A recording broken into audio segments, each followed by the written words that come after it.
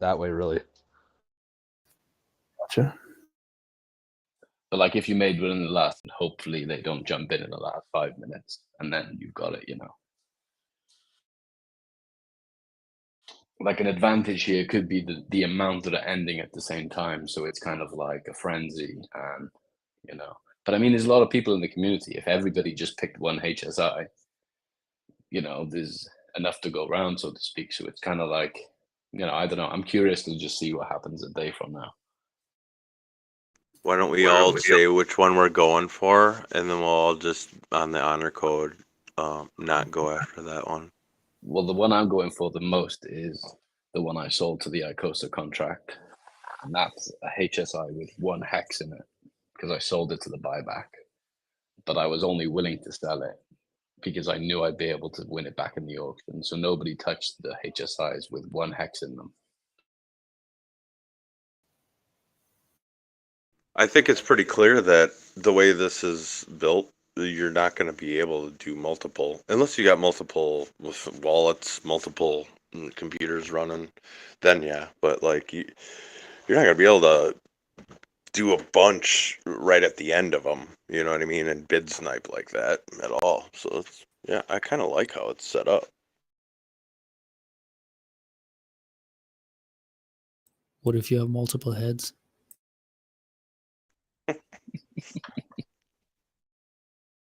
Or just wait a little while in between starting some of them. I do have multiple heads, Kismet. 2 heads are better than 1. Just 2. No, Yeah. no more than 2. I wonder if the building transactions is only when you're starting the liquidation. It may not be when you're bidding on an existing auction, which would sort of change the dynamic a little. We could test one. Somebody could go bid on a real cheapie and then have somebody outbid that cheapie and see. Yeah, well, the reason I brought it up, I was actually kind of just doing some really quick testing myself, is like anytime you even just click on start auction, it'll start doing the building transaction. You can cancel it immediately. If you click on an existing auction and click bid, there's no building transaction. It goes directly to the bid amount. So my suspicion is, without fully testing, is that building transaction delay is maybe just associated with starting the liquidation and not further bids. Yeah, it's probably a good assumption, actually. Makes sense. Yeah, there may be just some additional work that needs to be done for the starting the liquidation process. Yeah, I think the contract has to go through like an array of every one that's able to be auctioned. And then it needs to, yeah. So off the top of my head, that's what I think it is. Right. Yeah. Okay, that makes sense. And it's probably the biggest issue is just going to be on this first day. And then as things sort of calm down, it'll be even less of an issue. And even now, it's not too bad. Yeah. I mean, or you could just Hey, let guys. somebody else start your stake. Sorry, yeah, go ahead. Yeah, sorry. Hey, I was looking at Sloth's calculator, the good HSI liquidation deal page, and he's got something that says current hex day, and he's got 90 in there, but this may be old. So aren't we on like 1,077 right now? And is that what that means? I think he probably means the life of the stake. Most of these stakes are 90 days old. We're on day 1077. I'm not sure what it means in relation to the calculator, though. Yeah, his only thing that says current hex day. So I'm not sure how to interpret what to fill in there. Maybe I'll jump on. Can you post a screenshot of what you mean and put 1 day in there? Maybe it means like how many days has it served? You know, how many days has the stake served? Because then it's going to calculate how much mintable hedron it has, perhaps. I don't know. I haven't seen the calculator, but if you can post a screenshot with 1 in there, and then maybe, or like put 1 and then put 10. And if the amount of mintable hedron changes 10 times more when you put 10 than 1, then I guess it means days served of the stake.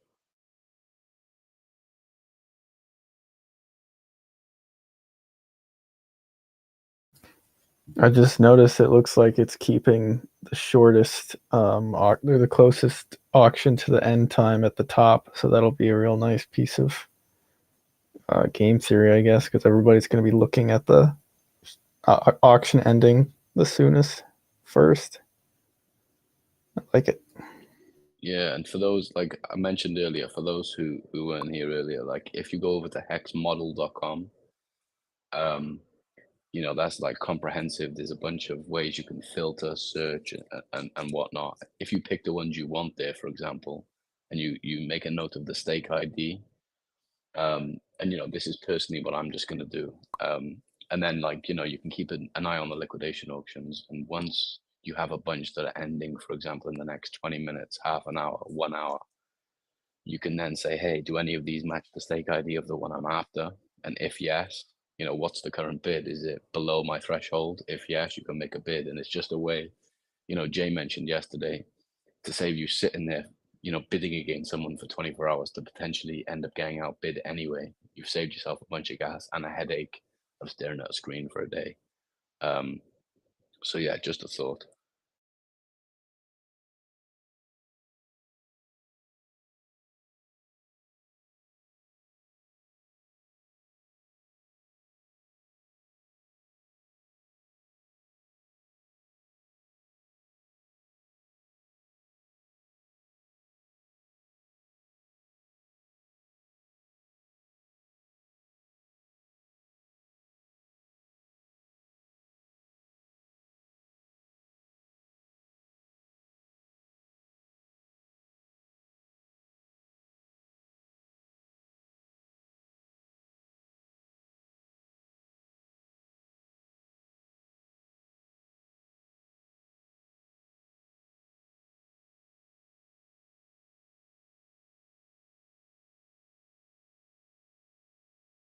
$139 billion hedron staked through the poly.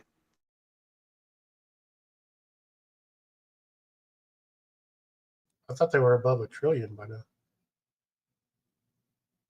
Oh, staked, right? Yeah, just staked because they're going to be bidding.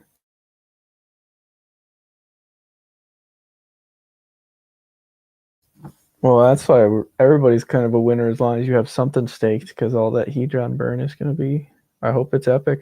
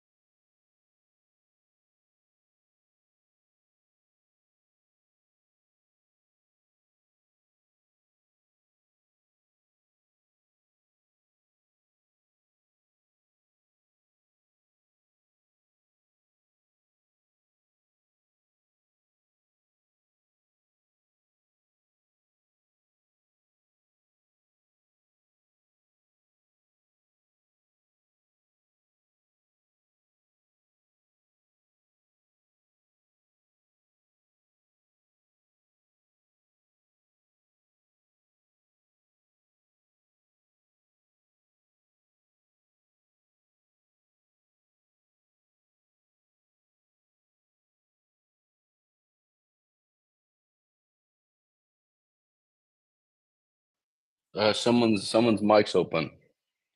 You're on the phone. Just for Siggy. your security. Solid advice, though. Solid advice.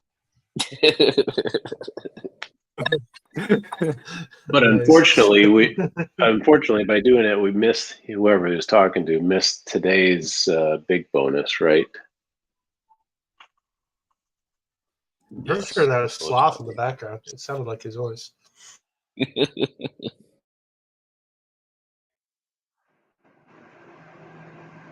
Hey, I just wanted to let everyone know that saw my post about the new Iron chat earlier.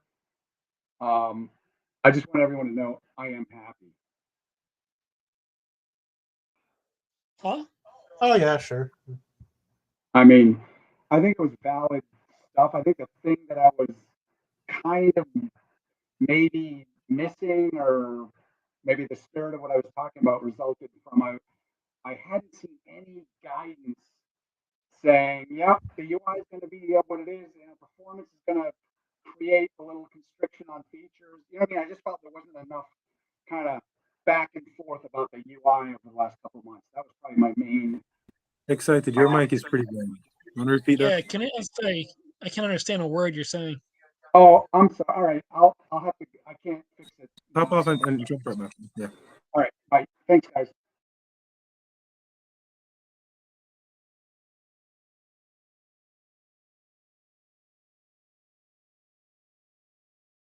Maxime, are you making any videos about this tonight?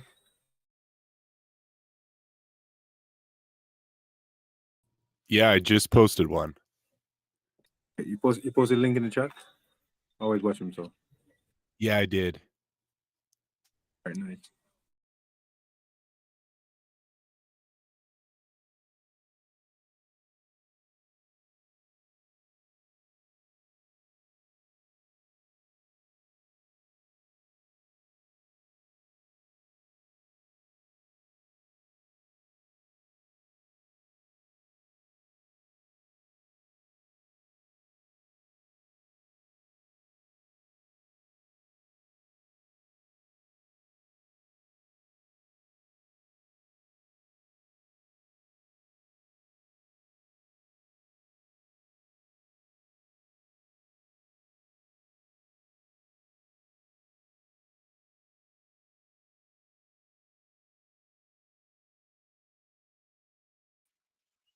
Hey guys, are any of these auctions ending before 24 hours? I keep seeing some like orange countdown timers popping up. Those are ones that are but they just just getting started. Those will change in a minute if you watch them. okay. Yeah, I thought that might have been what it was because I was like, how are they just appearing and then yeah, cool. Thanks.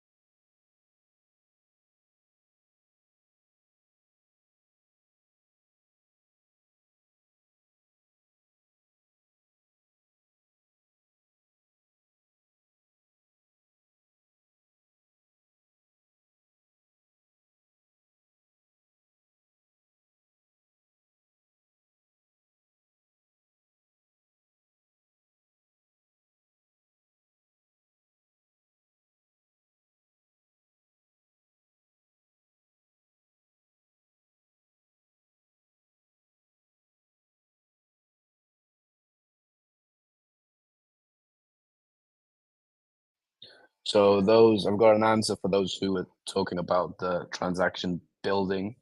So when you start a new auction, there's a so there's like an index number. So for example, like 1, 2, 3, 4. And so if it's just continually building, it means someone else has already started the one you wanted to start.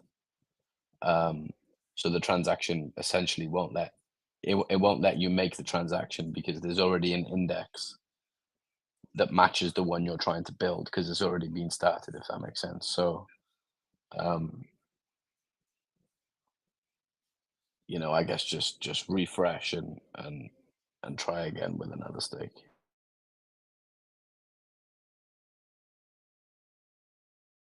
So you're saying if it's building, just cancel it and try a different one? Yeah, I mean, or try the same one. It doesn't necessarily mean someone beat you to that one. But yeah, So essentially just refresh and try again. Interesting.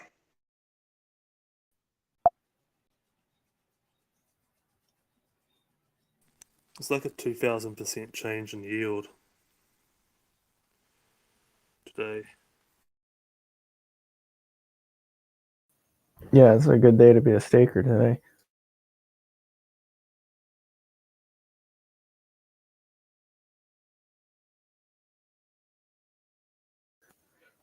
I have another question for whoever wants it.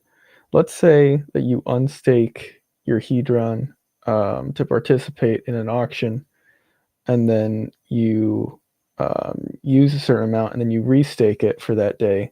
Do you miss out on the yield for that pool of Hedron for that day, or do you still collect the yield of whatever Hedron you didn't use in the auction and staked? Anybody know? So whatever you use, so like if you unstaked it right now and for the next, 23 hours you could use it, as long as you restake it before the clock ticks back over tomorrow, you would still get the full day of yield, just like you had an unstaked. Nice. Thank you.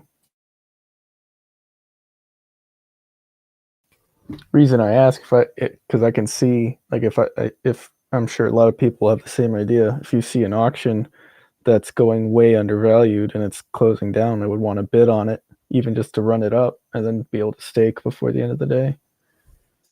Yeah, just a small caveat to that. Just be aware you'll get for the same amount of Hedron, you're going to get a lower share of the pool if you unstake and restake, because like your stake points will be less.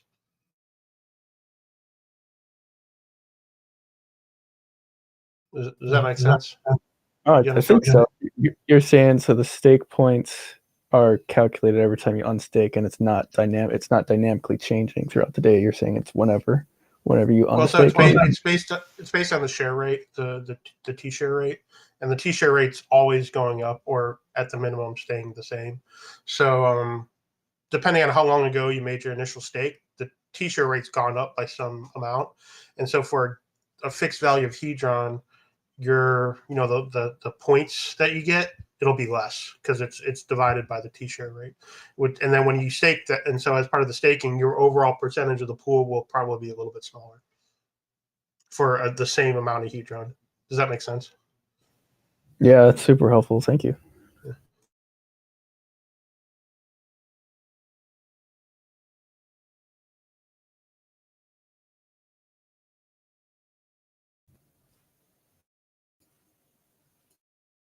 So basically, even if you're just considering adding to your stake, there's a chance that it might be worth creating a new wallet so that you don't lose your um, your points share with your original stake.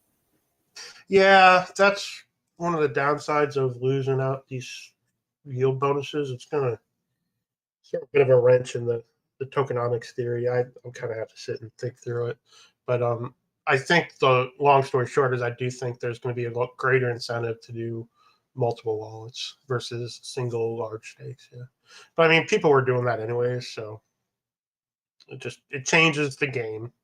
That's kind of how it works. Yeah, for sure. Probably not even a bad thing for security reasons in case a wallet gets compromised. I don't know whether it's good or bad. It is. Yeah.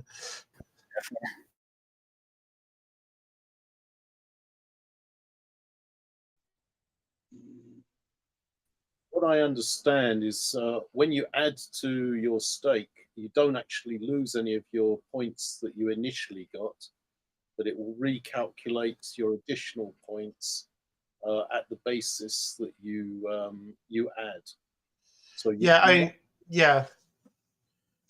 So it's like you're buying points, and so if you already have an existing stake, nothing changes with that. The points you bought are the same.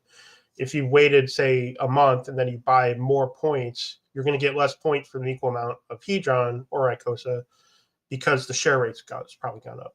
And then you add both the points together, and then you look at your points compared to everybody else's points in the pool, and that determines your percentage of the pool. Does that make sense? Anyways, yeah.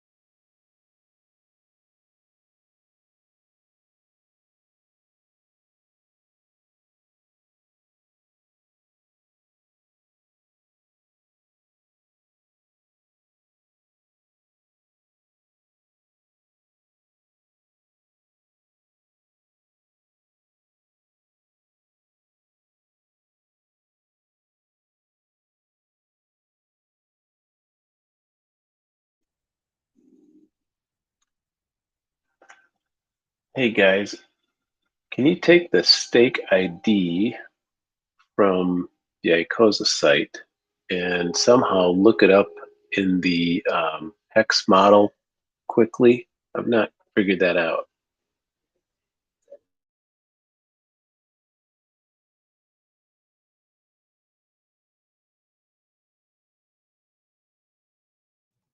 Yeah, I'm not sure. I haven't tried it.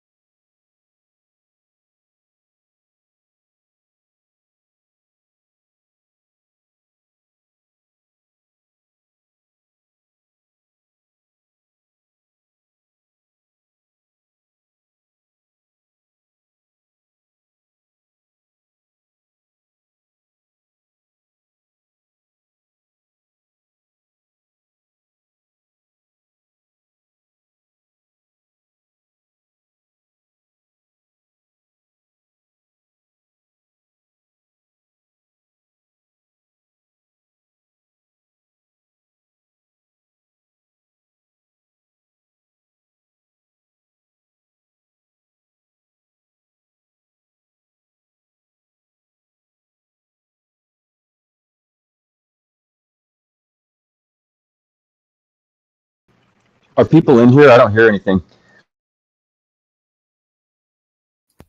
Yeah, we're just people are quiet. just Yeah, man. yeah. Yeah, I think people are just going through the staking or the Yeah. auctions. Alex said he was going to join at like 8 o'clock, so I think everybody's kind of waiting for that. Oh, Java, what have you done? Hey man, I didn't tag him.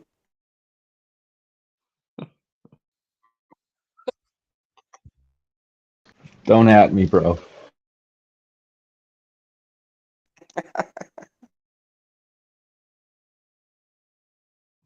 Java starting dumpster fires and running away.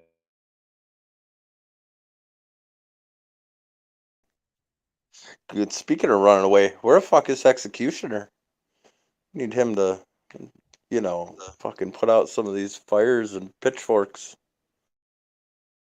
Imagine if he's the executor.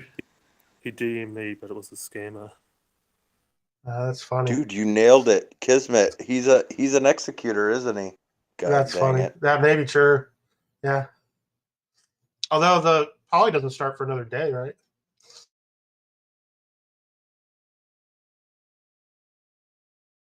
Yeah, I think they they're, just I staked. think they're still minting for another day.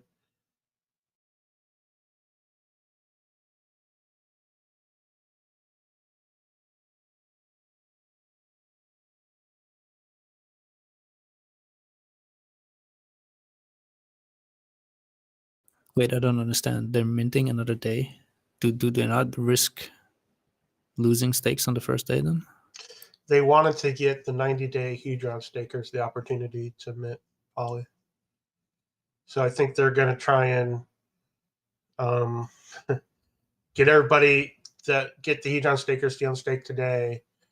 I don't think they stop at UTC. I don't know. I'm not that into poly, but I think the idea was anyone had a 90. They wanted to make sure anyone who had a 90-day Hedron stake had a chance to mint for poly, and so I think they're still going to try and time it to where the executor can bid on the first day of auctions. I don't know the full logistics.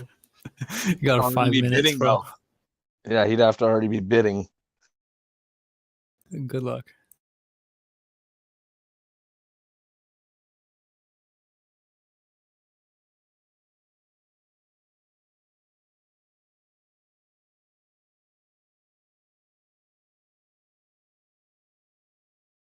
Yeah, because it doesn't make sense. Like, you have to be bidding on the first day, otherwise you risk losing possession of some of the biggest ones. But remember, they've got bespoke interface, so they can probably bid on as many auctions as they want. So there's no reason why they can't bid on the whole lot and put bids in, counter bid as well. I don't think it gives them any disadvantage because, of course, they can bid after midnight tomorrow and still win all the auctions. But can't, if 24 hours at midnight tomorrow, some of them could have already ended by that point. And I mean, what, they're going to go through and bid on all of them in the last minute? Or no, that they can only end after midnight tomorrow. Or sorry, after midnight today. So remember, it's 24 hours. So any that were put in just after midnight today will end just after midnight later on today, if that makes sense. So they can come in tomorrow evening at 12 o'clock and start bidding, because the auctions, they'll just push the auction on an extra 15 minutes.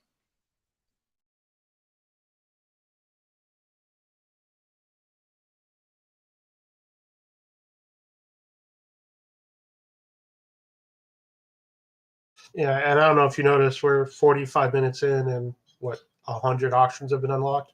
So it's actually going to be, it's not even 100, I don't think. So there's going to be tons of auctions that are going to be open.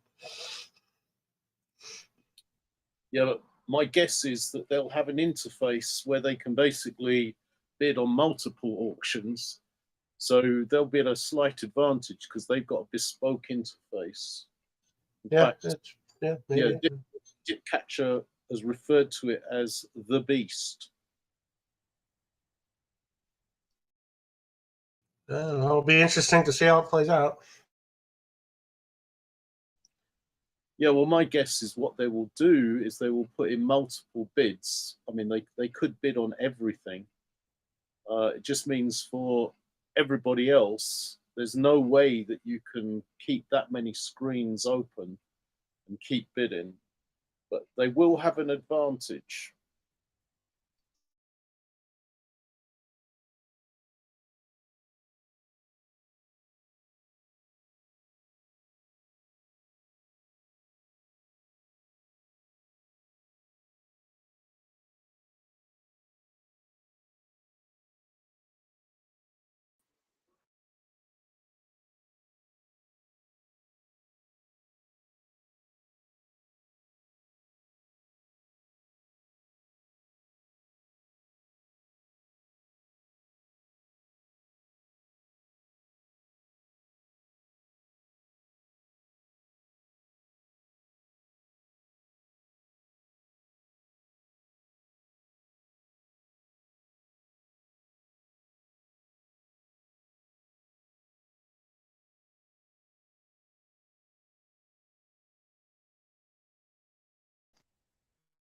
Nomad, can I release the meme?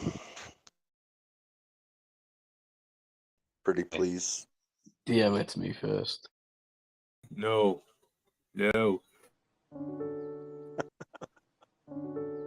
send it, Jabba, send it.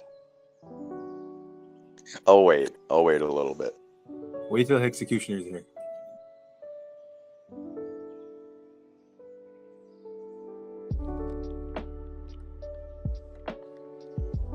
You guys aren't on Twitter, but little heat.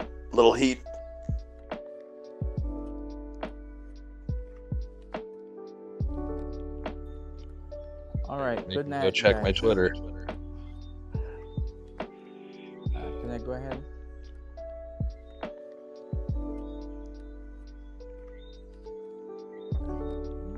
Yeah, this is Garfield. They're calling from Jamaica.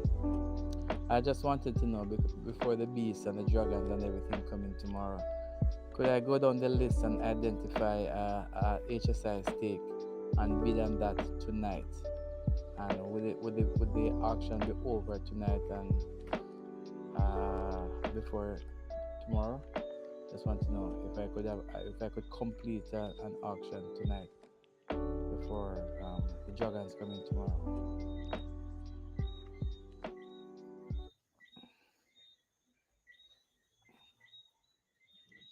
Java, don't message me.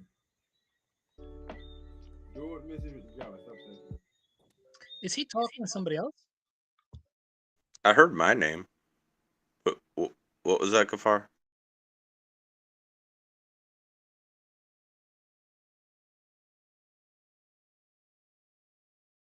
Oh, this is what my guess is. His mic was open and he was probably doing voice to text.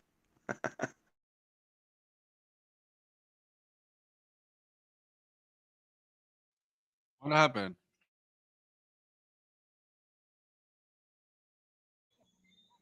I hope you guys got my message, my question. I'm here on the HSI auction tab. I'm wondering if I can randomly select an auction, bid on it, and will that auction be completed tonight before tomorrow, before the beasts and the dragons get on tomorrow?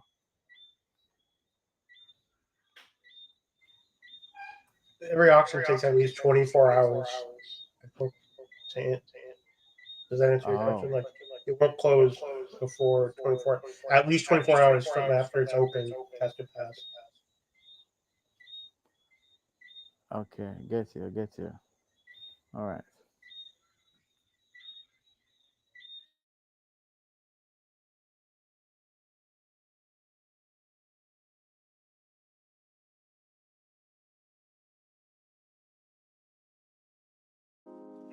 Yo, Jawa. Hello. What's up? What's up? What happened?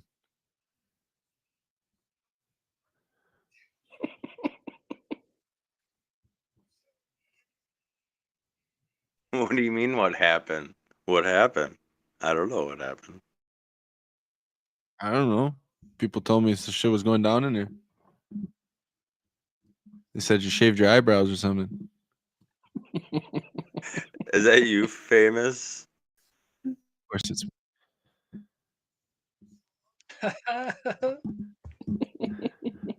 I brought the Twitter here, man. What do you mean? It's coming. Say hi. Nice. Bring them in here. Yeah, I didn't I told them recognize to your come because profile name. yeah, I know. I had to check out the Hex to Learn. Yeah, check it out. hextolearn.com. Little shield. Get your Snapchat filters of Richard. Go ahead, get it. If you don't like it because you're Hedronians, I'll probably make a new one. But I need a face of like Alex or something. Your voice even sounds different in It's Telegram better, huh? than it does Twitter. Yeah, it It's sounds better. much less It's because annoying. of the shirt. It's because of the shirt. That's why. I mean, less annoying, right? That's not necessarily not annoying. Nah, don't worry about it. I can't listen to my voice neither. It's okay though. As long as I'm saying something that's good, right? It doesn't matter. Imagine I was stupid, then that would be even worse. Fuck. But anyway. There's nothing wrong with your voice, man. It's unique. Thank How you going, Java? What's up, brother? Mango. What's up, iPulse? Oi, oi. No, I'm just asking what happened. I'm just asking what happened because it was like what a post from Alex, and I was like, because people are like talking, and like I know that if I come in here, I'll get the answers from you guys. So, I just wanted to know what happened, so I could re-explain it properly because people are just talking shit, and I don't like that. So, well, not the talking shit. It's just how people are when it's like a telephone game. So, I don't know if I don't want to come in like what the fuck's he doing? Why is he coming in with the FUD? I'm just asking. Like, I don't I know. mean, Alex's post explains it better than I can explain it. You know what I mean? Oh, he So- didn't, because I thought he was speaking or something. So I thought maybe you guys heard it all already, and someone has the answers. But like a long story short, just a long story short. That's all I need. He'll be in here soon, actually. Oh, okay. Yeah, it hasn't started. I just want to listen. That's it. Just want to know so I could give the proper information later on. Because like the post kind of explained it, I understand it, but like I just don't know how to explain it. I want to hear his explanation. You know what I mean? I want a long story short, or else I'm gonna go on forever. So is it basically just the way it's represented and the way it's shown to us is different than what it actually is? Is that it? No. It's just the bonus for the yield. That's not going to be on there. Just like he took off that part on the website. So you're Mhm. still getting your regular yield and everything. It's Like it just normally, like it would, the way it would. Yeah. But it's just that Yes. It's just like the 5, 10, 15, 20%, like the max 20% bonus yield. No one will be getting that. That's why he took it off the site. But doesn't really make it. Yeah, exactly. It doesn't make too It much. doesn't really make a difference, right? Because if it never actually happened, then everyone, I guess, doesn't have nothing to say about it. It's just the same shit. So basically, it's the same shit. It's just that he had to take out the bonus. So this is the explanation for why he took out the bonus, because it's not happening. Yeah, because there was like a mathematical error in the code dealing with the bonus yield, the bonus for the yield. You're still getting the Forever. regular yield. So you're still getting the regular yield for your percentage of the share of the pool, and all that's still 100%. It's just the bonus for the yield. So think that basically, is only the Icosa pool yield that is affected. I think this, unfortunately for the Icosa pool, it is relatively easy to have a bonus. And I think it affects a little bit of the game theory that way, because you're forced to stake longer with a larger amount, but you don't get any bonus basically for that. Yeah, But here's I the don't. thing as well, with the Icosa pool, it was also easier to get knocked down from that bonus, because the reason the Yeah. bonus is more frequently high in the Icosa pool is because when you stake Icosa, it's all burned. So like most of the Icosa supply right now is in stakes.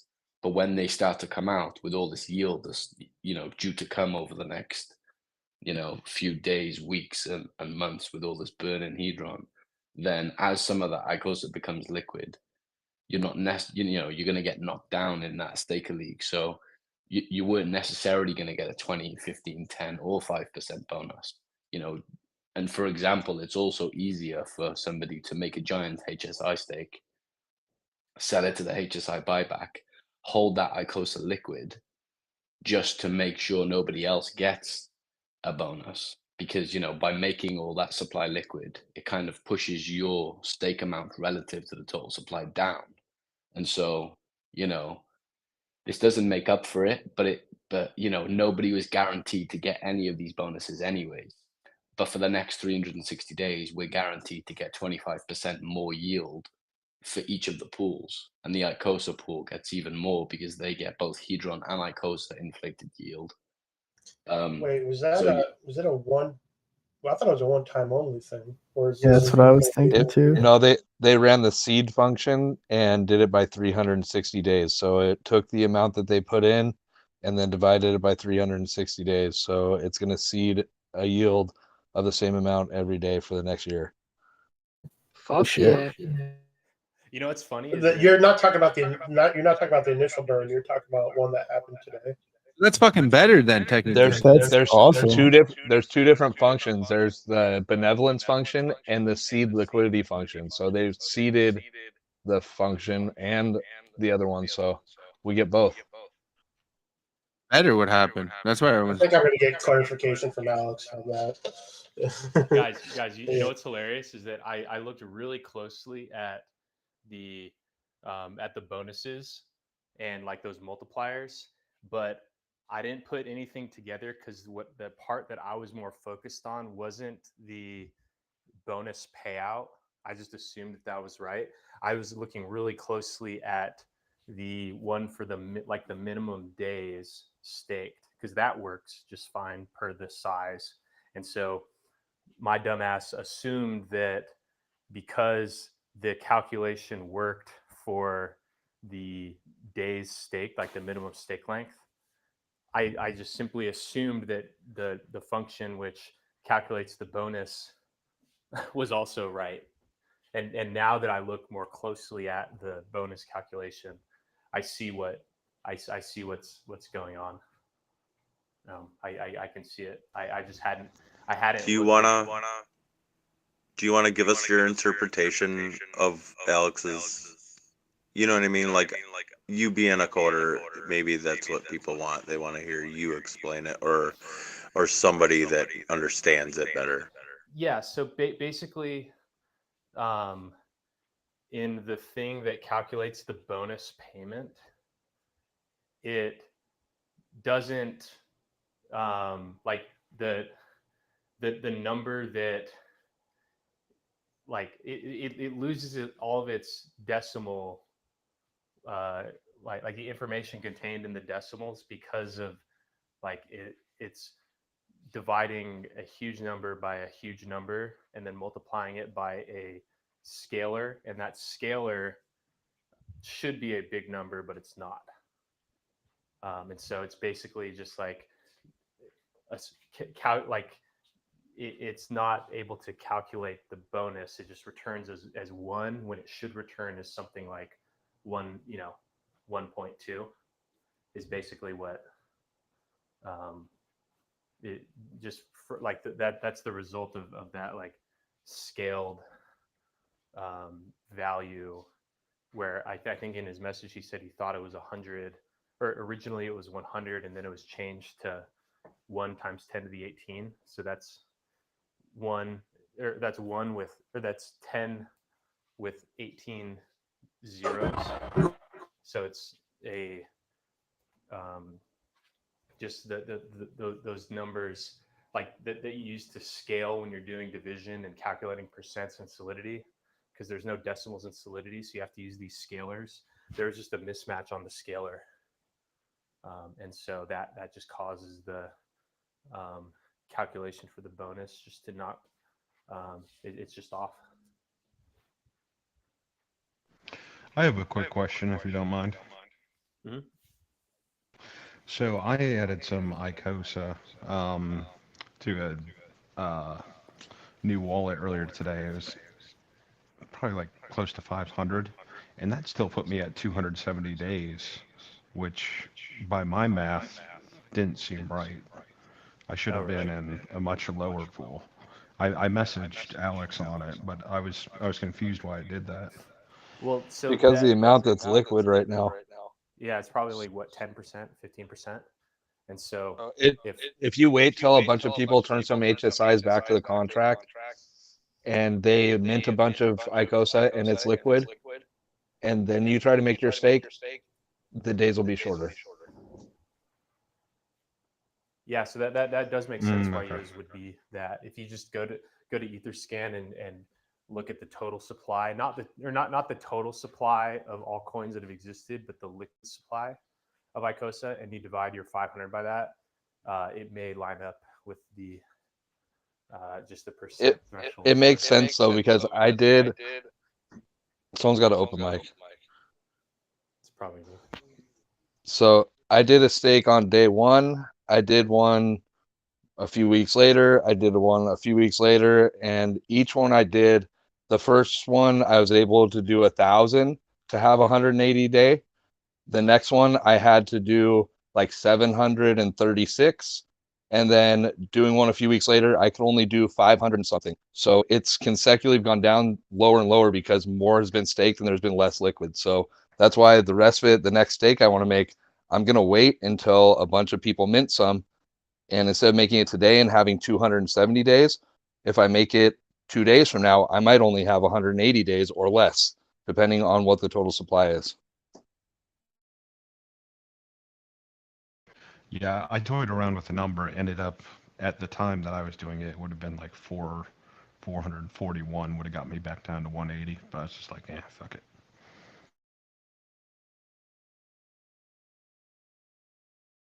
And that's something you could also, so in a couple of days, once a bunch of these, if a bunch of these do get turned back in the contract and a bunch of Icosas minted, say the supply inflates by a bunch in a couple days, you could add one Icosa to your stake and possibly bring your amount of days down. Yeah, and that's something I may do. I just didn't want to miss the burning of the hedron from the initial cell, because we have no idea how much that's going to be. It's something I'm definitely going to play with, just depending, going through different days and at different times of high inflation, going through on my stakes. And if I can go through and shorten the time on any of them by adding one Icosa to it, I'm definitely going to do it.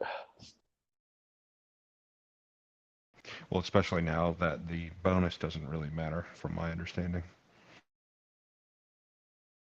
If I can get the days shortened up so that way if I want to roll them over, I'm able to, because I have one big one that I made, and then I made a bunch of smaller ones that I'm planning on rolling over. So the quicker I can compound them, the better.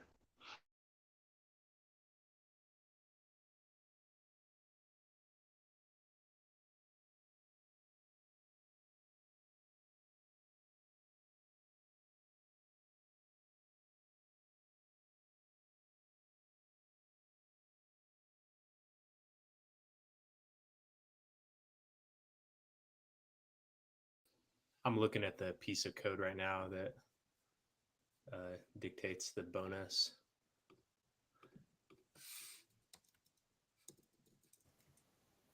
Am I right in thinking that affects the biggest bidders the most? So, or the biggest stakes the most? Yeah, for sure. Because they were, in their mind, they were going to be earning some extra bonus. But Alex replied and said that something with the act of the seed liquidity thing that just happened actually increased the bonus. So it sounds like the source address or the Hedron deployer, whichever one actually did it, kind of made up for it. So we'll see how. I haven't done the full analysis on what it actually means in terms of. Yeah, so it injected 750 billion hedron over the next 360 days. So essentially what happens is it takes that 750 billion hedron, divides it by the hex share rate, and then for each day for the next 360 days, 1/360th of the result of that sum will be paid to each of the three staking pools in Icosa. Okay, I get it. So anyone who's made a stake up to this point, which could be in theory be up to 360 days, won't get the staking bonus, but he's artificially inflated the yield for that 360 days by the seed liquidity function. And he's done it to where it's approximately a 25% increase is what I'm hearing and understanding. So it's like a 25% bonus for everyone over 1 year, like just throughout this first year. Yeah. Okay. So basically, it's actually better because you would have earned somewhere between 5 and 0 and 20%, and now it's like, well, everyone just gets 25%. That's how I'm interpreting it. But then the next year, it's a wash. Yeah, but I think the idea was, like people staked with the understanding they would be getting a bonus, and that isn't happening. So this is meant to pay back to people who went in with the stake, and basically the terms changed. Moving forward, you won't get that bonus, so that you can make a decision accordingly. It's truly hilarious and honestly amazing gamesmanship that moments after the 139 billion hedron stake from Poly, it was announced that the bonus that was like a significant aspect of it was no longer going to apply. It's hilarious that that it is that our contract, which was deployed over a week ago now, it commits to staking hedron for years. It's like a long it's like a commitment to holding a hedron stake over 15 years. Oh, yeah, I understand what you're saying. Because the smart contract is Someone's written mic's for. open. Yeah, But I mean, yeah. it's all just part of the game. You know, we're like, you know, that's good gamesmanship on it. You know, on like having something just suddenly change and then to, you know, impact like a large competing force like that. That's excellent galaxy brain chess, and I think that's quite the inspiration. And as well, Div Gotcha, like, remember that like nobody was definitely going to get these bonuses anyway, because it's dependent on when you end the stake, your kind of stake size relative to the total supply. So I mean, like you could have got a bigger bonus or a smaller bonus or no bonus. It just depends on what the supply would have been if and when you end the stake out into the future. So you know, like it doesn't change what's happened, but at least for the next year, you get like 25% more yield guaranteed. And then, you know, from there, it is what it is. But, you know, hopefully some kind of mitigation for the system, kind of system-wide users. It's funny. Right when I read that, for some reason, I just broke out in maniacal laughter. Like it was like the weirdest thing. I thought it was truly hilarious.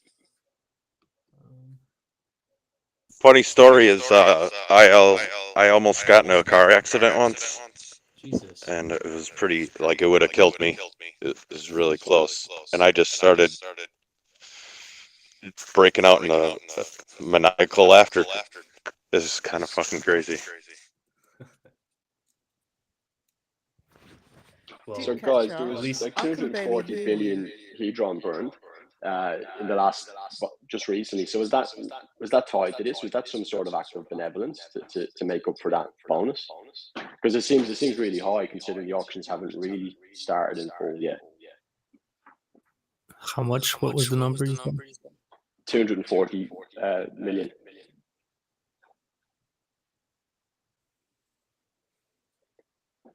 Like the yield that was paid out like an hour ago seems really high. So I was wondering, was that tied to this? Was there some sort of burn, like an act of benevolence? Yeah, was the executing that action. They're going to get higher yield every day for the next year. Guaranteed. Plus whatever the auctions add to it. That's huge. See, but the only problem is that since everyone's getting it, it's like no one's piece of the pie is growing relative to other people. So it's just like as if it's not happening at all, except to the people that aren't. That's not true because people who have smaller stakes can compound it, so they're going to get that quicker and make their stuff grow faster. So help the small and So basically, it helps the smallers and then even kind of with hurts the bigger guys. increase in the stake point over time. It's not necessarily so like in that case, then maybe that group of people, then that's good for them, because like when something is just applied equally to everyone, it's like just a wash because it's like no one's getting it,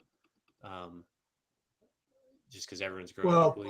But if one group has a way to attain it at a higher rate, then they're the ones that are experiencing the improved performance. If people stay liquid, they won't get the bonus. But right now, almost everyone's staked, so it's kind of a moot point.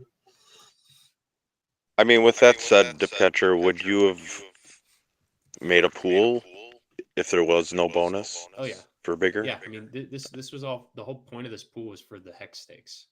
The hedron staking was like a nice add-on, and all it does is it just impacts that bonus, but still the strategy of taking your ongoing hedron earnings from the HSIs and then rolling that into your existing stake, like because. Tanto, sorry, are you far away from your mic? It's really low. Me? Oh, here, sorry, my phone was kind of blocked. What I was saying was that while the bonus that we thought was there may not be there, that just all that does is takes away some percent of the yield. I think whatever the bonus would have been, like 15 to 20%, it just reduces that percent of the yield. But because our HSIs, as they earn hedron and it's minted, then it's rolled in through the add capital function. The people that add capital to their stakes dilute the people that don't. And so it still is a strong value proposition to have a big engine full of big engine of HSIs that are producing hedron that are then rolled into an existing stake locked in at the stake point rate as of today, when the stake started a couple hours ago, just over an hour ago. So that still is a kick-ass strategy. The bonus is just like a nice to have. And so, you know, now it's still, you know, the market's still going to price in the value of the hex, the value of the hedron it earns, and the value of the Icosa that it earns. And so perhaps the amount of Icosa earned is going to be some small fraction less, and it'll just get priced as such. So it's not like a big deal. It was a nice to have, and yeah, it's. I personally, you know, what I almost replied to your thing when you said surely dip catcher caught it. What I almost said is, how do you know I didn't? And I didn't say anything because I prefer a 1-to-1 mint rate with no size bonus. As you can tell from all 8 of my coins, it's a flat rate. Like that. I generally like things that don't, you know, that don't differentiate. You know, it's like I actively break size bonuses with my contracts. Right. So it's like, it's not like I even necessarily think that size bonuses are good. And so honestly, it's better this way. Yeah, I agree. I think it's actually more bullish, and it's going to bring in, at least for this first year, a lot more. I think people can make bigger gains faster and can re-inject it into hex. So do you think this is going to incentivize the larger players to create more wallets and break up into smaller pools, at least for the first year? Yeah, I mean, now that there's not the incentive to bundle, while there still is the minimum length penalty, so that's relevant there. I don't know. I mean, you know, maybe it just means a lot of the large holders are just going to hold more liquid, you know, and rather than collecting the yield just on the Icosa stake, now they want to gain that, you know, whatever percent gain. Maybe they'll try to make that in the markets by selling ranges or something. Because now that like a portion of that of their yield is not going to be there from that, maybe they want to achieve it in a different way. And so maybe there's going to be a lot more liquid Icosa and a lot more trading for people to kind of make, you know, with those size positions to try to make that up, or just people just kind of carry on like normal. You know, it's like, I mean, even though these size bonuses are a lot more material, or they were supposed to be a lot more material than the hex bigger pays better. With hex bigger pays better, it's quoted as a 10% max bonus, but in reality, it's actually 3%, because longer pays better is 200%. And so the effective bonus is actually 3% from bigger pays better. Whereas with these, you know, they got as high as 20%. And, you know, so these ones were more material. But, you know, the prices of these assets can move by 20%, you know, just as easily. And so it's all kind of in that margin of error due to just the price volatility. I had a quick question about the Watsas. Are these going to severely affect the yield bonus from those?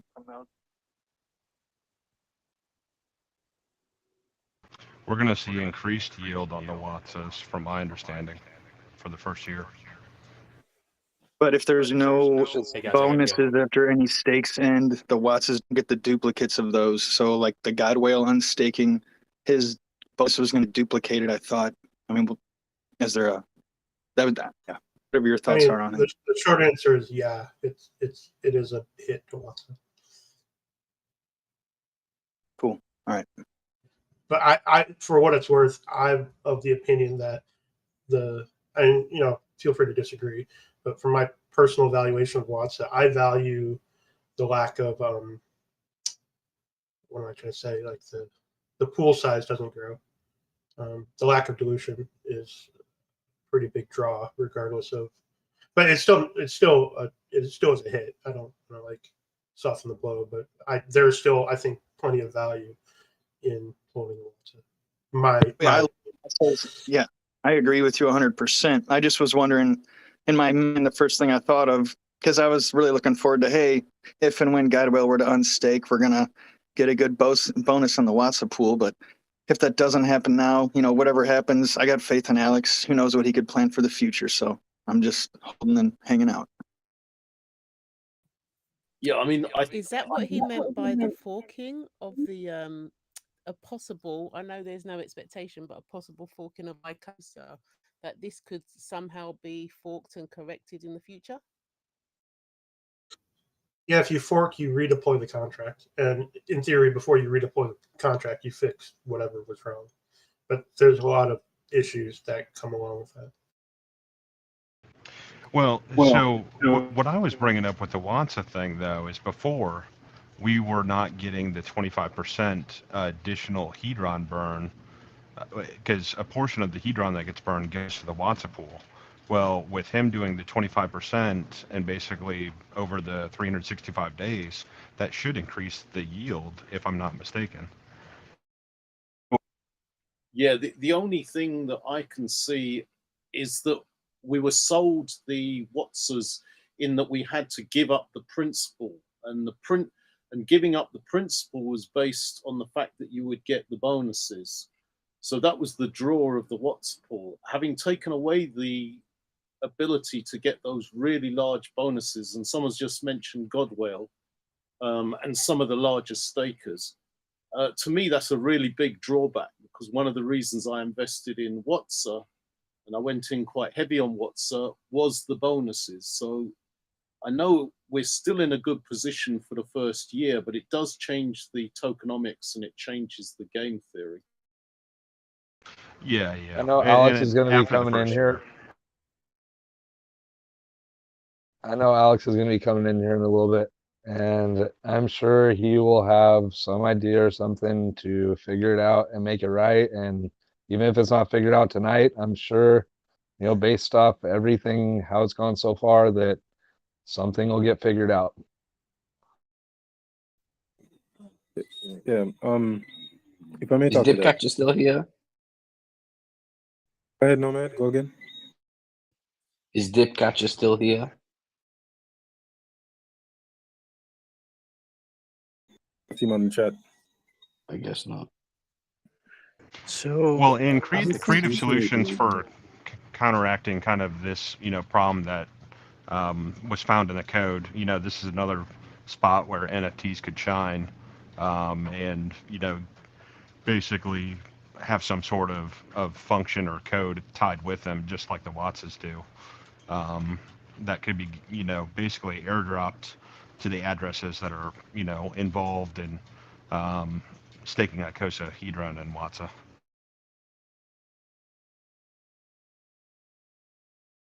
Yeah, I don't know if you guys, anybody in here is familiar with crypto.com and their incentives on their different cards.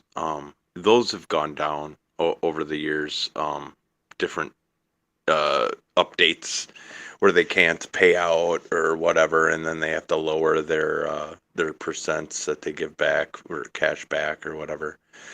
I kind of look at it like that, is like this is just something that happened, and hopefully the community still supports it and we'll move on, and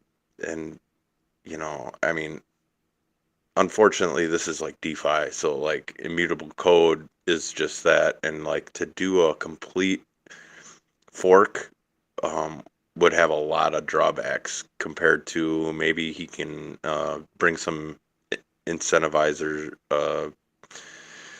I hate to use the term, but like duct tape token or something. Who knows what he could come up with? So yeah, I mean, I have faith in Alex. So. Well, and I think most of us agree that it's better to have the immutable code and a slight change in the game theory and the mechanics of a token or a system that's still completely functional otherwise. Speak of the devil. Hi, Alex. How's it going, guys? Good. Alex. So doing good. Just bidding away. See, quite a few auctions have started. They seem to not be stopping anytime soon. As fast as they'll load up on MetaMask. It is somewhat still performant, so that's important.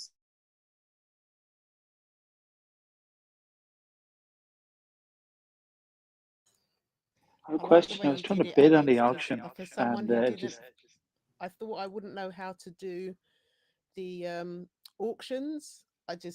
I'm not mathematical at all, but the way you laid out the interface made it really easy, and I've already bidded 3 times, so thank you very much.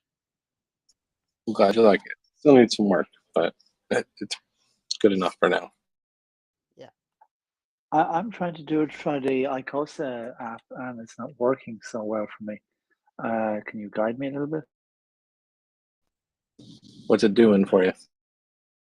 It's building the transaction, and then it just keeps repeating this start auction. After it builds it and it says it's ready. You're probably better off waiting. So what happens is it has to calculate the index that stake is in the holder address, which right now is the Icosa contract, and there's 6,000-ish stakes in there. So what happens is if you don't have the fastest internet connection and someone resets that index by starting another one, then your client has to start recalculating from where it was off. So if that's not particularly happening fast for you, you can just wait for someone else to start it, and then you can bid on it once that's done, because you only have to do it in that when you start it. When you're bidding, that doesn't have to happen. Okay, understood. But it says the transaction is ready now. What should I do? You can start it if you want, unless someone's already beat you to it. Then it'll just start re-indexing again when you click the button. Yeah, it keeps re-indexing. That means that I can't bid on it, or I can't start that auction. And someone else beat you to starting an auction, so you'll have to wait. If it says transaction ready, just click it as soon as you can. The hype dies down, and it won't be as hard to do. It's just because everyone's doing it at the same time. But he can still find that auction and just bid on it, right? Like once someone else starts the auction, you can just go bid on it. This is just a method of protecting people from all trying to start the same auction at the same time, and then 10 people pay gas for no reason and get rejected transactions because someone else beat them to it.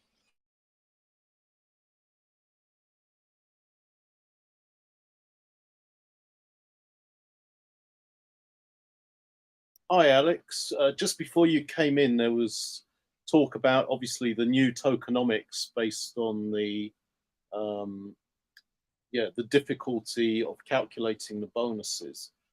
First of all, I wondered if you could speak more on that. And secondly, one of the points that I raised was as a Watsa investor, I was looking forward to the big payouts of the bonuses that were going to come from people ending their stakes, particularly Godwale if he ends his huge stake and claims his very large bonus.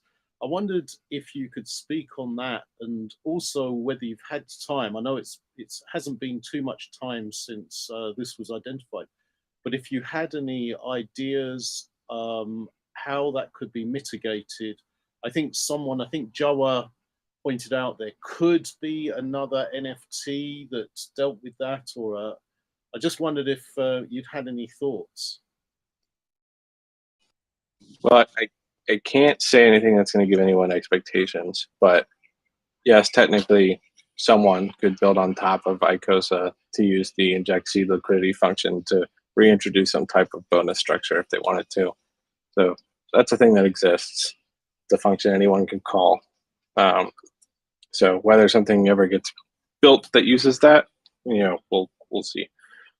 As far as the yield bonus itself, it's a complex thing because that bonus was always variable, right?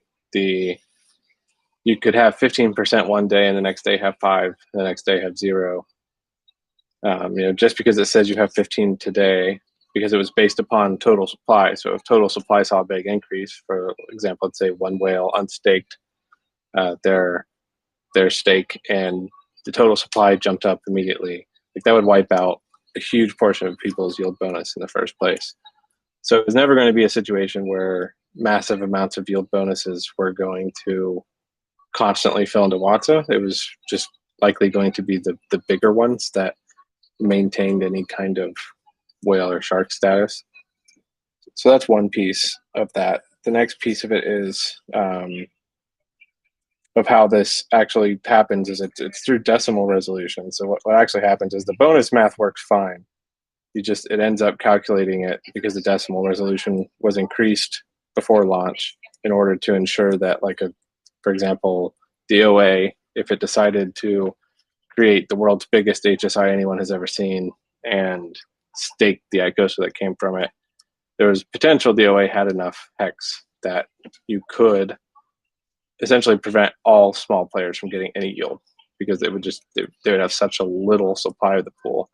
So the decimal resolution was increased to ensure that even if that happened and the hex OA had 99.9% of the pool, the people who are smaller than that could at least get point something, it wouldn't just absolutely destroy any chance of yield. It's probably an unlikely scenario.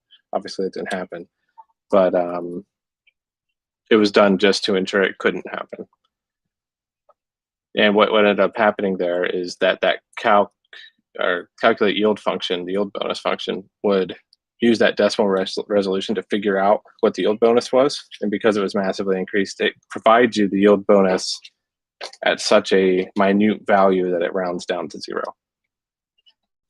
And that ultimately wasn't caught because the yield bonus was never fixed, right? You never were guaranteed to get it.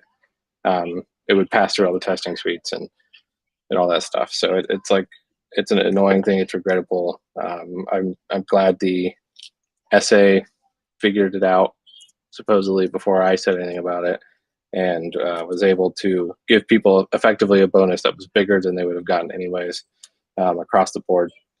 So it sucks. It does change the game theory. Bigger and longer stakes do technically still work better in the system because of the share rate mechanism, because the add liquidity function, if you're going to add more capital to a stake, it allows you to maintain the old share rate for your old points. You are now in a position where you can effectively hold, it's like holding a 5555 stake for 15 years, but you get to do it forever because there's no time limit, right? So a long stake will always outperform a smaller stake. A bigger stake may not. That's something to consider.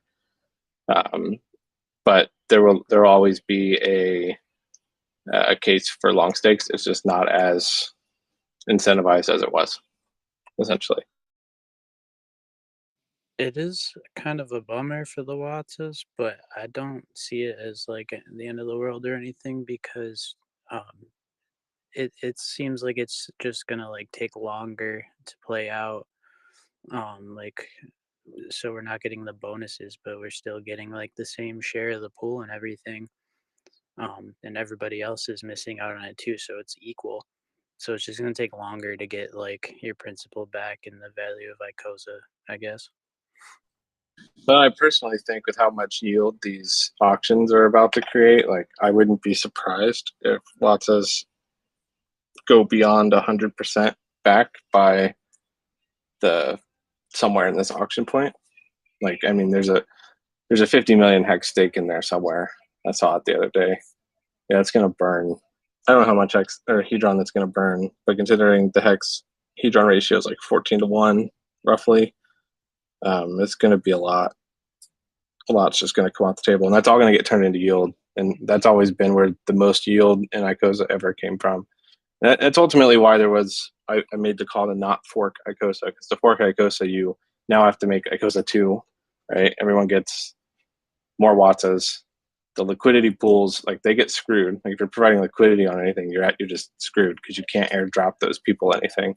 You just end up airdropping the pool, which they can't remove those tokens from. So there's a lot of complexity there and a lot of things with forking that stand to create a bigger rift in the community than what ultimately happened.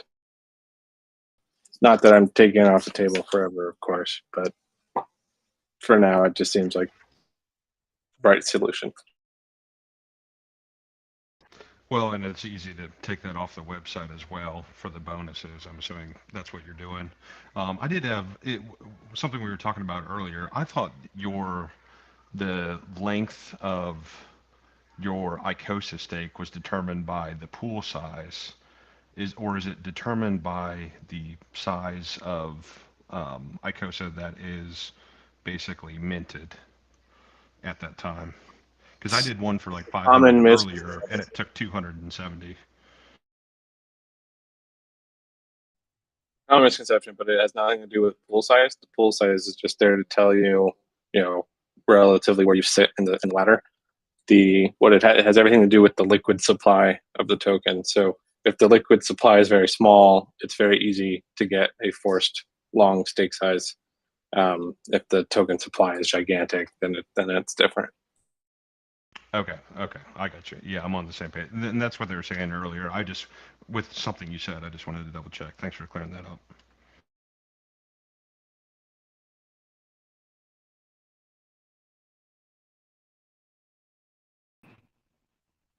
So I guess that changes when you would want to start a stake, maybe, because if you're not worried about getting the bonus anymore, then you would probably want a shorter timer, right? You could try to like gain that and try to start it when there's more like liquid supply available.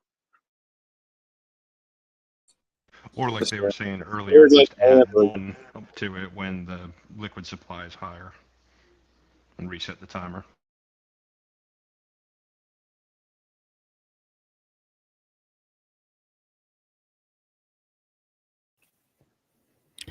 Hi, Alex. I know the contract is working a little differently than people expected, but I just want to say thank you for creating such an exciting experience. I'm sure a lot of people feel the same way. I appreciate you, man. Thank you. I appreciate all you guys too. I mean, I'm not sure what response I was expecting from this. I'm a little bummed about it, of course, but I'm sure some people are too. Yeah, it's I do appreciate the people who are being positive about it for sure. I mean, it's kind of the Wild West out here still. Like, we're you really, you're kind of making something from scratch. It's not unexpected for things to just not work 100%. At least that's my take on it. So, yeah, it kind of sucks, but it is what it is. And I think in the and it's my opinion, but in the grand scheme of things, it's probably not a huge deal. Other people will probably have other opinions, but that's my take on it. And everything else has already exceeded my expectations. It's not really a big deal, man. If something's just a little bit less than I was going to get, it's already all great. And if anything else, this is also like why Pulse Chain hasn't launched yet. It reiterates, code is hard. You want to get it right the first time. Yeah, and just I just wanted to comment on that last comment was less, but less for not this whole year. It's not less. It's actually more. So, like a year is a long ways away, and I'm sure we can figure out a lot more ways to make it right. I think in the long run, it's the bigger and more yield in the short term, 1 year, can make up for any kind of future, bonuses or whatever you want to call them. Opportunity costs or whatever is what I'm thinking of. I had already decided to Not split a lot of stuff up into some smaller wallets, right. and I was gonna already be giving up that bonus anyways, so this kind of played into my hand, so I'm actually kind of happy. In the long term, like, I'm glad the SA did what they did because it ensures that the people who staked and were expecting that bonus to happen or be available to them, like, they're still going to get it and plus some. And on the flip side of it, it means that the overall supply of Icosa will be less long term, which might be a bullish thing.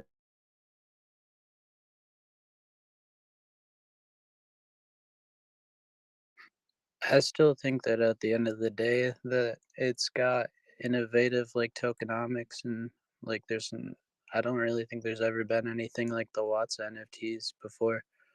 Um I also really like how like the staking, it's kind of like a savings account where you can like keep adding to it rather than like hex stakes where it's just like it's kind of more like a bond. You just like put in a certain amount and you have to wait until it like matures. I don't know. I still think it's kind of cool, and I think it's a net positive for Hex. Like it locks up Hex.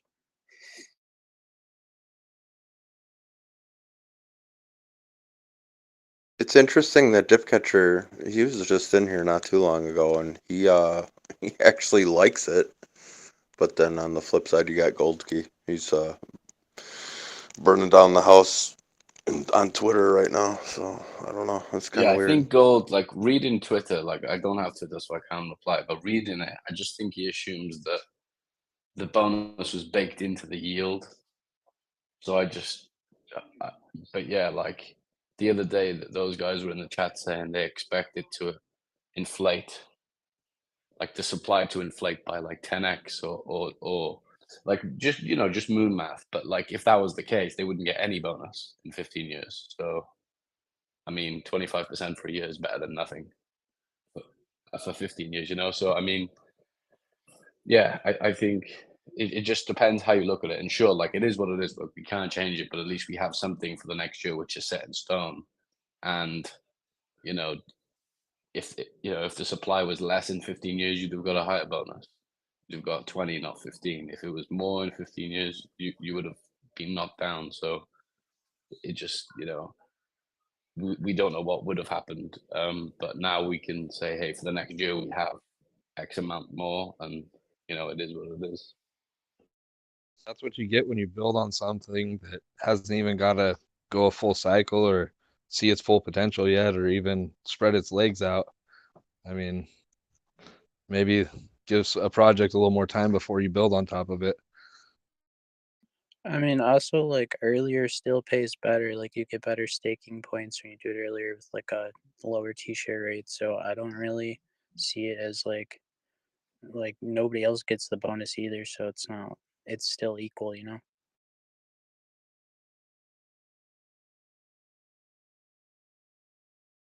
Way to go, Alex. You made us all communist.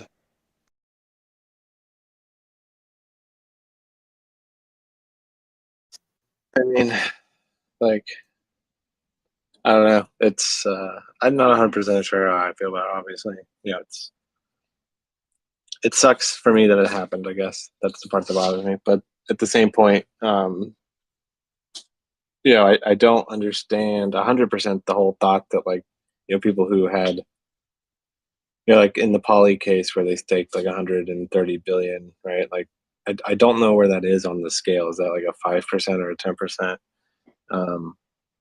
But there's absolutely no guarantee that especially in 15 years, that would have a bonus at all.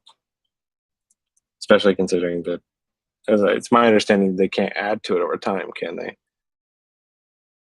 No, they Like, can said they that mint they it? can add to it that it's like a public mint thing. Like anybody can run the function to mint it and like add it to the stake, I guess. from any of the HSIs bought. I think the idea was they could mint from them and add to the stake. Yeah, they can end the stake and then take the Hedron yield only and restake the entirety of principal plus yield again. And then the Icosa yield will just stay liquid.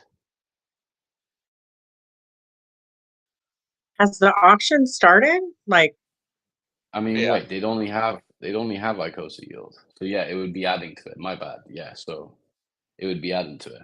I was thinking of an Icosa stake. Christy, yeah, the Yes, auctions the auctions have a couple started. hours ago. Alex, I'm sure you've been asked this 10 million times, and I just got in, so I'm sorry. But are eventually, and I haven't read that thing yet, so I just got in. But eventually, will you have like a filters situation on this auction to where you can kind of how you kind of have it over in the Icosa? But there'll be sortable fields. It's just a factor of making them performant. If we did it right now, you'd all be sitting here waiting an hour for your page to load. So there's a lot of optimizations to be made on this side, and trying to figure out new tooling for that, because ultimately right now there's almost 7,000 stakes in the auction browser. So doing that and having to pull all the data for them quickly is a thing that's not easy to do. Right. No, I'm glad. Thank you, because it actually makes it less gameable. Like everyone gets on more of a level playing field right now because we all have to filter, or we all have to keep on scrolling. But I'm looking and I don't see any that have been bid on. They go in the bottom, so that if you scroll the page down, you'll see the active ones.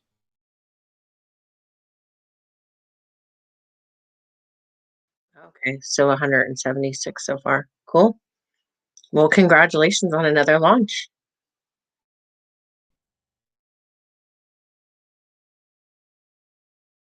Thank God for these low gas fees, hey? Fuck. It's awesome. Yes, sir.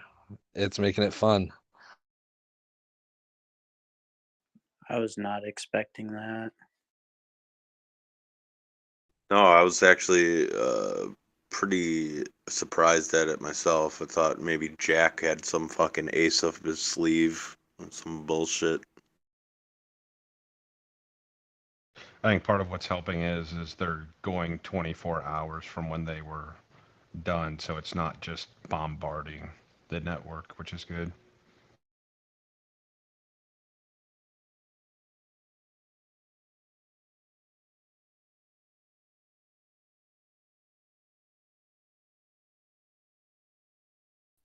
Alex, I'm not sure whether you've ever heard Dick Catcher do any of his live.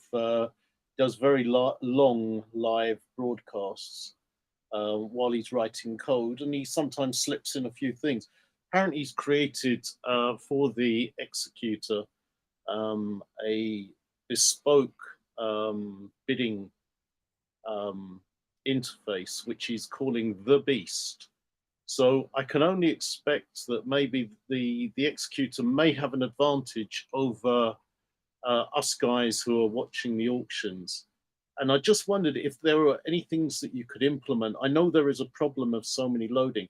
One of the suggestions I made earlier was, is there any possibility of being able to, say, click on up to 50 or 100 auctions, which give you then a page which you can then watch? And the other idea I had was, would it be possible to take the poly address and actually highlight it so that people know, maybe either in a different color or even change the address to the name, poly, so that people can actually see which stakes are being bid on by the executor? You could probably highlight the poly address so you would know. Yeah, I think that would be very useful. I think that'd be very useful just to know what their strategy is, and they might put a lot of bids in all at the same time, which would obviously mean, it would be very difficult for us to follow, say, 1,000. If they put 1,000 bids in all at the same time, and they've got the interface to outbid people as well, it's going to be harder for us to first of all watch them, and secondly keep up with that many auctions, maybe all ending in a short period of time. What about highlighting our own wallet so we can see that immediately? And then They If are your wallet's highlighted. winning good, it'll be green. Yeah, they're green and everything else is red. they are green. Okay, then I must be getting outbid pretty quick. But you're Yeah, going to be on the sometimes. last page. So look at all the way at the end of the bottom ones, and it should show up. Okay, yeah, okay, perfect. Thank you.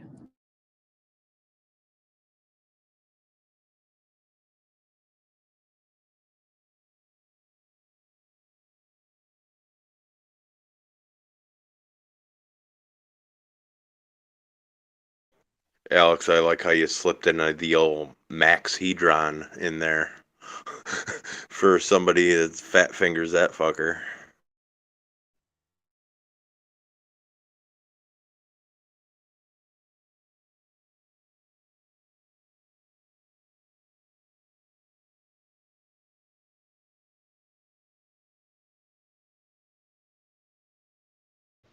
Yeah, I saw that earlier. And I was like, yeah, somebody's going to make a mistake here. I almost did it. I was like, oh yeah, Max. No, don't do that. Not for that. Could you imagine if you just, oh my goodness, you spent all of your Hedron on like a small stake? Yeah, and like, what if you're a whale and you accidentally do that, and it wouldn't even matter how small it is. It's still like a ridiculous amount or something, and you accidentally hit Max Hedron. Oof. Oh, it looks like somebody was trying to buy this 100,000 hex stake, and they spent 7 billion Hedron.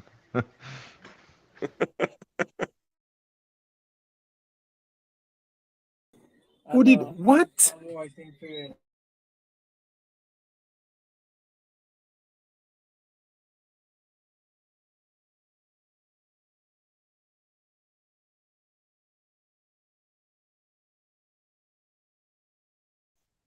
Sorry, Gafar. The meme went out.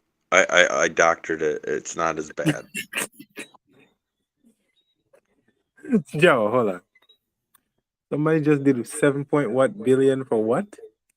Oh God. It You was. should change the pic. I don't think that Change was the photo literal. from- Yeah, that was a hypothetical. Oh, it was. Oh, nice, real nice. Nice. Execution, what's up, man? Hello there. What's up there, Sleeping Beauty? Hi guys. Oh man, we've been waiting for you. Why? Why? You got Alex in here. Why are you waiting for me? Dude, You know, the chat's gonna conspiracy be theories. We're waiting for thinking you're the you. executor. Because we want to hear you packing that tobacco. Y'all have an addiction problem.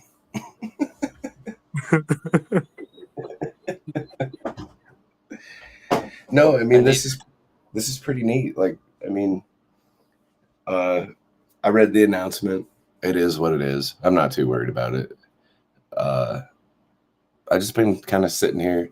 Like, we got 100 and some odd people in here, so it was quite easy for me to actually enter the chat and just kind of creep in down below and listen to you guys talk for a while. So I've actually been here for maybe like 30 minutes, just kind of catching up with you guys and seeing everybody think. I saw you down there. Yeah. Do you mind just giving the 2-minute spiel? I just saw it too, but I'm not sure I'm completely grasping it. Me? You want the 2-minute spiel from the guy that just woke up and just read the thing? Okay. You can do it, man. Come on. Well, I mean, the way that I think about it is, as far as those bonuses, I agree with Alex and Nomad that over a certain period of time that it would have eroded away anyway, and it would have been kind of a moot point. It is kind of disappointed, right, in what the perceived expectations should have been.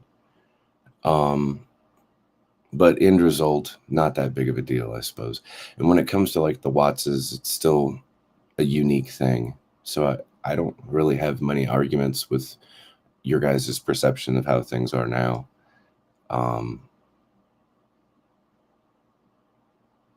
Yeah, I don't know. If you got more specific types of questions other than me just rambling on about my personal feelings about it, then I guess that would probably be more pertinent, but it doesn't really I'm affect me. I'm for the specific bonus that isn't going to be that changed. I'm not exactly sure that the specifics. Oh, so depending on your share of the pool in the staking pool, you would have gotten a bonus as a particular creature. Like a squid would add 5% bonus at the end, and so on and so forth. It's technically incorrect. I just need to clarify. A lot of people think that's how that works. That is not how it worked. It was based on how much Icosa or Hedron you staked was in relation to the liquid supply. So if there's, let's just say 100 Icosa in circulation and you staked 1 Icosa, you would be a whale, right? Because you would have 1% of total supply that you staked, and that would give you the whale bonus. Now that could change because if there is more supply minted, your bonus would go down because you would no longer be a whale. So it was basically a bonus to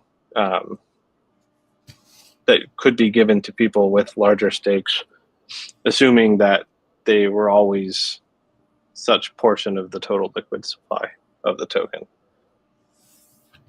But it could be stripped at any moment just because someone else, like for example, let's say you had a 15% bonus and then a whale unstakes their stake and shoots the liquid supply through the roof. Well, now you could be 0% because of that. It was a dynamic bonus that was purely just dependent on whatever the total supply of the token was at the time that you ended the stake. So this would impact my decision to compound my yield. Like I've chosen to not touch anything, and I was going to just keep it there quite a while because of the points I got when I initiated. And I would always be trying to figure out, well, should I get the yield and put it back in and restake it?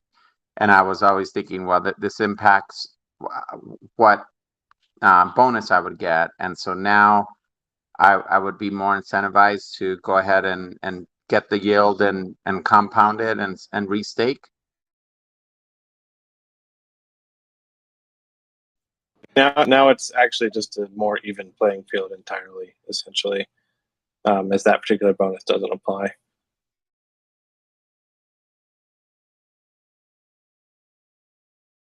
So is it? Would I be able to make that conclusion accurately that it's beneficial to compound the yield rather than waiting? And just compounding means you have to end, and you have to give up whatever share rate you had when you created it. So it's going to be a math thing. You have to figure it out.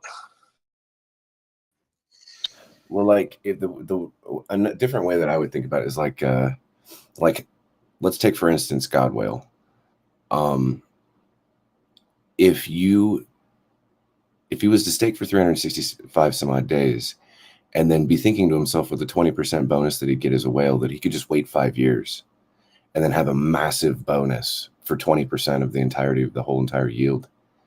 But now there won't be that incentive to try to maximize inflation of Icosa.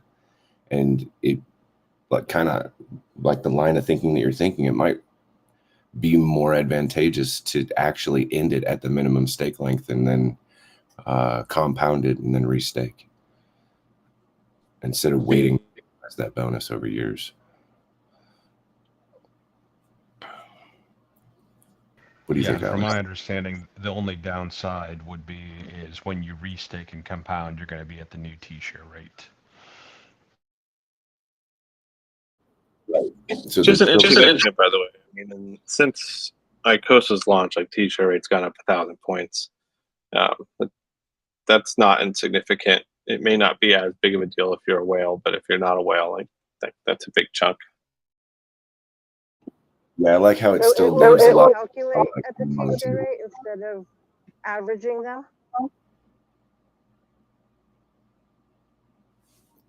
You may have to ask that question again, ma'am. So someone just said that you're going to it's going to do the new T-share rate, so it wouldn't average the T-share rate you had on the new one. Yeah, when you add to a stake, it takes your next points and then puts it at the new. It figures out the math through the new share rate from the day that you did it, and then it'll put the points together. So it doesn't change your old share rate.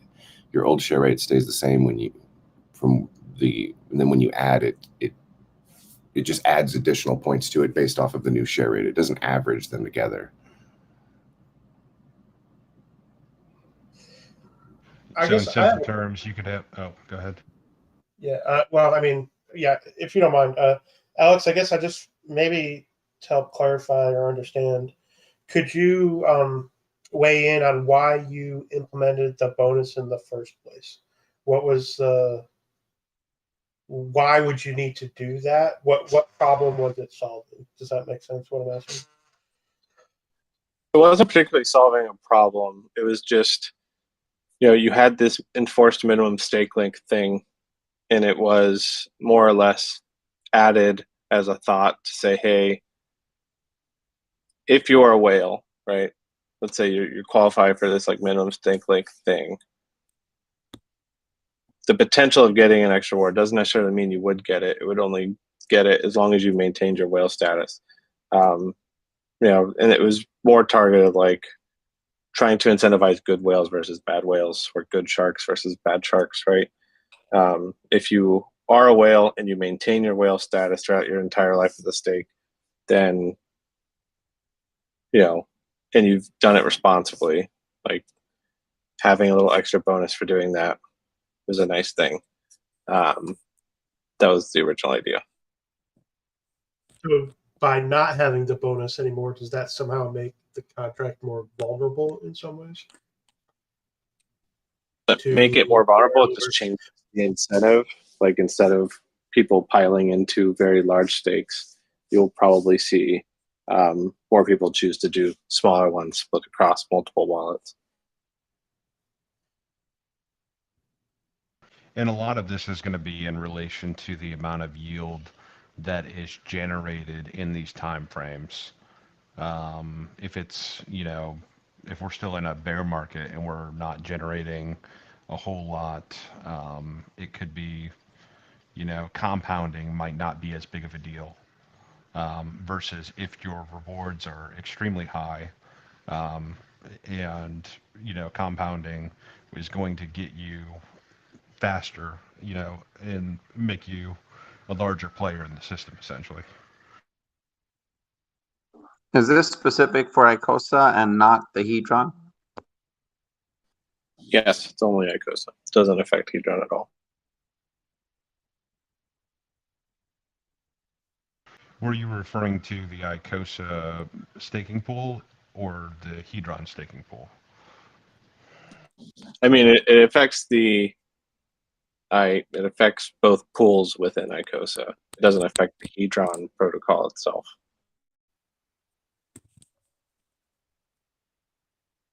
Got it. And it's strictly affecting the bonus that would have been expected to be received at the time of end staking. That just extra won't be there. And it's going to impact the larger the larger players, I guess.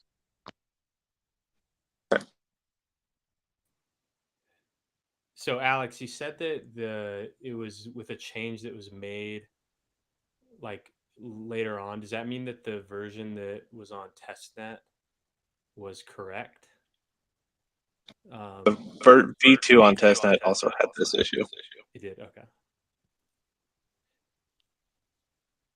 Yeah, I guess I never noticed it because I treated the days, like the minimum stake length, as like the proxy for if that whole thing was working. I hadn't, and even my testnet ones were like one hedron, and so there wasn't even really like a bonus to, like when I was like calculating if it was returning the amount of hedron that was expected.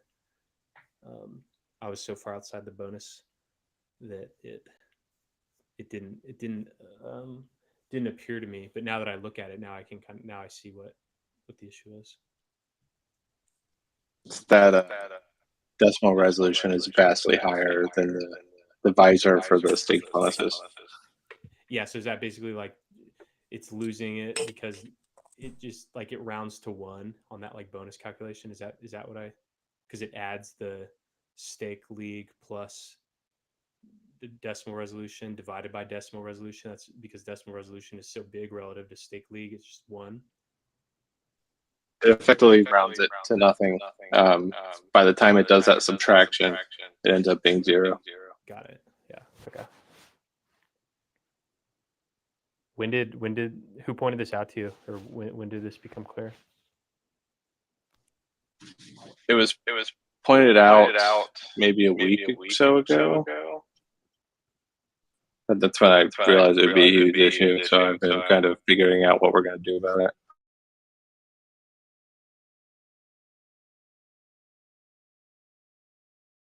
Yeah, I saw one message. It went back to like September 1st on Telegram. Somebody had mentioned that they were looking at the code and they kept getting 0 as the reward bonus. Yeah, someone forwarded that to me. I wish we would have seen it a lot earlier. No one, but it is what it is. It's not like you have thousands of messages coming to you or anything. I don't understand the problem.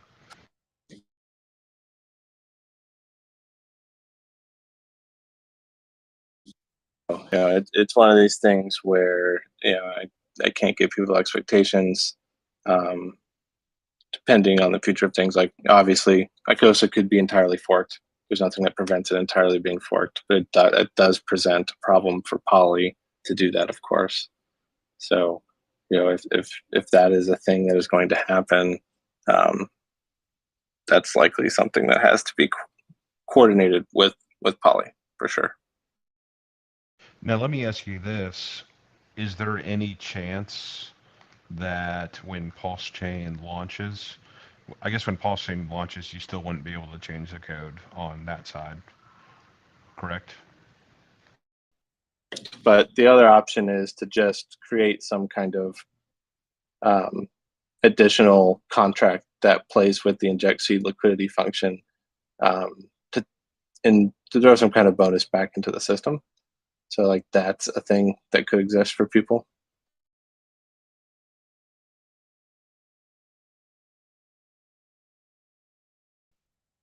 Whether something like that happens or not, we'll have to see. No expectations.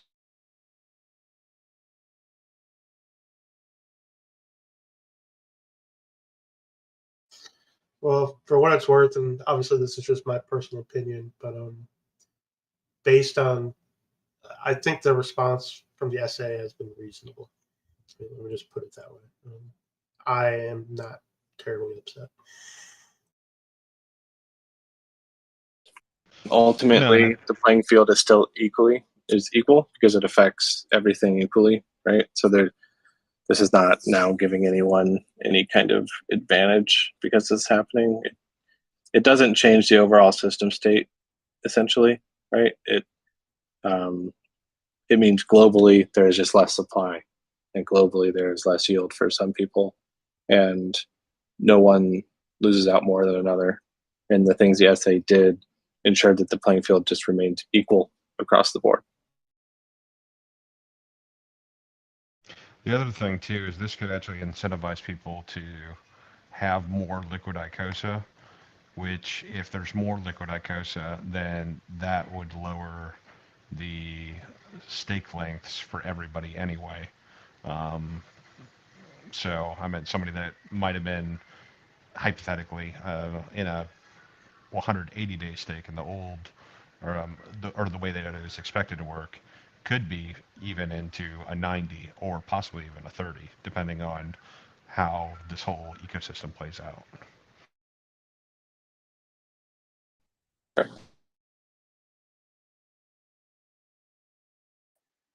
Hey guys, I've got a question on the gas fees. So, I mean, gas fees are good at the moment, but at some point it's going to be $100 again to bid on these things. And so let's say a scenario where one person bids for the HSI for $100, and by the time it's won, the gas fee is $400. All of that, the winning bid, does the winning bid pay all of that? So that's, how does that, I guess that's my first kind of question. And then secondly, when we get to a point in time where people clearly realize that some of these things aren't worth bidding on, because again, let's say when gas fees are crazy again, what would happen to those HSIs that end up with a no bid? Just say that has no bid just sits there until someone starts the auction. It just waits. But as far as like gas fees to bid, I can't ever, if those are ever $400, I mean, you're talking like $1,000 Uniswap transactions. Like that is an atrocious situation if that ever happens.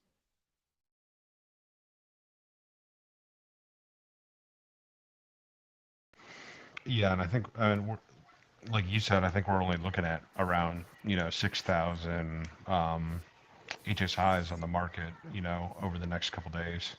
So I mean that should be fairly spread out, and hopefully, I don't think that's going to cause too much network congestion, especially since it's coming from when they're available and when after somebody starts them. So it's not like all of these are going to be closed out at the exact same time and have this huge bidding war. Correct. I think if gas is ever too high in a particular instance, people will just not start those auctions until it is.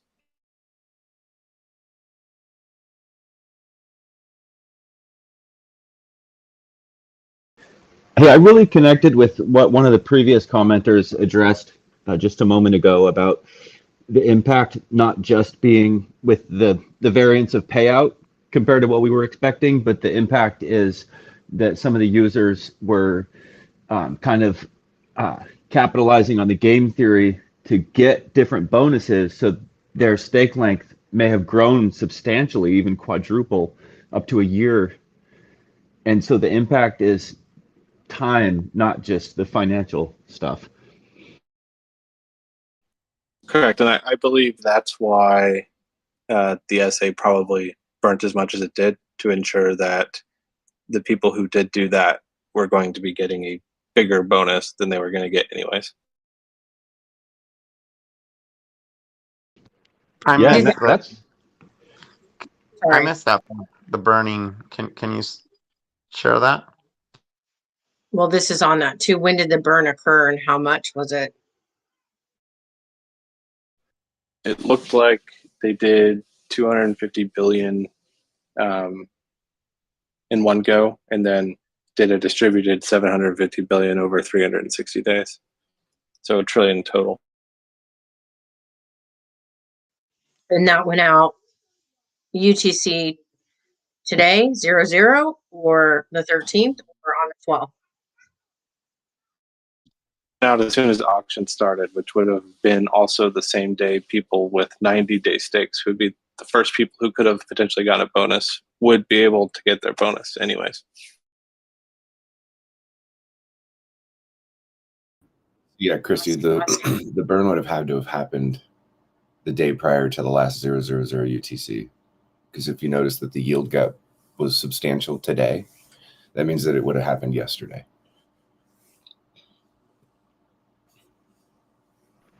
And that came from the what's a sacrifice address. Believe it came from the source address. Well, that's pretty inspiring. It's definitely it's nice to know that somebody up there is acknowledging the impact that we've faced.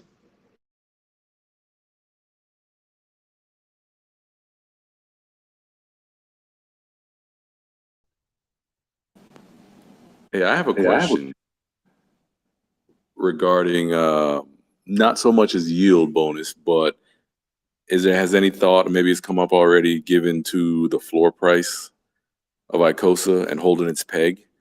So if more people don't get an incentive to stake longer and more people just stake the same amount for 90 days, would you be in a situation where more Icosa potentially could be liquid and being sold on a rolling 90-day basis than people getting rewarded to hold up the price? It's an interesting thought, because if that happens, then the incentive to stake bigger and longer is just more apparent, right? If you have a bunch of people doing short stakes and the liquid supply gets to be higher, then it just means there's less people staking in general, which means the rewards are much more massive when they do happen. So in that situation, ends up being no different from like Hex in that case. Okay, that's a good point. Alex, I've had a couple of creative ideas for the WhatsApp poll. You know, like Bored Apes. I don't know whether you know, but I think Tiffany teamed up with them and allowed some special necklace to be made. And I was just thinking, going forward, you know, the marketing of it, and I don't know whether you've thought about this, because I know you're incredibly busy. But one of the slogans I came up with was, you know, art investment that gives you yield. Because I think beyond our community, you know, there's the business community and there's also the art community. And I'm not talking about the NFT community. I'm talking about investors like big banks who hold, you know, artworks in their collection, like JP Morgan, and you know, they will often have artworks. And I'm just wondering if we could market to them. Because I was thinking, and I think I've mentioned this in chat before, but you haven't been around, that I can imagine a time where JP Morgan could have, you know, a big square screen in their foyer, you know, on Wall Street, and you walk in and that artwork is actually, you know, one of the NFTs, and it's actually creating yield for them. So in order to get sort of the bigger institutions sort of interested in the Watsas, I wondered if we could actually begin or have a campaign to market to them, you know, this is art that creates yield. And then beyond that, I wondered if we could have a public interface where third-party developers or third-party people can add value to WhatsApp, so that they've got, you know, a portal in which to either build on top of it or to distribute special rewards to WhatsApp holders. So, for instance, you know, as you know, I'm one of the contributing artists. And I just thought, you know, it'd be really nice for me to go to a portal and do an exclusive piece of artwork, which would be distributed to every WhatsApp holder. Now, that artwork might not be, you know, valuable at the beginning, but if we had well-known artists doing that as, you know, a sort of publicity, if you had a sort of Damien Hirst, you know, or a Banksy that was distributed exclusively to every WhatsApp holder.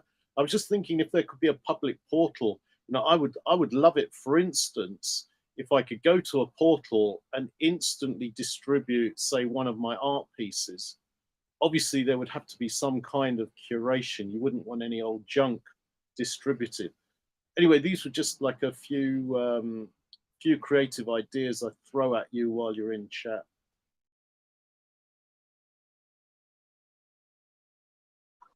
I think there's a lot of potential creative options here. It's just probably a matter of watching just watching how it plays out and trying to do, you know, what's in the best interest of everyone.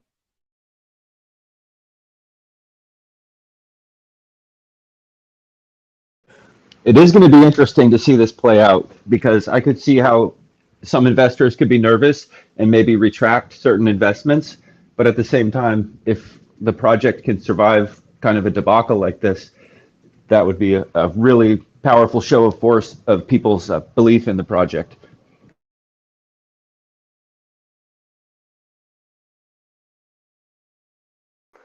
Hey, Alex, I have a question. Yes, first of all, I want to thank you for your brain for even coming up with this idea that we all benefit from. Thanks. And I just want to ask you, do you have any future things going on with Icosa, as far as, like you've just done with, the Hedron Icosa thing? That's all. Yeah, it is blockchain. There's always room for something, but I can't give anyone expectations. So if there's a thing, you'll know about it when everyone knows about it. Cool. Cool. We'll be here. Thanks, man. So what are your like hardline thoughts on that fiat Uniswap deal that you were talking about yesterday with Richard Hart, even after he gave you his response, even with the gas fees? And I get all that, but what's your opinion on it now after that conversation? Yeah, I think that's an interesting exchange idea that I would like to see happen at some point. The thing with it would be is like, okay, so it's a fiat on off ramp, right? Like that's what it does. That's its KYC, like centralized finance piece. But the exchange portion would just be wrapped around Uniswap, right? So when you're logged into the system, like there'd be very minor user accounts aside from the fiat on off ramp portion, but it would kind of just be this thing where you're like, you go to this website, you sign up like you would any other exchange, so it feels like a regular exchange. You buy some kind of crypto, and when you're actually trading it on the platform, like the trading is Uniswap. It is an interface that is inherently Uniswap. And how it's done is you have basically when you're signing up an account in your web browser, just like MetaMask does, it'll generate a private key and then create a Gnosis safe, which the exchange will have a key to and you have a key to. So it's dual custody. So at this point, what will happen is you're buying and selling crypto with fiat like you would a normal exchange, but doing the actual trading on a DeFi platform that can't be abused in the ways we're seeing, like the collapse of FTX happen and all these other platforms. And you would have a native wallet with keys to it that you could go use in other places. And if you were ever uncertain about the exchange, you could just revoke their key from your multi-sig wallet. So you wouldn't be able to use the exchange. But the reason you have the multi-sig wallet so that people can use it like they do use Coinbase or they did use FTX, where they have their private key, you instruct them to save it, blah, blah, blah, but they don't necessarily need it to be able to use the system. It can all be done through the exchange's key that they have to the multi-sig wallet. And if they want to separate from that, they can. And if the exchange can never tell people they can't withdraw their funds because you have a key, you could just withdraw it. There's nothing preventing you from doing that. So that would be something I think would be really cool to see be built. The downside is like you're not going to make any money off the fees of trading probably. So any fees this company made that ran the centralized finance fiat on off ramp part of it would have to come just from the on and off ramp portions. But I think that's doable. Like that's more or less Coinbase's model. They don't like they charge stupid fees for trading, but at the end of the day, like people can pay like like $5 a month or something for Coinbase One. They don't pay any trading fees anymore. So I think that could be built and be sustainable. Cool, thanks. I thought that was a really neat idea that you were tossing out there. I just wanted to hear more about it.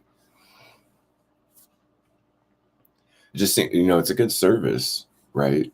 To be able to utilize Uniswap to use your fiat. Understand it'll be still KYC, just have to have the correct licensing.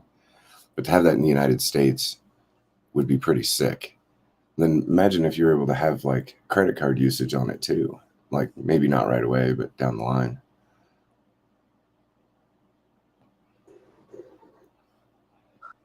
Honestly, you could probably do credit card usage day one. Like the big kicker is just get your money transmitter license.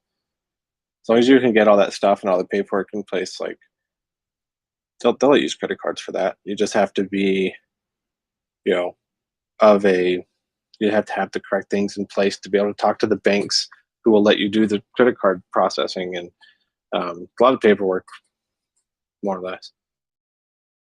So if you had the money transmitter license, would you be able to like be an issuer of USDC?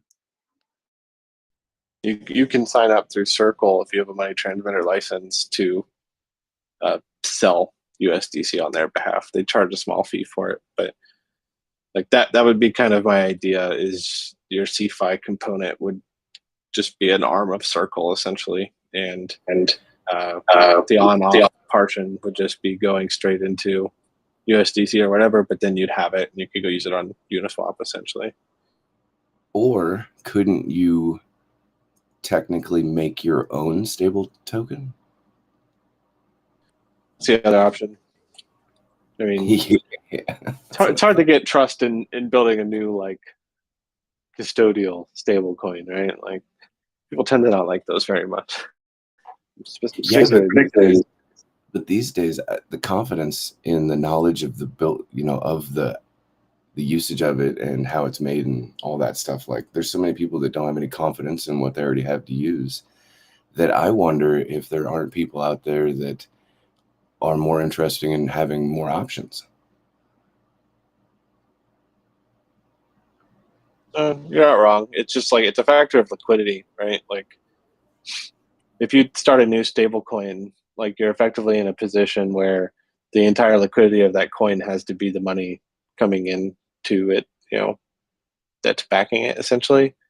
And the problem there is, like, great, okay, you have a stable coin, you've done $1 million, it's great. What happens when someone wants to cash out more than $1 million or something? It's like, well, liquidity's not there because your stable coin's too small. So like the positivity of using something like, being in the USDC issuers, you get access to the liquidity pools on the Uniswap side.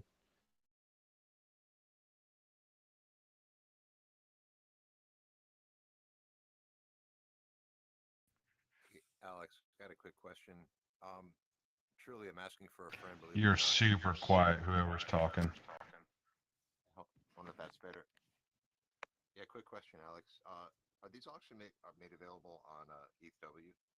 I'm truly asking for a friend. They're technically available, right? Someone could go start those auctions. But ETHW doesn't provide archive nodes or any kind of indexing for their chain. So there's no way to build a cohesive UI that's usable. If I took the UI we had now and said, okay, now it works on ETHW, you'd be waiting like 30 hours for it to load all the stake data, because you have to literally iterate through like Hedron's history from day one, which is unreasonable. So because they aren't providing those nodes, there's not really a good way to use it. And the executor might have a bot or something going on over there. Who knows what the executor's doing? Obviously, if you know how this stuff works code-wise, it's not too hard to make it work over there if you can do it by hand. It's just the ability to create a user interface that's for non-coders to understand how to use is not possible if they don't provide those node services.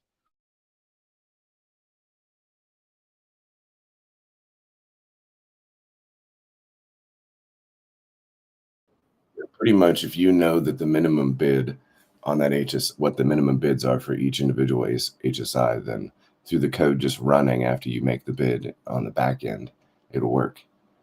But if you don't have a bunch of people like visually looking at their computers that tells them all the data, then they're not going to be able to figure all that out. Am I incorrect, or is that pretty close? If you know how it all works on the back end, you could probably figure out how to craft a transaction by hand using like whatever Etherscan equivalent they have is. But if you're trying to load 7,000 stakes so people can browse them, it would take forever to actually pull that data off their chain without the proper services being in place. The IDs that are on the Ethereum POS network are the same IDs that are on the other networks, right? For some of them, not all of them. Okay.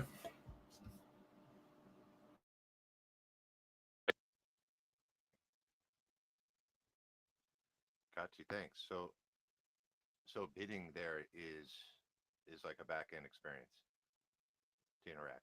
Yeah, pretty much until they make their chains more accessible. That's really the only way to do it. Okay, appreciate it. Thank you.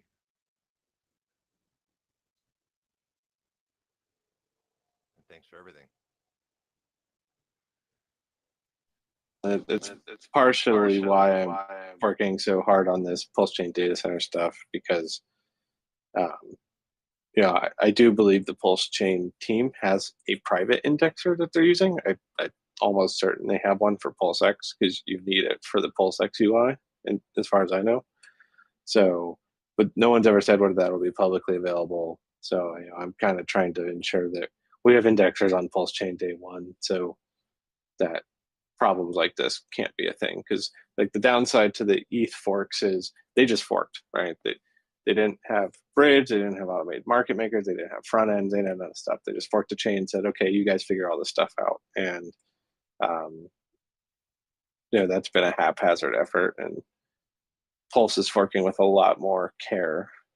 So I want to ensure that that care is taken one way or the other, whether they provide it or whether I do it.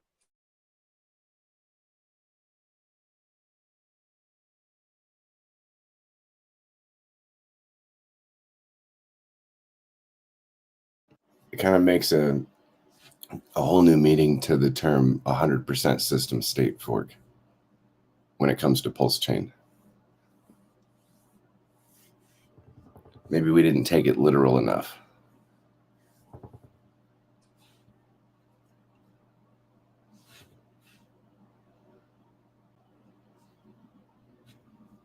Based on what you just said, all the stuff that you need to be able to make a network run smoothly for a public that already has a network that runs and wouldn't understand why all these other things don't work yet.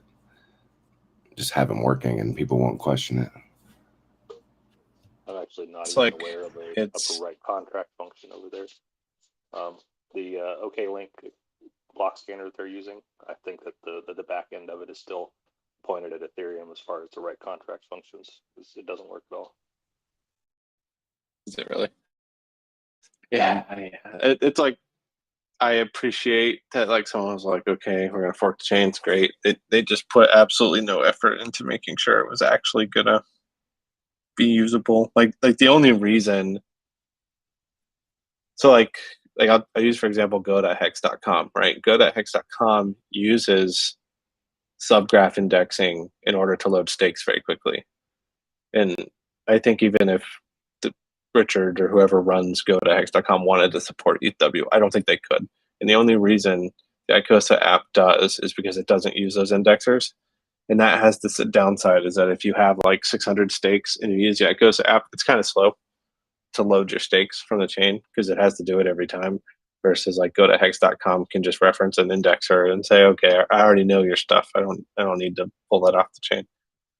And that works okay for like 600 stakes, but for 6,000 stakes, and you need the auctions to be performant enough that people can make bids in the last 30 seconds, it just doesn't work. I've spent a week trying to make sure, every other way. And the reality is like, if you're pulling data live off chain and you're reliant on events entirely to do all this stuff, you just run into situations where an event gets missed and you think the auction's over, but it actually got extended by 5 minutes for somebody else. and they're the only one who gets the bid because the event wasn't propagated by their RPC endpoint, and that's just not. It's not a tenable solution. It's not a usable UI, unfortunately. It's like trying to video chat over a really bad connection or VoIP. Well, your Icosa front end and your Uniswap fork front ends have been great over there. So thanks very much for that. Trying to do as much as I can. I appreciate it.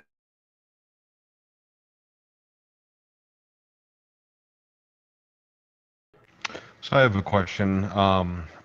As far as a little bit, kind of back on the whole the bonus thing, was this something that had slipped through the auditors as well?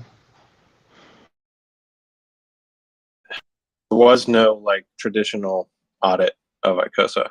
We did a community audit and with a big testing suite. It slipped through all of that.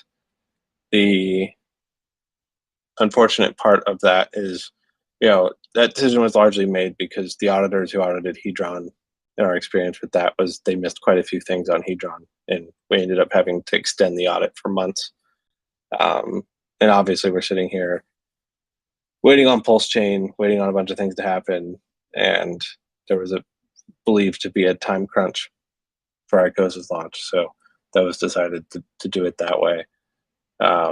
Ultimately, what it ended up happening was we were running through multiple iterations of Icosa on testnet, and this decision was made because of a potential issue we discovered on testnet where like a gigantic staker could effectively like steal everybody's yield if they made a big enough stake.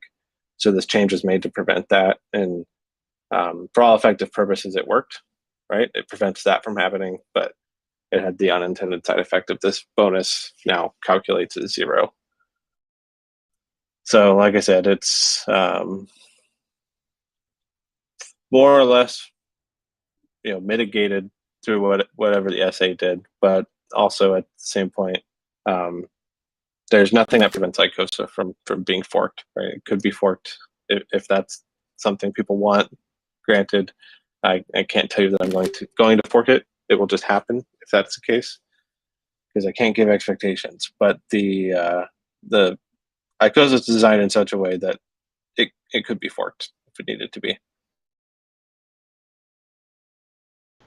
Yeah, I understand that on the forking aspect. So I guess moving forward with, any future projects and stuff, you think we're going to go through a little bit more rigorous testnet and auditing and everything to try to prevent things like this?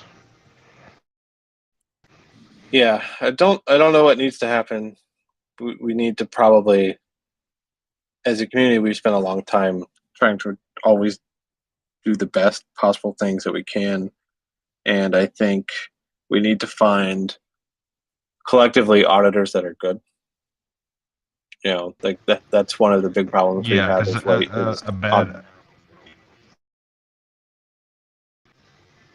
Bad auditor. I mean, you hire 10 companies to do an audit, and if none of them are, experienced and aren't able to find it, then you just wasted a bunch of money.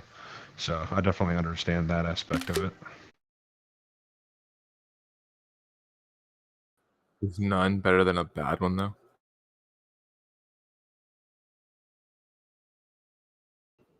False sense. Depends. I mean, we had when it came to Hedron, right? That audit happened. Hedron actually got deployed twice. Not a lot of people know about the first one. We talked about it back when Hedron was very small. The chat was like 500 people, but the Hedron contract was deployed and was like scheduled to go because we believed the audit was done. And then the Hex dev came out and said, "Hey, you could save a ton of gas if you did this. I don't know why your auditors didn't tell you about it. It's not in the audit report." And this makes HSI's cost like the same as a normal hex stake versus at the time they cost like $300 to make because of at the height of the gas problems. And obviously that pissed me off really bad, right? I was upset with the auditors for not effectively doing a bad job. We went back and forth, and quickly over a week, put together a solution, got that through auditing, redeployed Hedron before the launch date, and all was great. But the that was with Certic, who's like rated #1. That's if you ask most places, That's really fair. any audit rating site, they're going to be like, yeah, Certic's the best, and they aren't the best. I don't know who the best is. There's no way to know. Yeah, I mean that's what happens when you're like at the fucking tip of the spear, man. This shit's gonna happen, you know. You could do copy paste. Don't get shit, me wrong, though. like auditors are great. Yeah, if you're copy pasting, like auditors are great. They're great for stuff where you're writing code that's fairly cookie cutter. It's when you come out and you say, "Hey, I'm going to do this thing that's never been done before," and they're just not good at it. You do all sorts of things that they've never seen before, and it turns into like it almost turns into an argument. It feels like you're arguing with an intern. Really, they're like, this doesn't do that, and you're like, actually, yes, it does. And then you're like, the amount of times I had to correct the auditor from supposedly one of the best auditing firms that does solidity audits, like more than anyone else. It was atrocious. There's probably 2 months of me just correcting auditors. Like that's the state of solidity auditing, and I'm almost at a point where I think audits are largely a scam. If there are good auditors out there, they don't advertise very well. So I have a question the too, best, because the best. go ahead, Joe. Oh, I just wanted to say, just think, you going back and forth between the auditors. Now, just imagine Richard Hart and his, I don't know how many devs he's got, plenty, right? Multiple ones. Imagine how they have to go back and forth with Richard. I can't even imagine it's pleasant at all. Well, I think There's an that expression you don't go to. Yeah, I was going to say there's an expression you don't go to a tax accountant for tax advice. That you go to a criminal. So maybe the best auditing advice is you would go to like a hacker. SBF, man. It also Wasn't kind a of goes hacker. with He's my. just a guy who had so much money he could destroy people. Yeah, but he Alex, got all your his question, original money through like an exploit with arbitrage with China and shit. Like, I think he's got a good eye for certain things, right? Yeah, he's kind of a criminal. All right. yes, Alex, I have a question about the new game theory. Whether or not I should restake my Icosa. What is more important, points, the new points that I get, or the share rate when I first staked? So when you create a stake, the amount of points you get is based upon whatever the hex share rate is at the time. If you end that stake and then you restake, you start over, right? If you use the exact same amount of Icosa, like you would get less points because the share rate's gone up. The only exception to this is the add capital function, which will keep your old points where they were, right? So if you had 1,000 points, you got to keep your 1,000 points that are at the old rate. Doesn't touch those. Any new points that are added on top of that will be at the new share rate. So you end up with like a hybrid rate that's lower than the current one. So if you're adding, you're able to get a better deal on points than someone who's starting a new stake, essentially. But when I end the stake and with the principal and the interest, how does that play out? Have to do the math because it's going to be dependent on, how big your stake is. If you've accumulated enough yield that it makes it worth it to end and recompound, then that might make sense for some people. It's going to depend on just your individual stake. Of course, yes. But then again, I have to figure in the amount of points I will get when I restake, right? Correct. So the easiest way to know is just take the Icosa amount and divide it by the share rate, and that'll give you a pretty close estimate of what it's going to be. But it'll also quote you. So if you like create a new MetaMask wallet, and then you go to the Icosa page and you type in your interest plus yield onto like a new stake. Like it'll tell you don't have that balance, but it'll at least tell you what your new points would be. Excellent. All right. Thank you And for the information. a simple way to also look at that without having to really do much math at all is if the stake rate has only increased 10%, but your yield based off your principal from the Icosa stake has increased or has yielded 40 or 50%, then it's going to be a no-brainer that compounding is going to be a better option overall. Thanks. What is compounding? Compounding is essentially taking your interest and throwing it back into the stake. So if you end your stake and you get your yield and your principal back, and then you make a new stake, with that, that would be compounding your interest back into the stake, essentially.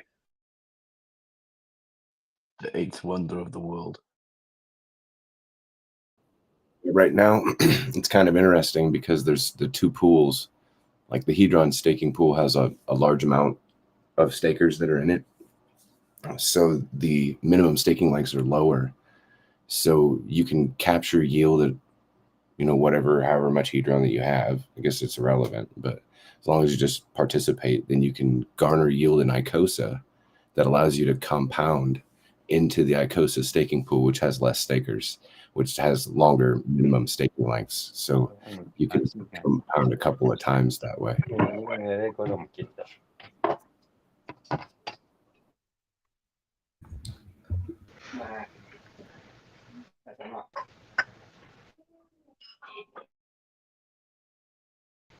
So another question I had for you, Alex, was would you say that maybe part of the reason that this wasn't caught in testnet was due to the fact that basically the delays, you're working with such a long time frame here, 90 days, to basically the HSI buyback, and then some of these stakes weren't going to end for a year as well. In future test nets, would there be a way to basically edit the time frames so that you could essentially accelerate how the actions and everything would play out? That way you could maybe, you would be able to hopefully identify issues like this. Because if the whole system had been in full rotation after 3 days of testnet, I'm sure this probably would have been brought to attention. So this is the unfortunate piece. So that actually did happen, right? We ran testnet, the first version, as if the for that full, like the whole cycle was 3 days. Like every day was a stake level, right? I think it was like 5 days total for whales. So when we first I did, didn't know that. when we ran through that first, and everything passed, it just brought up the issue that there's a potential for people to basically stake so much that it would destroy smaller stakers. So that change was made essentially, right, at that point, saying, okay, we're going to launch testnet v2. It's going to have this change where that can't happen. But when we did v2, we did full links because we wanted the test to make sure the links actually played out as well. So it wasn't caught because the change was made in between v1 and v2, and v2 had full links. And no one was really paying attention. Like we did run v2 for long enough for like for most of the bonuses to kick through, and it was kind of just like, well, it worked on v1 and we didn't change that code, so it should be fine. And then obviously we had the community audits done after that. We wrote an entire test suite, but the test suite didn't catch it because these bonuses were never guaranteed, right? So like it was based purely on total supply of the token. So if if it said, hey, you got a 15% bonus, tomorrow it could be 5, or tomorrow it could be 20, based on what other people are doing. The bonus was always variable based on what everyone else was doing in the system. So because of that, it passed the test suite because the base yield was correct. I follow you. Okay.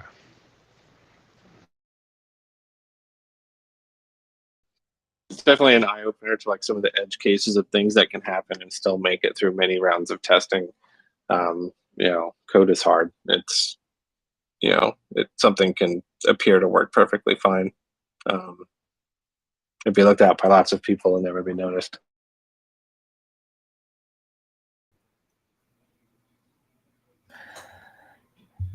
Hey, Alex, quick question for you. I don't know how long ago you uncovered this discrepancy, but do you feel like you've had enough time to thoroughly let it bake and figure out potential solutions? Or is there something else you might come up with in the coming days? Like, I don't know how far along you are in this process. Got forwarded to me. So here's the unfortunate reality is like this was brought up maybe like I think in September that someone actually who looked at the code brought this up in chat, and it was never noticed by me or forwarded to me. So like no one really paid attention to it. Maybe it was done late at night. So I noticed it maybe about it was like right after Poly launched, which sucked because if Poly hadn't launched, I would have been in a position where I could just fork it, right, 100%. But obviously, forking it while Poly is happening is a non-option. That screws a lot of people. So there's that piece of it. Then I basically have spent the past week really thinking pros and cons on fork versus non-fork versus do you release a third token that re-implements some of these features. What's the actual effective surface here? And here's the reality of that situation is that if you fork, right, like obviously you can fork all the stakes, you can fork most of the liquid holders, you can't fork the liquidity pools. So anyone who's providing liquidity gets screwed on a fork deal. You can kind of mitigate that by like announcing a fork in advance and say, hey, go do this thing that will involve you taking your coins out of liquidity. Like there's a lot of things you can do. It just gets very messy and complicated to fork.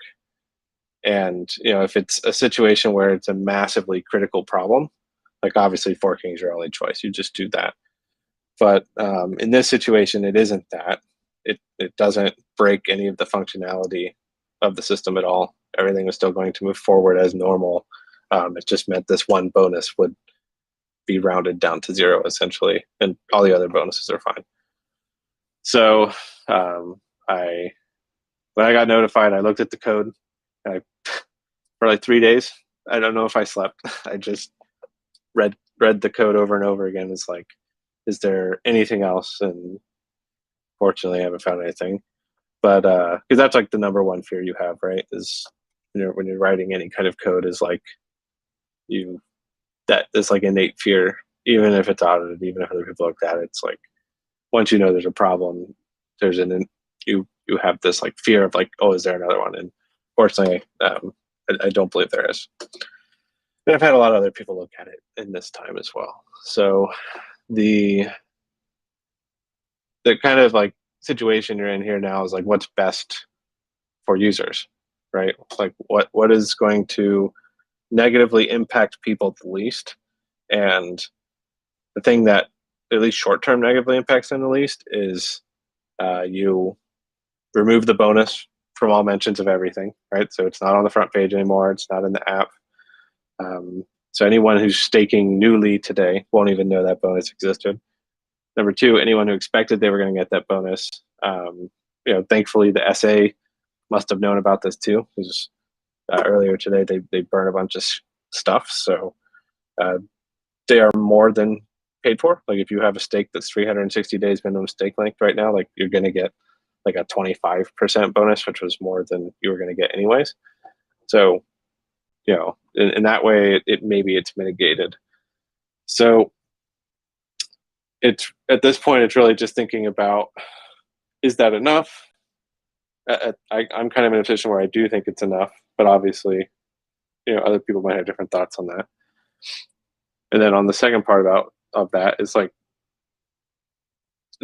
is it better to release something that re-implements features versus straight up forking everything and having to have people move liquidity or have any opportunity for loss. Like, you want to minimize people's opportunity for loss as much as possible.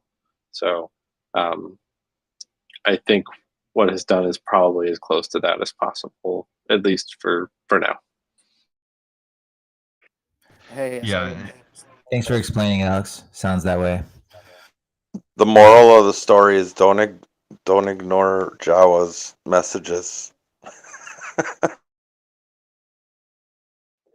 Hey, Alex. I mean, I noticed you're fishing in your profile picture, right? And you said that you didn't sleep for 2 or 3 days, and you've gone from just running your own. You're now in the big seat, right? And no doubt more of these examples may pop up where you have to handle things like this. So I'm sure you're doing some crazy hours sometimes. So is it a poison chalice at all, or are you enjoying what you're doing? I wouldn't have it any other way. I mean, I enjoy doing this stuff. I think blockchain done in the ways a lot of us are doing it. Here's the downside, right? Like, this is the case. I'm going to make a case for admin keys here, even though I despise admin keys, and most of us despise admin keys. If you write a protocol and there's an issue and you're using admin keys with proxy contracts, like, you can just deploy a new one and fork it without anyone being affected, straight up. Like, it's just bug fix, right? The negative externality is now you have these admin keys that can steal everybody's money. And we see oftentimes that they're used for that when people realize they either can do it or maybe they get pissed off or whatever the reasoning is. I think we all collectively as a community believe very strongly in the concepts of immutable code and things done as right as possible and as decentralized as possible and dependent on as few people as possible in any way. The downside from that is that it now becomes very, very hard to be perfect and do things the right way because you effectively have one shot or you have to start over. And, like, that has a whole new set of risks associated with it. This may be a dumb question, but would it be possible to have it in the programming where the code would be essentially editable for basically a deployment phase, whether it was 90 or 180 days, and then the code was completely locked?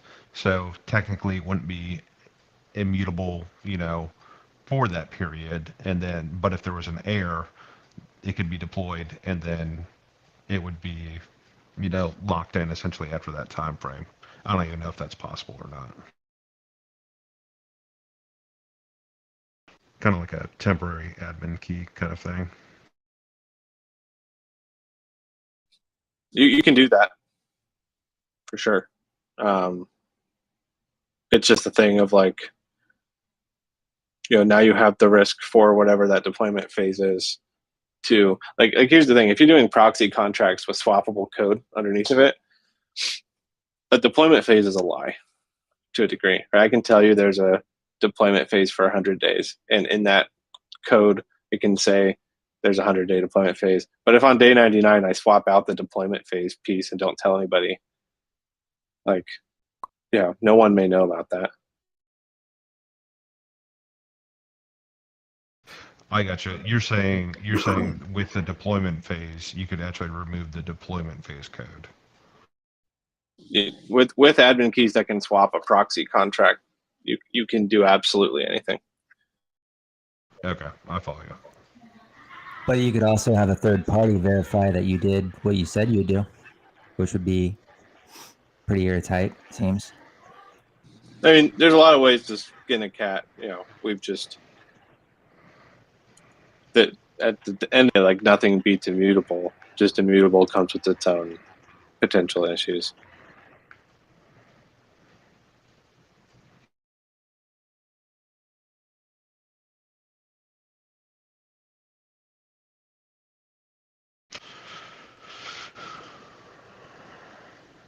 So I got here a little late, but So the problem is that all the bonuses, or is it just the whale bonus? So it's all the yield bonuses. So All the the 5, 10, 15, 20% yield bonus just doesn't get paid out. The HSI buyback bonuses does still work. And the potential fix could be a redeployment or just potential someone to keep that in funds every so often.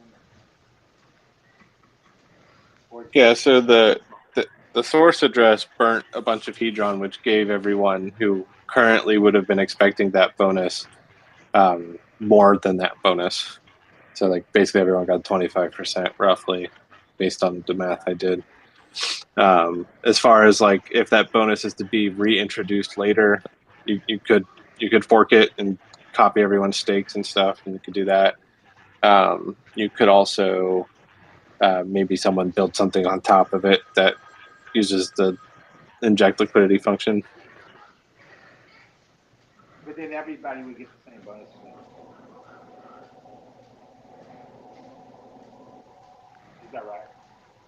So if all we do is inject again, then everybody gets 25% or 20% or whatever we decide. SA decides. You sound like Kind of quiet there. your phone. It sounds like the bonus is kind of on a trickle, so it's going to be weighted towards users that have longer stakes, kind of like how the original bonus structure was. Yeah, pretty much. There was a big chunk that came out today, and that really just worked out well for the 90-day stakers. But then it's more added for the next like 360 days. So overall yield is going to go up since it used the inject seed liquidity. And so you're saying it used both functions, the benevolence function that paid the next day, and then the inject seed liquidity function that pays over a period of time. So now overall yield for everybody that's in the staker class, they'll notice that by, even if there was no options tomorrow, they would have noticed it tomorrow. Correct. So it more than makes up for any of that type of stuff. As long as you're in the staker class, then you're getting rewarded for participation. It basically just ensures that anyone who had created a stake and expected to get a bonus got more than made whole. So like that's the silver lining there. Moving forward from now on, now that all the nomenclature is removed from the app and the main website, you know, if anyone makes a stake now, they're not expecting that bonus. Hey Alex, I just want to say, you know, thank you for all you do, and we completely forgive you for this like minor error. I don't even think it changes everything, you know, anything too much, but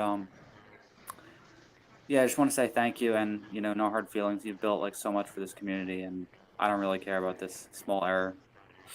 I'm just happy that you just work so hard uh, and provide so much for Hexagons. So thanks. Same, man. Thanks for everything. Cheers. Yeah, it is what it is. So, yeah. It is what it is. Thanks. I do think it makes a difference, though, to the game theory. And I'm not upset, or you know, I totally appreciate everything too.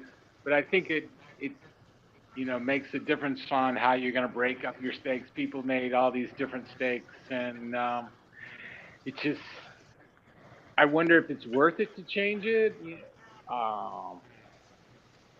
to add to the game theory. Is there a way to check to see if the game gets played more, or what's the measurement token that we can, or measurement that we can figure out to make that choice? Probably total Icosa supply in the short term.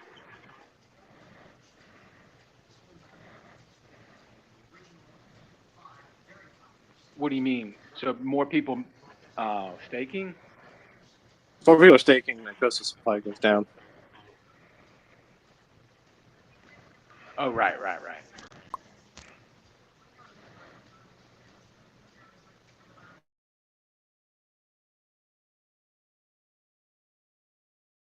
Hey, Alex, here's an idea. I brought up the idea of the original Watts investors who they obviously had to give up their principal. This would be quite interesting if you could actually maybe even offer the Watts holders the option, like almost a kind of buyout, where they have an option for say 2 or 3 weeks or 2 weeks, where maybe you just give them their full principal back, even maybe just a small bonus if they burn their Watsa. So I don't know whether you could create a third token that connects with the NFT so that if they burnt their Watsa, they would get rewarded. I mean, that would really add to the gameplay because obviously, people want to stay in the pool. Last man standing is the game theory. So that could actually throw a really interesting angle into the Watsers if you did a sort of benevolent buyout that gave them a little bit of a bonus and paid them up front. That'd be very interesting because in a way, you see, people would then, you wouldn't have any complainers because you'd be basically saying to them, look, either get behind it and kind of agree to the new tokenomics or get out, which would be fascinating to see what people do. Yeah, like that's an option. I'd argue that if that's the direction you want to take, like maybe in that situation, forking is the better option because then you say, okay, well now you get a pick. You have your old Watsa and you have your new one. Which one is the community is going to support? Because you can't kill Icosa 1, right? Like it may have this issue with the bonuses, but if you fork it, Icosa 1 still exists. There's nothing's going to change that fact. And if you fork it, like okay, you fork all the stakes, you fork most of the liquid coins, you fork all the NFTs. Well, now you basically ask the people to choose which one are you going to provide liquidity for, which one do people support, or do they support both, right? Do they split the support of both? There's a My idea is if you decide not to fork, it's giving people the option to end their Watsas early, so it'd be actually a bonus for the people who stay in, extra bonus for people who stay in, who basically say, do you know what, Alex? Yeah, I'm happy with the new tokenomics. I want to stay in. And for the people coming out, there might be just a little bit of a benevolent like buyout. But that way you have the whole community behind you, regardless of the decisions they made when they first invested. Right. So, it's a situation where we're going to spend some time figuring out. We'll talk a little bit behind the scenes with Tanto and see what I think if there is to be a fork, right? Like that has to be organized with the poly guys. If there's going to be some kind of third token in the system that kind of corrects for this, which I'm like, if there's anything beyond what's already been done, that seems to be what people would want more, right? Like comparatively to people who want fork versus people who don't want fork, like vast majority of people don't want fork. A couple people want a fork, but most don't. So that would lead me to believe some kind of joint, me / Maximus guys effort on whatever the third token is that uses inject seed liquidity to throw yield at people, and that might be the ultimate solution. If there's anything that has to come after this, there isn't anything that has to come after this. We'll find out. One thing I wanted to say too was the creation of Icosa and Hedron and this whole ecosystem was meant to also help incentivize hex stakes and basically a feedback, positive feedback loop. Even with, having this little discrepancy, we still have that. We're still feeding back into the hex ecosystem, and we still have the main focus intact. I think he's right because I mean that was the whole purpose of Icosa in the first place, right, Alex? I mean, at the end of the day, it doesn't detract from. It doesn't like make Icosa not do what it's supposed to do. It still does do the things that it needs to do. Um, it's just less incentivized for good behavior. Because I mean, the truth is, I mean, I could still do a HSI and flip it for Icosa and still stake it and still earn, a good amount of yield because of the HSI markets, even though you're saying that the bonuses are not going to reflect if by the size of the stake, right?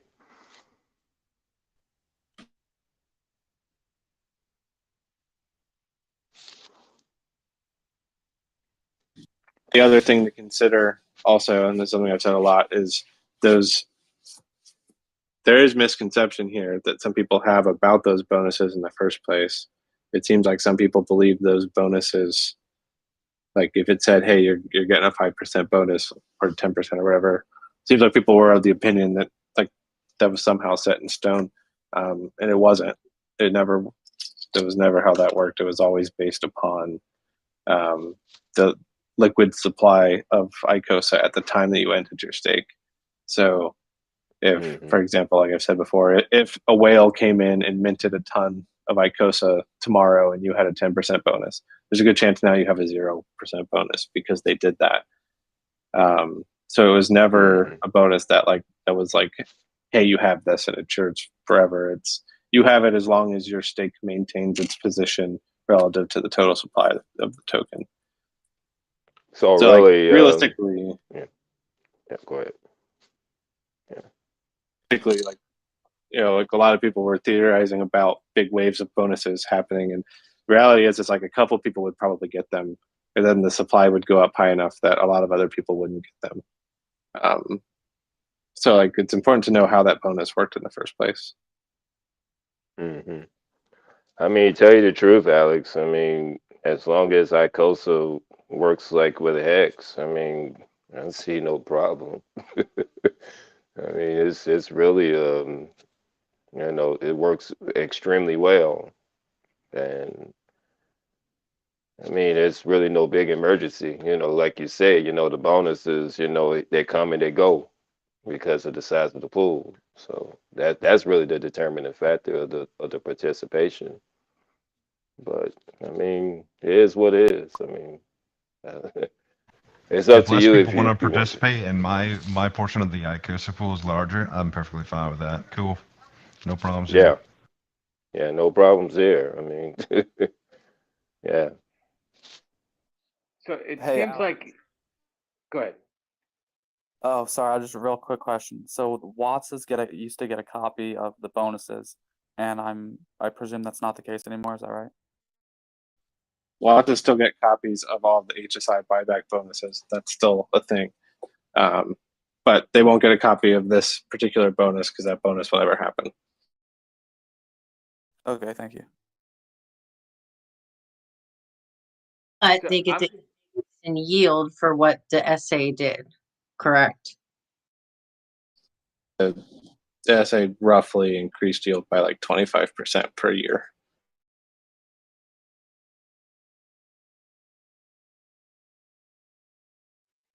So I'm confused on which.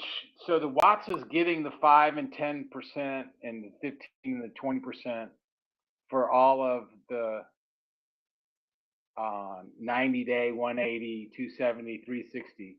Which is not getting paid? The Watts is not getting those. No one is getting those. No one's getting those. Okay, got it. I thought I heard that.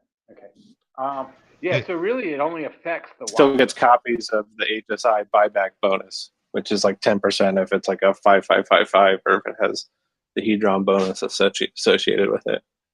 Got it. Okay, got it. Now that was what I heard. Okay. So really, this is the main effect is the Watts pool is the folks that get affected the most. Probably the Hedron Icosa stakers more because those bonuses were never going to be very large for the Watts pool, comparatively to normal yield. And the reason being is The outlier there would be if like God Whale ever ended his stake. Like that's a big one. That one probably would have done a good amount of yield. That's assuming that ever happened, because God Whale's like never ended a hex stake. So, you know, who knows? But the big question there would be, it's like I said before, is like, if the God Whale example is a good one, if there were those bonuses and they were working and God Whale ended his stake, he would remove that bonus for everybody else, because it would increase the total supply enough that it would make everyone else not whales. So there's never going to be a situation where like all the 90-day stakers would all get this bonus and Wata would get all the copies, because, you know, half of those guys end staking would invalidate the other half from getting the bonus in the first place, because it's purely based on total supply of the token. So in this situation, with whatever the SA did, like, it gives more yield to everybody than would have happened in the first place.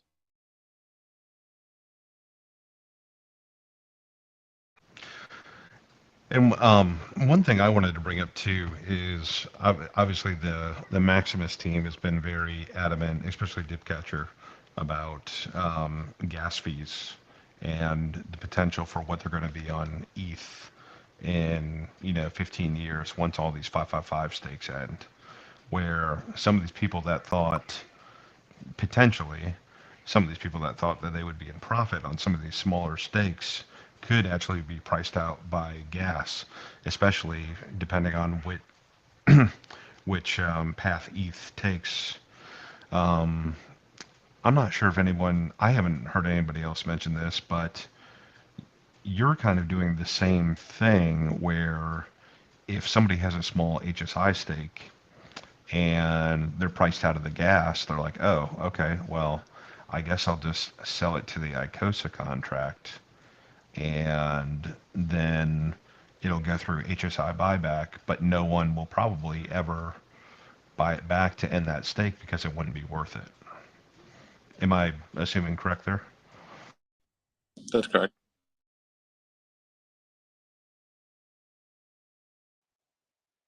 Well, sort of, because people could just keep on every 90 days reselling that HSI and made so much more out of Icosa than they ever would have by cashing out. Oh yeah, they could just buy it back and then put it back into the Icosa contract. I didn't even think about that.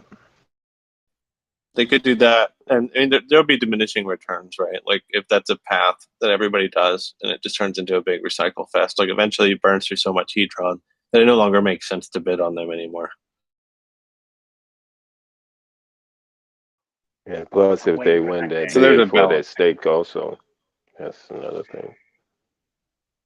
Well, in those how will that calculate? Because those HSIs will essentially be losing value unless somebody ran good accounting on them. And you can run good accounting on them if you want, but it'll all depend. Like if you're going to run good accounting, it probably makes sense to just end it. So the reality is, like, there's someone out there who will wait for the gas moment for all stakes. Like to end a hex stake in a timely fashion is expensive, especially like a 15-year one. But on the flip side of that, there'll be people who have prepared for it, right? So if you make some hex stakes or buy hex stakes, whatever, and just like set aside it will be roughly 1.3 ETH in 15 years. So if you just set that aside, like at the bottom of some market, maybe the next one, I don't know, and just say, okay, I'm just going to save this here for when I have to end these, then you could do that now. Also, like you can actually end stakes very cheaply if you're willing to wait. Like if you're willing to modify the gas parameters and let it sit in the mempool for like a day, like eventually someone will process it just because there's nothing else to process, and they can throw it in there and get some kind of fee sharing reward for it. So like to end a stake right now quickly is expensive, but if you were to end a stake by modifying gas and you're willing to wait hours for it to process, you can get them through pretty cheap. I gotcha. I guess I had some transactions that were like froze for like 3 or 4 days. This was in the last bull market, and I just had to like basically cancel them out, pay a bunch of additional gas to get the nonce error to correct.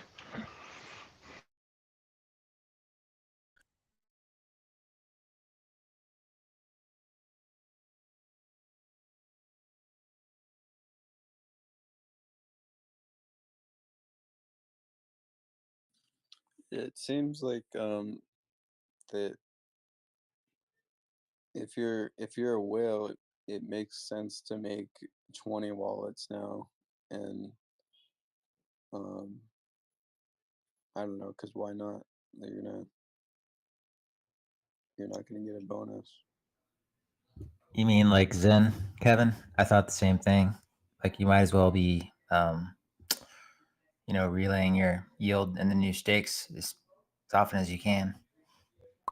I mean, Compounding. like I guess you have to worry about future gas fees though. Kind of like same problem with Hex. You don't want to have daily stakes ending every day for the next 15 years. You wouldn't be able to end them.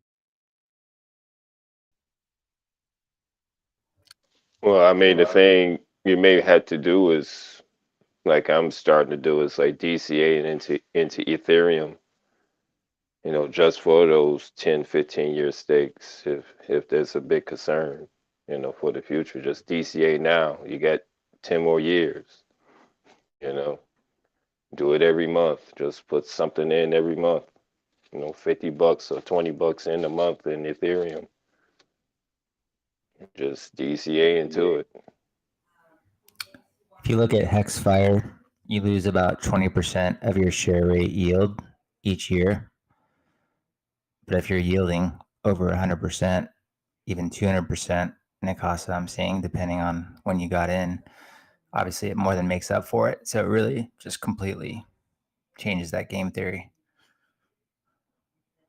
Especially, obviously, when you remove the bonus on top of that. So it's definitely very different. Like, sucks I can't give expectations, but I don't think this is the end of it.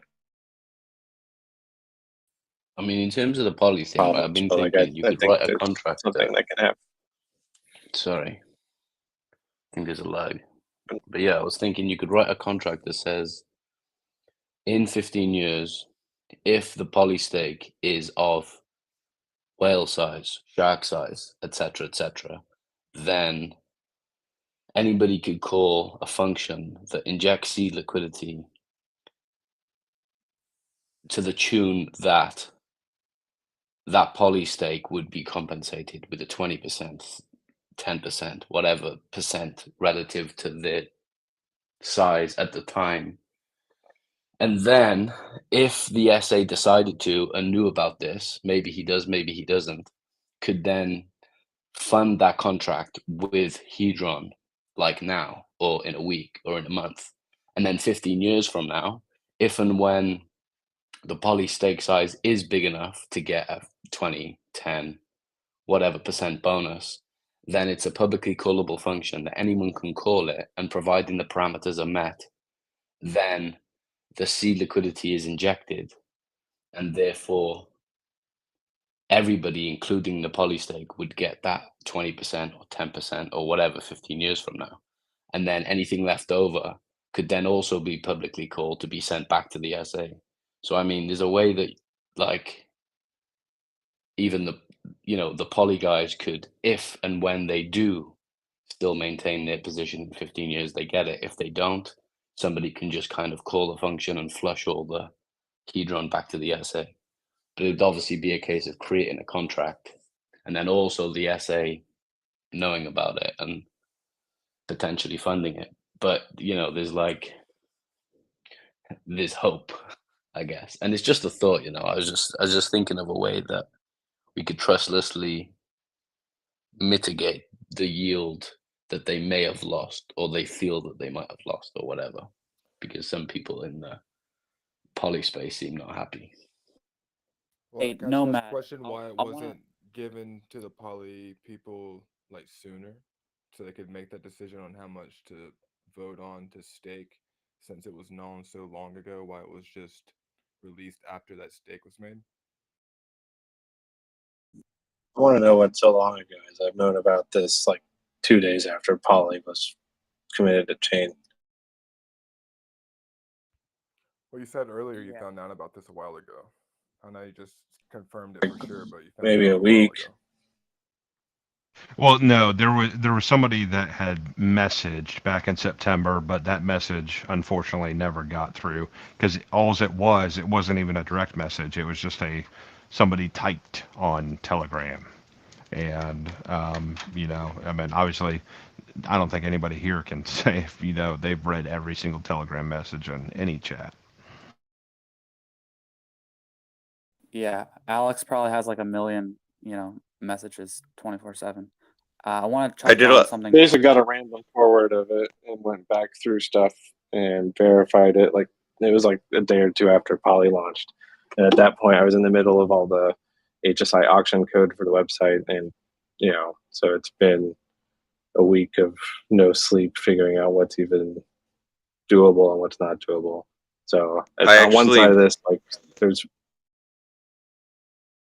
I was just gonna say I did a little this tracking back to look, because I thought maybe I was the one that forwarded it to you, Alex, and the problem is like you were getting bombarded at the time with a ton of shit, and um like even in the mod chat, like I noticed that at the time it was when you were going through something. I don't know if you were sick or whatever. It was like you weren't able to go to PulseCon at that time, and there was just all shit going on. So it just kind of slipped through the cracks on for us too.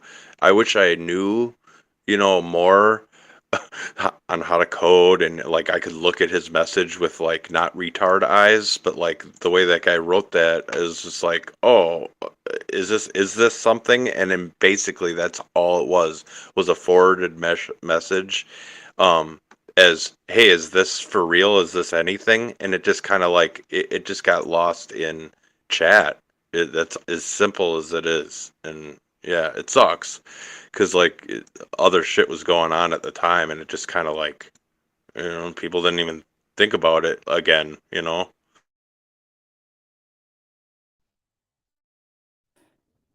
Is the poly hedron stake, is that even affected that much? Like it'd be 20% that they're losing, right? Total all from their the, and their Icosa isn't even the question staked. is we don't know how it would get. So I think they have. I admittedly don't know all of the intricacies of Poly. I've not had time to actually like read through absolutely everything that contract does. I know you throw a bunch of Hedron at it, and it gives you Poly tokens, and then they can use that to bid on things, or they can stake the Hedron. And supposedly they've staked 131 billion. Only 15% of the hedron that was given to the executor is used for a massive hedron stake. So it's only 15% gets affected, and their Icosa that they get while they're staking the hedron, they're not even staking that. They had no plans of even staking that, so they're not affected on that front either. It's just 15%, so I don't even think it's that big of a deal, but somebody can correct me if I'm wrong. That I would believe put the them Hedron was going to be staked, but Yeah, so the Hedron staked, and then as HSIs end throughout the 15-year period, the Hedron's added to the Hedron stake, and then the HSIs are restaked until the end date of the last ending HSI. And then the last time you can add Hedron to the stake is 360 days before the last ending HSI, and then shortly before the last ending HSI, the contract enables you to end the hex stake. So it's only at that 15-year period. It's effectively a that squid. It's actually not even quite a squid, but pretty close to a squid on where they're currently at. So the question would be is like how big could that grow to be? We don't know, but like I said, I think there's like obviously poly contract's going to get part of this 25% increased yield for now, and who knows what can be built later. I think there's, you know, the beauty of blockchain is that there's always solutions.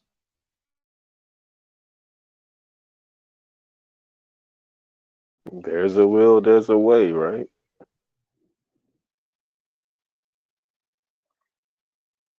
If you did do a fork, how feasible is that? Is that a massive undertaking, or can it all be scripted and restaked and all that? You know, everything moved over and. You can fork the pools entirely, right? So basically, what you do is you release Icosa 2, you fork the Icosa staking pool 1-to-1. You can't fork the Hedron yield out of that, but you can still get your Hedron yield out of the old one, so it's not a huge deal. And Icosa 2 can generate new Hedron yield, so like that's a non-issue really.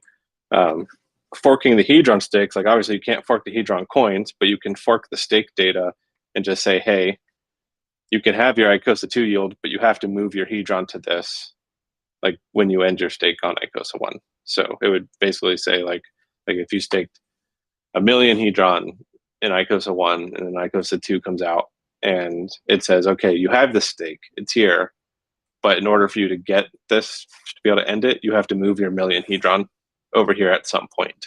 It'll still sit there, it'll still accrue yield on Icosa 2, but you'll have to physically move the coins. So then you just wait for your Hedron stake to end on Icosa 1, then you move the Hedron tokens to Icosa 2, and then you can get that yield and unlock it. And then the Watsas can just be copied entirely. There's nothing with that, no issues with that. So it's totally forkable. It's just all about the complications come from like you still have the Icosa 1 token, you can't kill it. So you may have a liquidity divide. You may have people who choose to not support the fork. They just stick with the old one. You know, it's like the ETH classic Ethereum thing. Additionally, if you fork, like that also means Poly has to fork somewhat too. Like they have to at least make a new Poly and airdrop it to Poly holders, and then the stake holdings are split. So that's a problem. Additionally, Poly will have no code to like migrate. So I think it's messy for Poly to fork. On the other side of that is like you can't airdrop new Icosa tokens to the liquidity pools, right? So like anyone who's got liquidity in Icosa 1, if you're gonna fork, well, those people aren't going to get their token copies because you just airdrop tokens to the liquidity pool directly because that's where they are, and they wouldn't get anything. So I personally, at least at this point, feel that a fork adds way more complexity to any potential solution than is necessary. I think if there's any remediation or anything that needs to happen after this, it can be done, you know, as some kind of wrapper contract and not 100% fork. Because if you 100% fork, you add a lot of complexity to all the liquidity pools and to Poly and all this stuff that doesn't need complexity. And where there's more complexity, there's more room for problems. So simple solutions are often better in all situations. And as well, if, like, let's say, obviously, the future's not set in stone, hypothetically, if the fork created more complications, the system becomes less desirable to use. Well, if the whole system valuation appreciates 20% less than what it would have with just sticking with it, then it's already offset. So, and people like simplicity. People don't, and if you look at a lot of projects that have had to fork due to, you know, either critical failures or small bugs, most of those charts aren't pretty. Most of those projects, you know, there's a few that have survived, but most of those projects haven't. So I am definitely, you know, especially with this being a super small, you know, yes, it changes the game theory a little bit, but it is not a critical failure. It's still part of the system that is supporting Hex and feeding back into Hex. And I think that's the main thing people need to remember, Yeah. that this was created to help Hex. It's still doing that. Yeah, I have to agree with that because people always complain how complex Icosa is and how complex Hedron is. And to bring another fork, it's not going to work. You know, people as is right now, they really don't understand, this, Icosa or Hedron. Then come out with a fork, to correct the minor error. It's not going to be good. I don't Yeah, think it is. and look at how much it just made it easier to understand. If you think about it, now there's less complexity, a little bit, That's a and good point. it's easier The to variable explain. yield was always a little, probably one of the harder things to keep straight. I'll make the point that this is always the bonus that I was asked the most about on how it even works, and it's probably the bonus I've explained the most time in voice chats. And half the people in here have said incorrect things about how it works. So, yeah, maybe that's a silver lining of sorts. And I'm not Yeah, gonna lie, like I was looking on the website when Icosa was getting launched and everything, and I was trying to find the data for like how this worked. I was like, where is this? I was just like, all right, well, I just gotta listen to what other people are saying, I guess. That's how It's it possible usually it was there works. and I may have just missed it.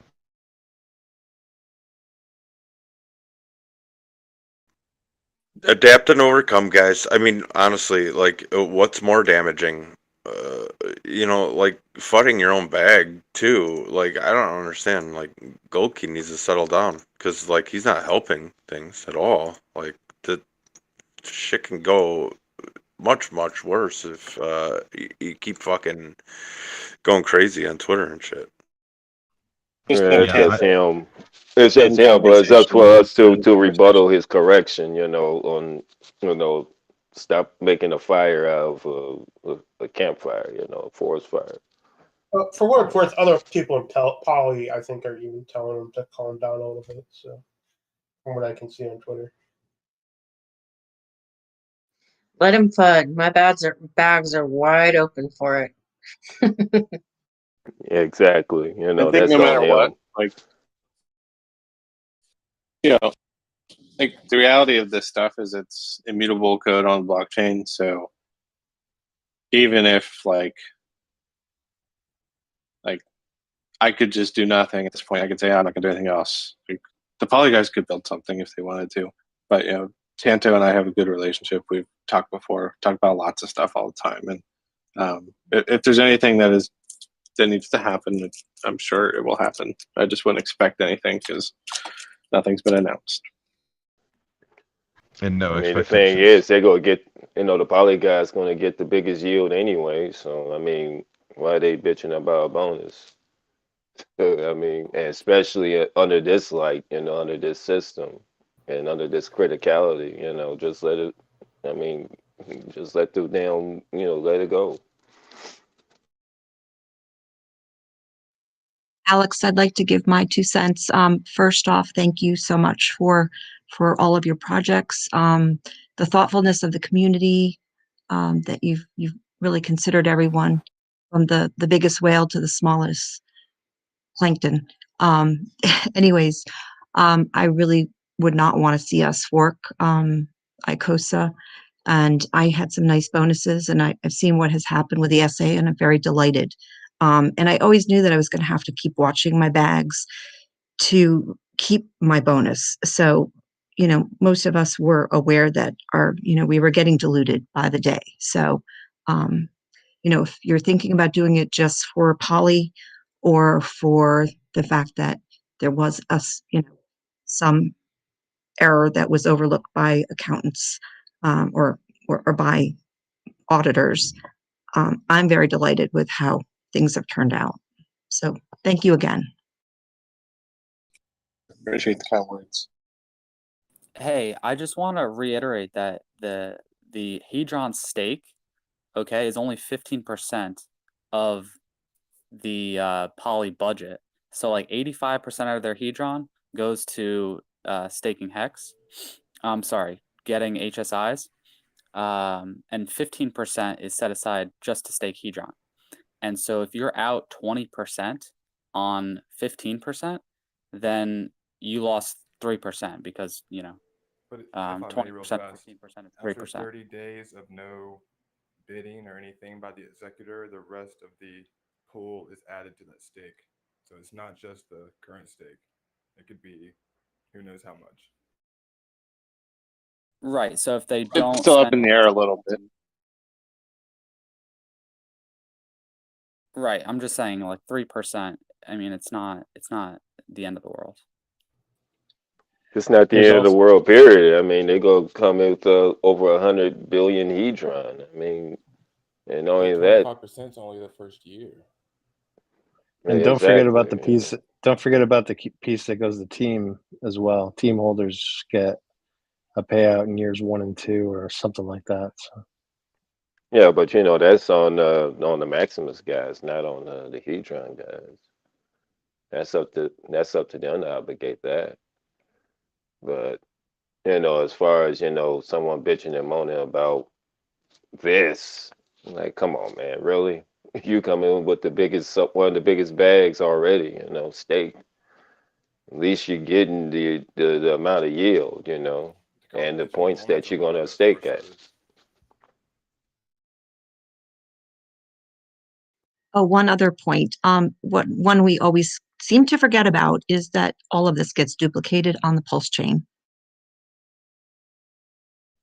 Exactly. And in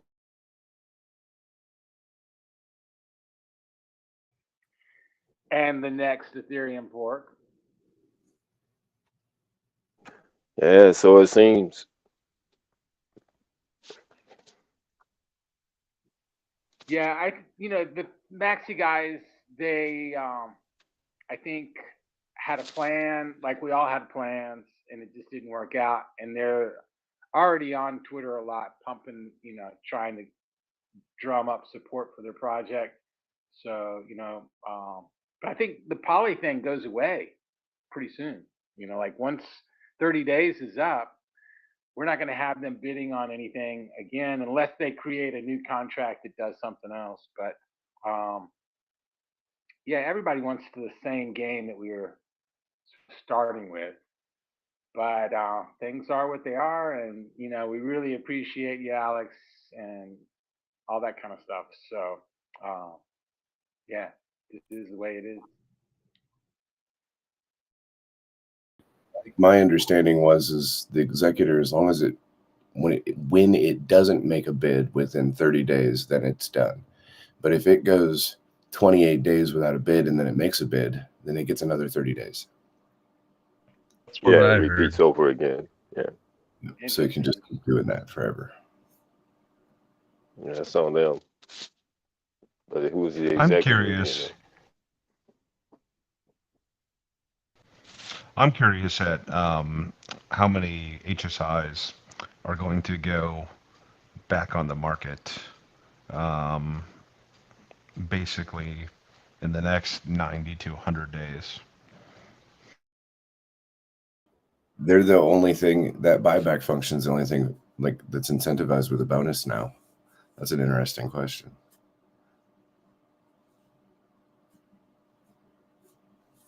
Like I said, that bonus is still copied.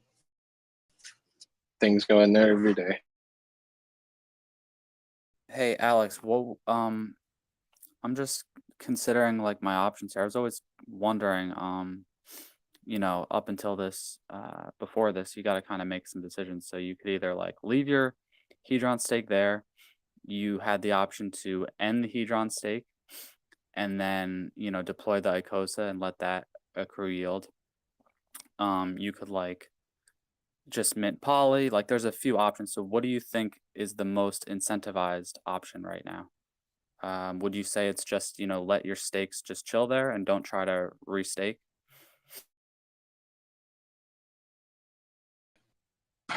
It this is all going to be personal preference, and this is all definitely not financial advice. So, but if you're someone who's just staking Hedron, you're potentially missing yield from the Icosa pool, right? So if you can I think paying penalties is always a dumb idea, but if you can get some Icosa out and then get yield in two pools, like 2 pools of yield sounds better to me than 1 pool of yield. Well, and the Hedron pool is also much more competitive than the Icosa pool is. The Icosa pool is still very fresh. You can get a relatively large position in that pool, which is going to give you a larger percentage of the overall burnt Hedron back as Icosa and Hedron.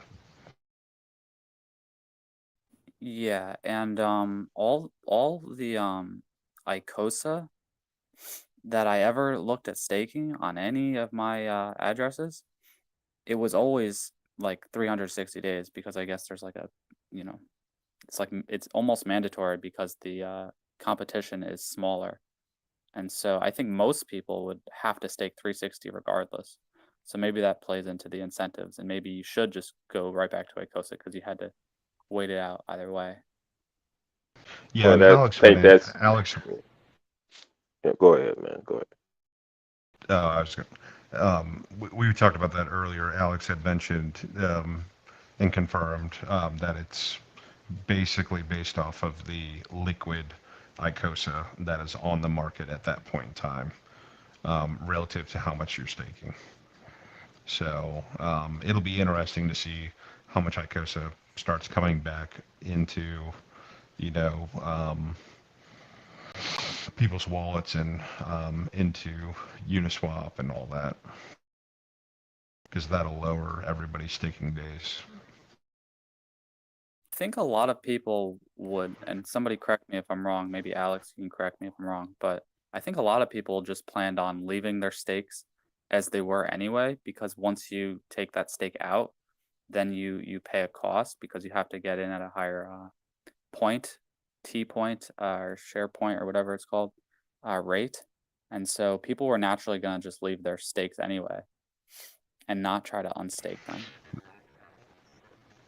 Well, yeah, it all depends on the That's size exactly of. what a lot of It just people. comes down to the math. Yeah, it all depends on the size of what you put in with both of these pools. I think that's the benefit of the Hedron staking is however much you put in, that's how much yield you're going to get. And plus, if you're able to replicate the points that you've already staked, you just got to match up. Probably, I would have to say 10 to 15% more of what you've already staked anyway to maintain that. So you could just keep on getting Icosa, because Icosa is a very, very critical tool. I think it is, for both Hex and Hedron. And when the I just saw SA the did this, when the SA, sorry, Java, real quick, when the SA did the seeding, that didn't disproportionately benefit the guys who were getting like 10, 15, 20% in that category, right? So am I right about that? It equally benefits every single person. Okay, thank you. Yeah, it does. something I just kind of thought about. Now this could be an opportunity too for liquidity providers to scrape off more Icosa to thicken up the order books too. So like I don't know. I think that's a good thing. Yeah, Explain it's that. always a good thing. Yeah. What do you mean? Why would that be? Well, because bigger players with bigger bags could see it advantageous to scrape off their Icosa with smaller stakes and just maybe more of them, and then they could transfer that over into liquidity pools. And thicker books means less slippage, more adoption. I don't know. I think it's good. That's a good point. I mean, if you look at the Icosa liquidity pools, they're pretty small right now, which is opportunity when you're early like this. It's a good thing for now, but like I think long term, it's better to have thicker liquidity. Yeah, it's just a factor of the amount of staked Icosa. Like, there's Hey, cool question. Hey, today's yield in the pools. Where did that come from? The bump up in the rate. Just curious. I came in late on the way to work. SA burned a bunch of tokens. But what were you saying before, Alex? Yeah, like right now, right? There's last I looked, there was like 17-ish million Icosa. So like that was staked, right? And only like 500,000 liquid. So like the available liquidity on market vastly like is not comparable to what is actually being used by people in the real world. So and that's partially why the minimum stake lengths are so long.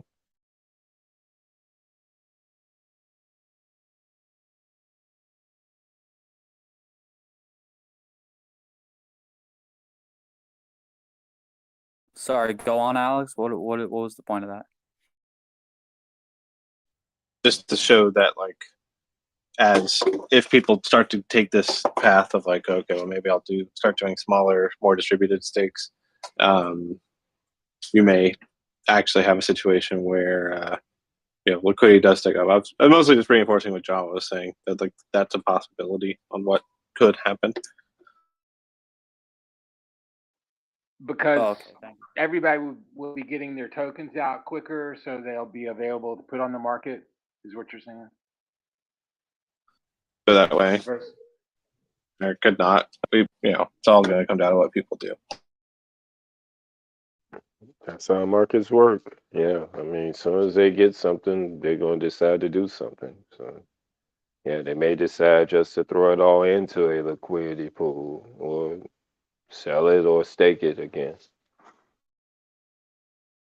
So it depends on your availability of being able to use those staking pools to garner more fees than what you would by just using the protocol.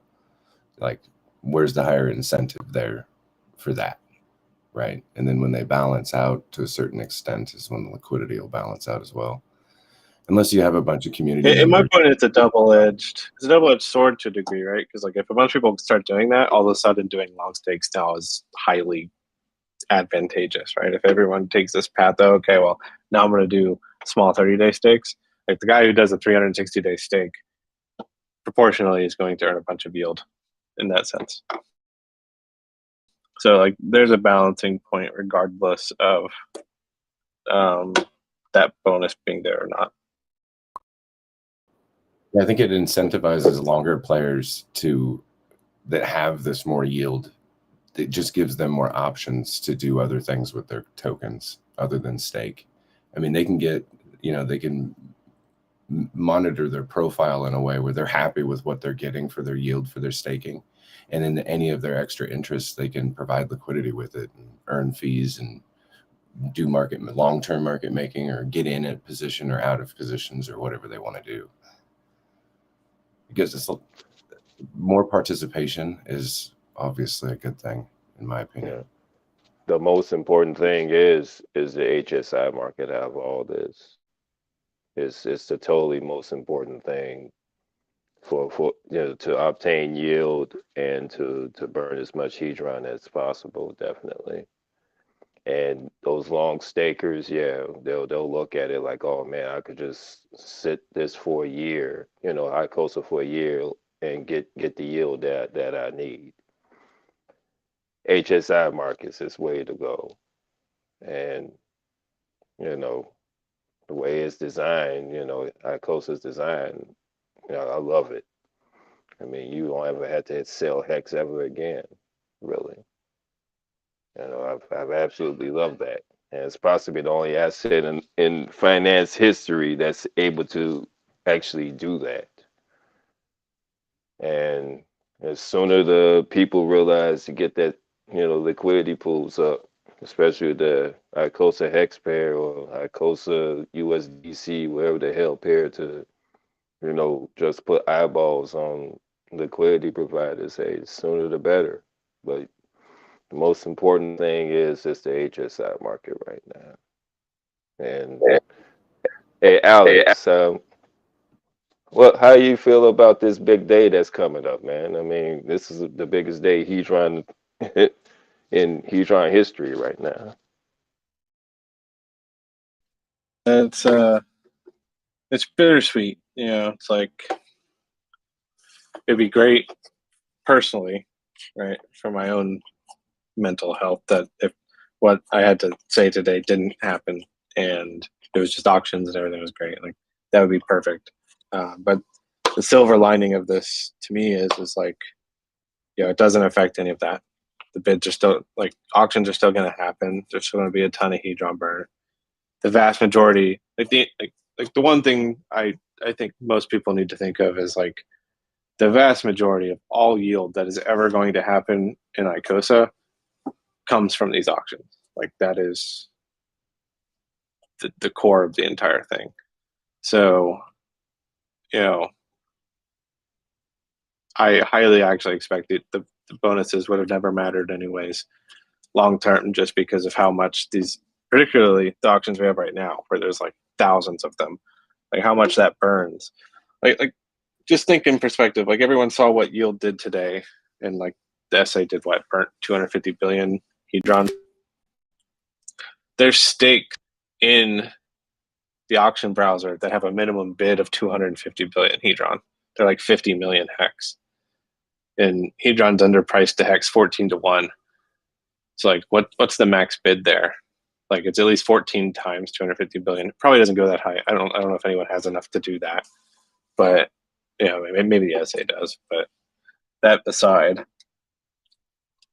I look at this situation as like it's bittersweet. It sucks on one hand, but at the same point, like I think we will just move forward from it.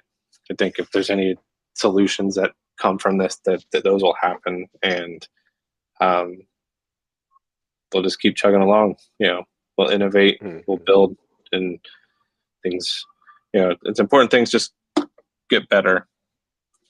I have some feel good words. The first one is that only people that were staking like less than $500 are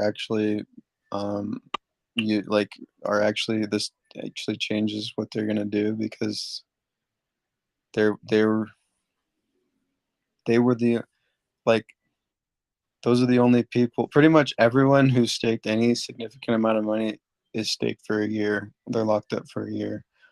I mean, like, I guess it depends on how people, the future supply of Icosa, but pretty much the game theory has changed to now if you want to stake Icosa, you're pretty much staking it for a year no matter what. I mean, I guess that's not really true, but I don't know. Yeah, I think it actually switches it to where you do 90-day stakes and roll the interest. Seems like. I think that's dangerous because for one, you're losing your check share rate, and two, you could get wrecked on fees. Who knows what gas fees are going to be in 90 days, and you don't want to get stuck with I don't know, 100 end stake fees. Because if I'm not mistaken, the end stake fees on Icosa are going to be basically the same as the hex end stake fees, except you only have one stake instead of multiple. Actually, the end stake fees on Icosa are going to be basically nothing. They're way cheaper. They're way cheaper. They don't have the what was that thing that they added on to our hex stakes. S load. Yeah, the S load. Yeah, they don't have the S load. Plus, it's a simply year a function max. Of like. Yeah. It's a function of like just two different staking methods. there's limitations to what the Icosa staking system does that make certain, like, there's bonuses that happen in Hex that can't happen in Icosa because of how it calculates people's stakes. But the advantage of how Icosa calculates stakes results in, no matter how long, like you can have a stake go for 40 years if you want, it will only be 2 S loads to end stake. I don't know. Anyways, before I got lost in like my not understanding of Icosa, I think that before this happened, I was gonna stake for a year. After this happened, I'm still staking for a year. It didn't really change my behavior that much. But, I mean, if anything, it's gonna keep the people who do stick in for 2 years, 3 years on the same stake are gonna get rewarded more because more people are gonna end stake. That's not necessarily true. Really, you need to do the math. It all depends on how much yield has been generated in the time frame from when you staked your principal. If your yield is only 5%, 10%, then yes, maybe it's better to just keep it rolling. If your yield is 50%, 100%, you're going to be way better off with compound, because now you're going to be, your new principal amount is going to offset the increase of the T-share rate plus the additional. So I wouldn't get necessarily stuck with, keeping it in there for a year, because you could end up getting further diluted versus if everyone else is doing the compounding thing. Well, I just don't want you to get left saying behind. is that somebody wants to stake for 90 days, so they split up their Icosa into 20 wallets, and then they stake for 90 days because there's no bonus or whatever. And then the person who was like, I was gonna stake 5 years anyways. The bonus doesn't really matter to me. They're gonna stake 5 years, and there's gonna be less people staking that long because they, they decided to split their stakes up, so you have less people competing with them.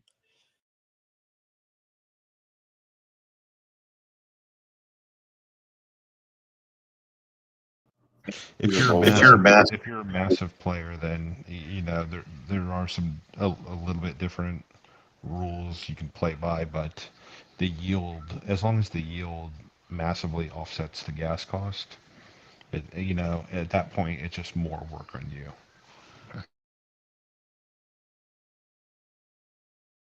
Couple big players in here. Both of you guys are right in your understanding of how things can work. There's no argument there. I think you guys are just kind of pointing out the ecosystem and how it can ebb and flow in certain directions based off of how much yield that you get, of course. The bonuses, in my opinion, were just kind of like a neat little premium that you got. And it really didn't like structure the plan of how the ecosystem works. It's just kind of the understanding that the ecosystem has this ebb and flow, kind of like what you guys just explained, in 2 different points of view of someone who may be a bigger player and somebody who may be garnering a higher participation level to get to be a bigger player by doing the compounding thing. So I agree with both of you.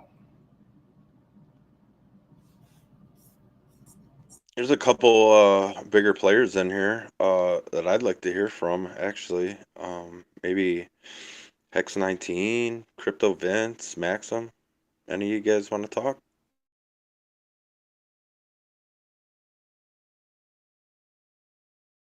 Yeah, I'll say a few things. First of all, Alex, doesn't matter. I think the whole Icosa hedron, is just really good, and I'm in it for, as I've said before, forever. It goes to my kids when I pass, and so just keep it up, and it was it's great that whatever was a problem, you're able to find a good way to get around it. And I would say this: I want immutable code. I'd rather have what we had today than admin keys. Amen. Appreciate the work, Text 19.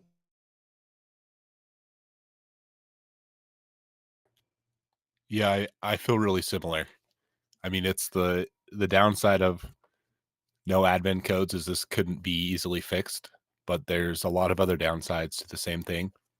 And I mean, I don't know. To me, it's what it is, and fortunately, I don't think it's a big enough of a problem to, at least at this point for me. I still think I'm really optimistic about it, and I think we'll move past it, and it'll be something we talk about. I hope that that's just in the past, and we look at the contract as if it never had it in the first place. And yeah, I mean, I hope. I think Alex, you know that at least I think the people in this chat. I can't speak for everyone. I think we appreciate you a lot and the intent in this, and I'm really looking forward to seeing how this all works out and seeing some of the real use case of Icosa, the Icosa contract, see what really happens. And yeah, I'm looking forward to it. Shit. I've honestly never been more bullish on Icosa. Me too, man. I tell you. Yeah, just but let you it guys be. got to stop. You guys got to stop outbidding me and let me win one of these motherfuckers. God damn it. I don't know. I haven't been in this chat the whole time you've been here, Alex. I'm curious. Are there things, I don't know how much you really want to say, but I'm curious if there are things you can say that you're looking to during this time that yourself, if that makes sense. Sorry, you cut out there. Can you repeat it? Are there things that you're looking to yourself in this time, like you're watching how much hedron's being burned or Icosa parity or some of these things people, including me, have been talking about? I'm curious if, I don't know how much you can say, but like, are there certain things that you're looking to yourself? I think the auctions will like now that they've started, like it's great that they're happening right now. The effects of it for the system state of Icosa and Hedron take some time to play out after the obviously after these actions. They have to start ending. Things have to actually start getting burnt. There's a lot there. That is going to drastically change the landscape of things as these auctions are progressing. You know, they're basically going to be happening every day for like almost the next 3 months. Like we have a ton right now, but people have been doing HSI buyback consistently for a very long time. So, you know, things are going to change very rapidly in all of the pools and in the liquidity pools and like what's happening. And this is kind of like that Hail Mary moment. So, like I said, it's like right now it's a little bittersweet for me just because of, you know, this announcement I've had to make that sucks. But on the flip side of it, I see vastly more positive than negative. So I'm trying to stay on the positive side of it. And I'm right there with you. I'm looking at this as basically a happy mistake because the future's not set in stone, and we don't know which way, honestly, would have a more net positive for the overall community. So I'm just rolling with it. Super minor. You're a great guy. I mean, obviously come in here. You've been in here for, a few hours now answering questions and going over all of this. So I really appreciate that. Plus, things happen for a reason, Alec. Things happen for a reason. Yep, and also I like that it helped the little guy. So anytime that the new guys, because they're going to be bigger in the future, it's just they got to wait a year or 2 or 3, and they'll be where we are because we've been in here for 3 years. So I think it's great. We got the little guy some extra tokens.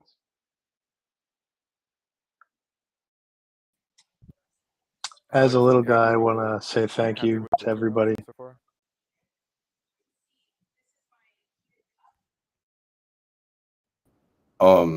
I want to point out that like the auction started about 4 hours ago, a little over 4 hours ago, and there's been about 400 auctions started in 4 hours, 416 in 4 hours and 6 minutes. So if we keep on this pace, then we'll be through 2,400. We'll have 24 into the next 24 hours. We'll have 2,400 auction in counters, up to 24-hour counters coming to an end. And if it stays at this pace, then it seems like for the next 24 hours, from the next 000 UTC, is where all the bidding is going to be like significant. Or I guess previous to that. The bidding, yeah, okay. For the very first ones that got started, like this first 400 in the first 4 hours, are going to have significant amount of bidding happening every hour for the next 24 hours, up to the tune of about 2,400 of them at the current pace that we're at. So that's a lot of bidding that can happen, potentially, is what I'm saying, I guess, from what I'm noticing. Yeah, I'm actually thinking that if you glued your eyes to the screen, you'd probably find a really good deal. Yeah, you guys, I've been sitting here for the past couple hours, and I've been trying to start new bids, and I just keep it like it keeps failing. So it'll load up that little starting auction or building transaction bid. So I've only been able to get 2 to actually go through in the past couple hours. So I think there'd be a whole lot more if other people are, yeah, just restart. So it'll build transaction, then the start auction button highlights, I click it, and then it just starts over. So I've gotten 2 to work, but I've been at it for the past 2 hours, and it's like I haven't been able to get them to load. So I think you'd see a lot more if people are experiencing the same thing as me. It's a function of basically who's got the best internet connection. Like if someone beats you to pressing that button, it just restarts because it needs to calculate the index of the HSI, and that index changes every time an auction starts for the same address. And because they're all in the same address, they're all in the Icosa contract, anyone who starts one before you resets the index while you're building it. So instead of making you pay the gas and telling you the transaction fails, it'll just realize that's going to happen and start recalculating. So if you're someone who's having issues with that, just let other people start them because they have better internet than you and they're doing them faster. They're going to get started either way, and you can bid on it. Bidding doesn't actually have that building transaction piece. That's kind of what I was saying too, is like at the current pace right now, that if you're not starting them and your intention is to bid on certain ones, just keep an eye on the ones you planned on wanting and have an expectation to bid on them, because they're gonna get the 24 if this pace keeps up, which that's hard to tell, right? That all the timers will get started for the first ones that go through within the first 24 hours. And that's a lot of activity, like I said, in the bidding times for a long time. Like I was saying that this could put, if it was a single individual executor type situation, in a pretty tough spot, like to be able to manage all that, what's happening. It's just going to be an onslaught for 24 hours. Anyway, good luck at upcoming next 00 UTC on your bids.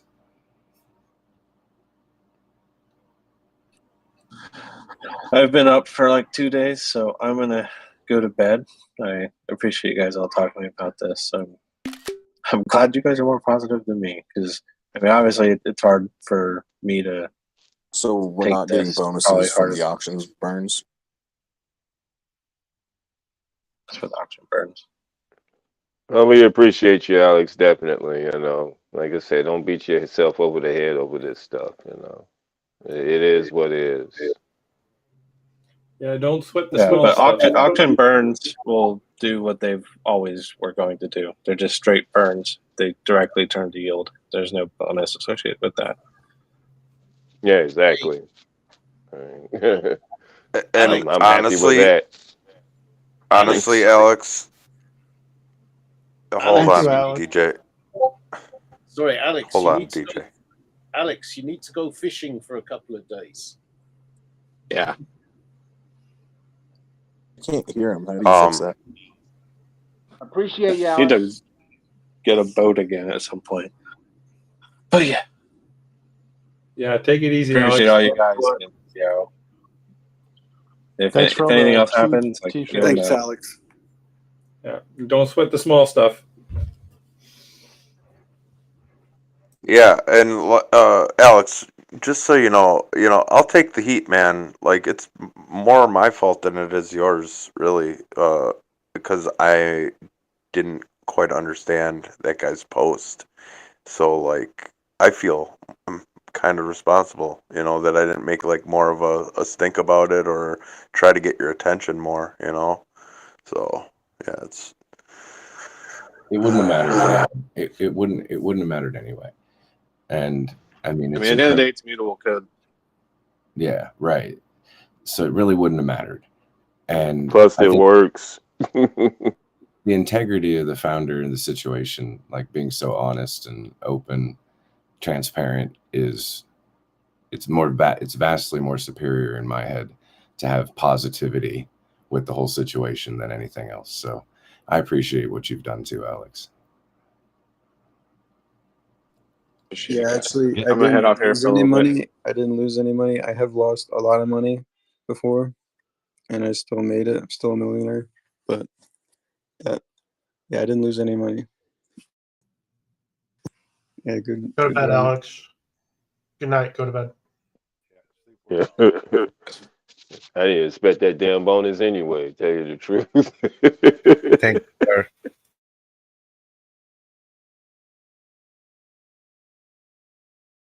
Watching the number of come live is really amazing.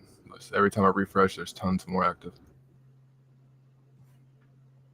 Executioner. Question for you, because I know you expect me to ask you a question. I'm ready to do that. That's great. All right, I just won't fight it this time. How about that? Usually I tell you no as soon as you say my name. Go for it. So here's a question. Okay.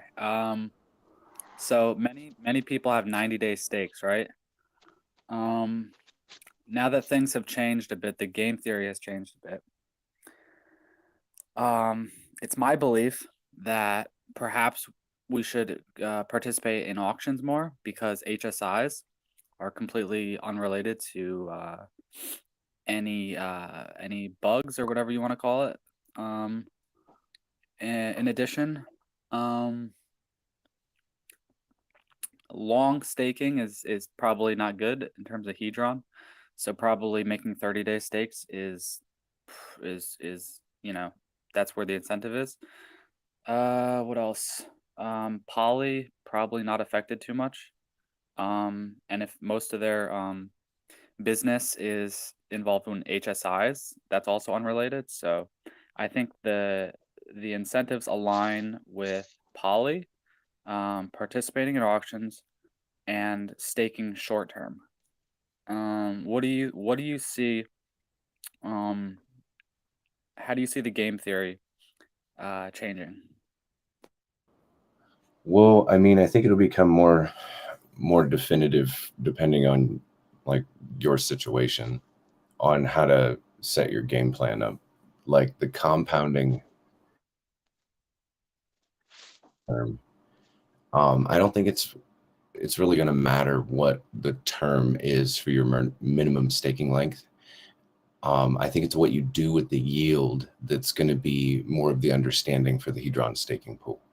To use it for compound, whether you're a whale, a shark, a dolphin, a squid, or whatever, now it doesn't matter what you are. You use the pool, you use that pool's generated yield for a purpose. And that is to increase your availability in the Hedron staking pool, excuse me, the Icosa staking pool, because the yield is higher there. That's where I get into talking about over like long-term ebbs and flows of the community going back and forth. And the reason why I think that way is because this gives you something else to do with your Hedron, right?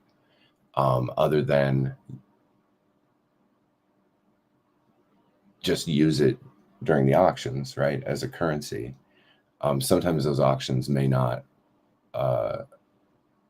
always incentivize every single person in the community. So everybody having options to do this or that or whatever is the best case scenario. And I think it's kind of fun to sit here and watch everybody, like, well, not everybody, but the people who decide to speak kind of give their perception on their best strategy. And you can't really disagree with them and their strategy, because their strategy is going to be based on their own personal views. And I think that makes this a little bit more fun. So even with you, Nick, you establish these grounds with your personal views, and then you ask the question. So that way you didn't have a lot of blowback from anybody that was listening to the question and the end result, based off of what your point of view was in the very beginning of how you saw the dynamics of the community being.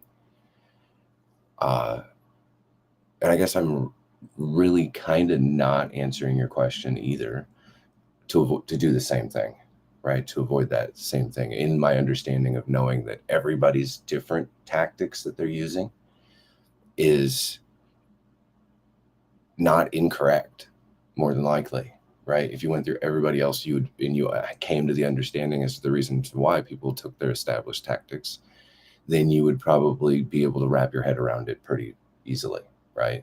And then if we all like had this established understanding that we were very honest, and they were like, well, if you had all these tactics that you could deploy, being one staking pool, two staking pools, both staking pools, short-term, long-term, whatever, and you had an actual average, like everybody voted, like this is what my tactic is, and then you had an average of what everybody was doing, then it would be definitively clear to everybody why the staking yield is what it is for each pool, why your rewards are what they are. We don't get that type of honesty from the entirety of the whole community, so those numbers would be skewed anyway, but this is a different world here that we're in.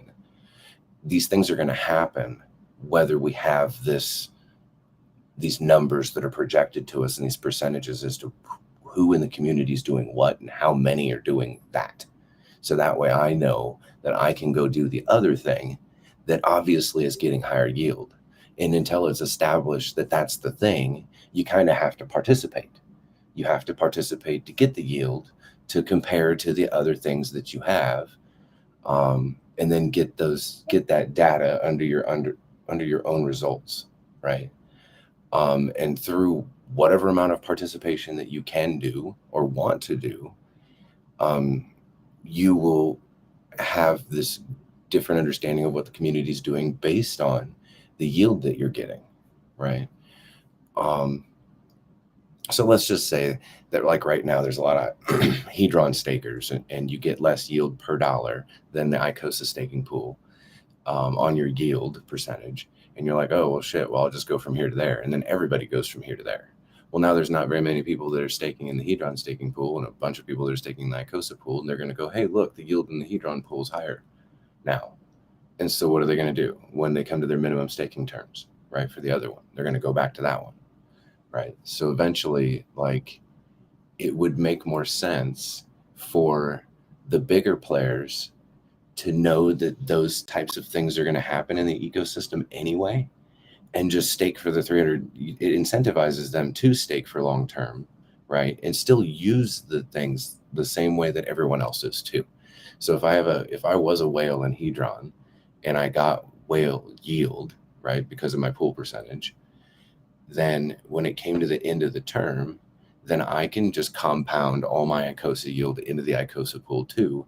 Regardless of the yield, I can snatch more pool percentage at that time, right?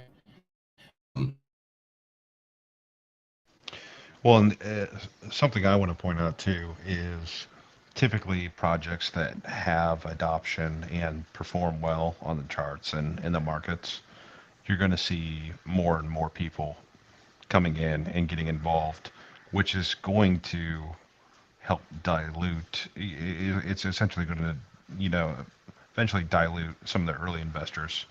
Um, it's hard to tell what percentage that's going to be. But at the same token, I I think that we're going to see more liquid Icosa, you know, on the market as time keeps going, and as you know, more liquid Icosas on the market, it might get to where 99% of people are in that 30-day window anyway. You know, just based on that. And where you're only dealing with 1% of people, the whales and you know some of the sharks that are going to be affected by these longer terms. It really just all depends on how this all plays out.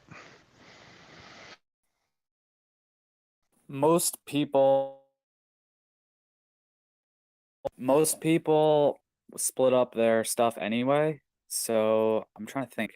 I just want to know how this affects incentives. Like I know it's different.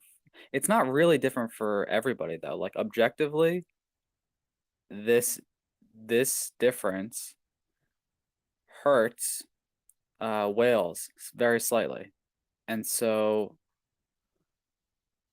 the only benefit uh to staking long now instead of spreading it up in multiple addresses, which they were going to do anyway, a lot of them. The only benefit is that it's slightly easier to manage, right? Everybody was already splitting up their stuff anyway, so. It's not necessarily true. There's a few other items in play here. And it really, what it's going to boil down to is it's going to go back to the numbers. It's going to go back to the math. If your yield is not outperforming the T-share rate increase, then you're better off, more than likely better off keeping your current stake rolling, essentially not cashing it out and compounding. If yield is high, compounding is going, mathematically speaking, compounding is going to yield better results. But What do you mean it's by all going to be, compounding? What do you mean by compounding? You're saying take the Icosa and put it into away from the Hedron and start a stake, an Icosa stake? so I'll give you an example. Compounding. We're going to use round numbers. You have 100 Icosa, right? You're 180 days staked on it, and you yield 50 Icosa. All right. Well, your percentage of the pool is still based off of just that 100 Icosa. If you cash in and now you're 150%, or you're 150 Icosa, is what you're using. You reinvest essentially your interest that you earned. That's compounding. You reinvest that interest. Well, if that gives you a larger portion of the pool, then it could be very advantageous to do so. So, just speaking clear terms, because I'm kind of tired because it's been a long day for everybody. I'm sorry, but you're saying that. Let me try to summarize. You're saying So that. you do some research on compounding interest, but basically being able to reinvest some of your earnings is a way to further increase your yield.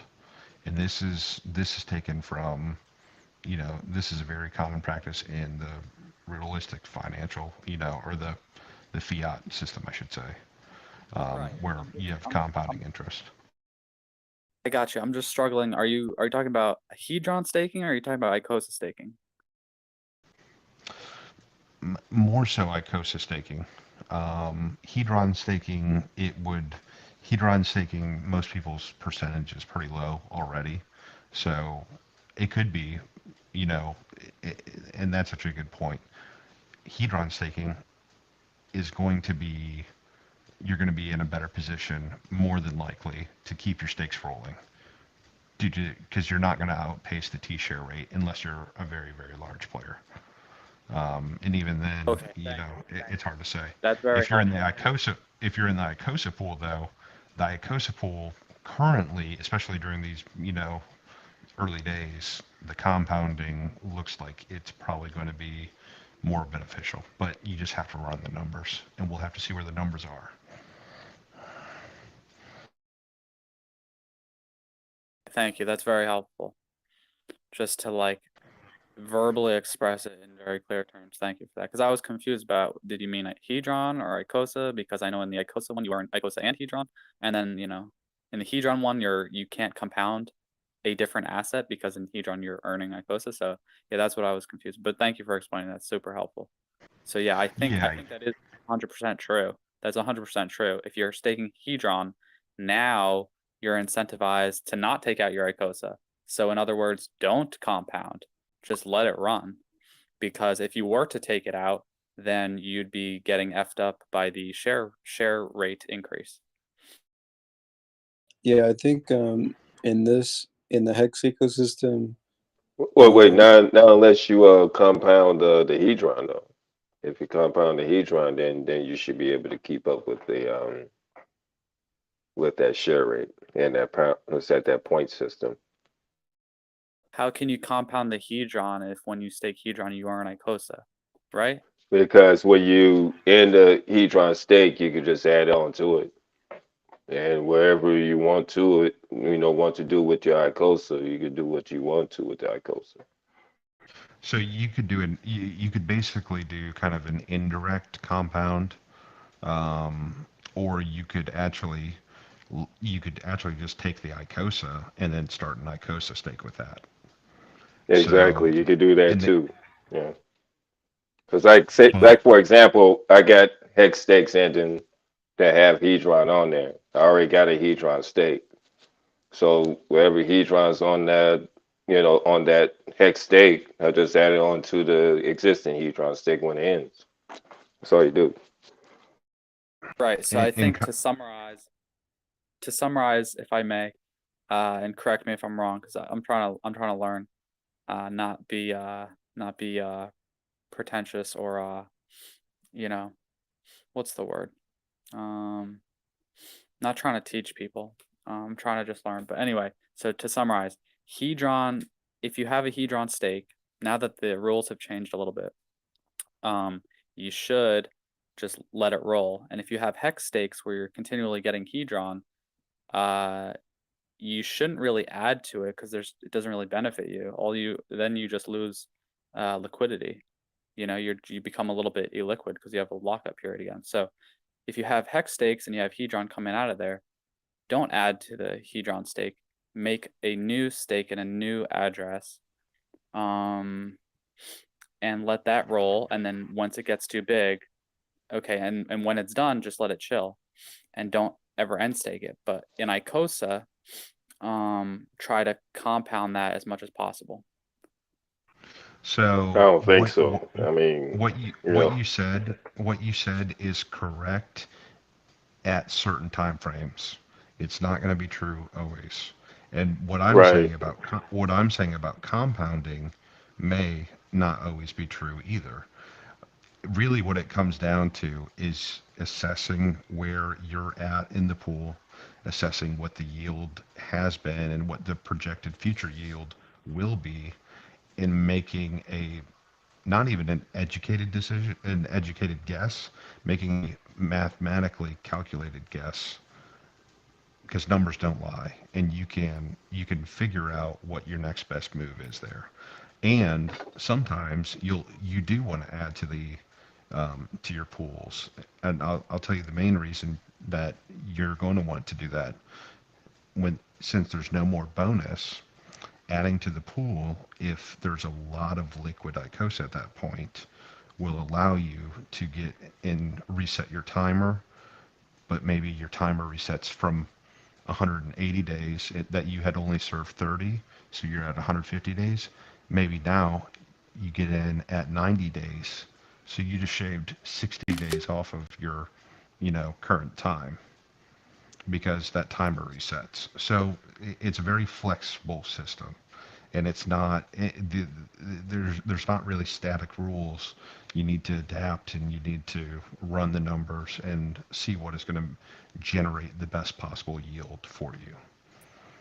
Thanks for that. Just to elucidate your thoughts on the first half of what you just said, before I forget. Oh God, I'm gonna forget. Yeah. Yeah. Oh, I got it.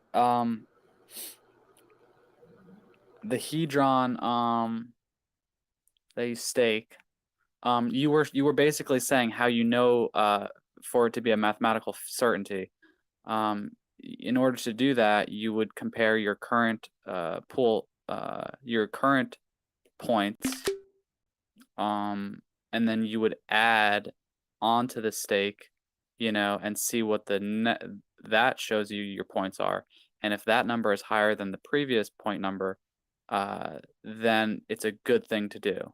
And is that what you're saying? That's how for a mathematical certainty? Well, that's what I was saying to do.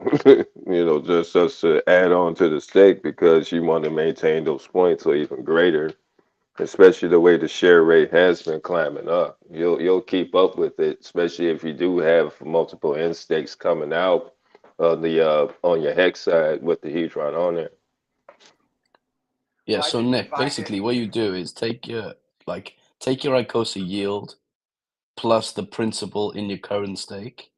Like, let's say you wanted to see if this was feasible tomorrow.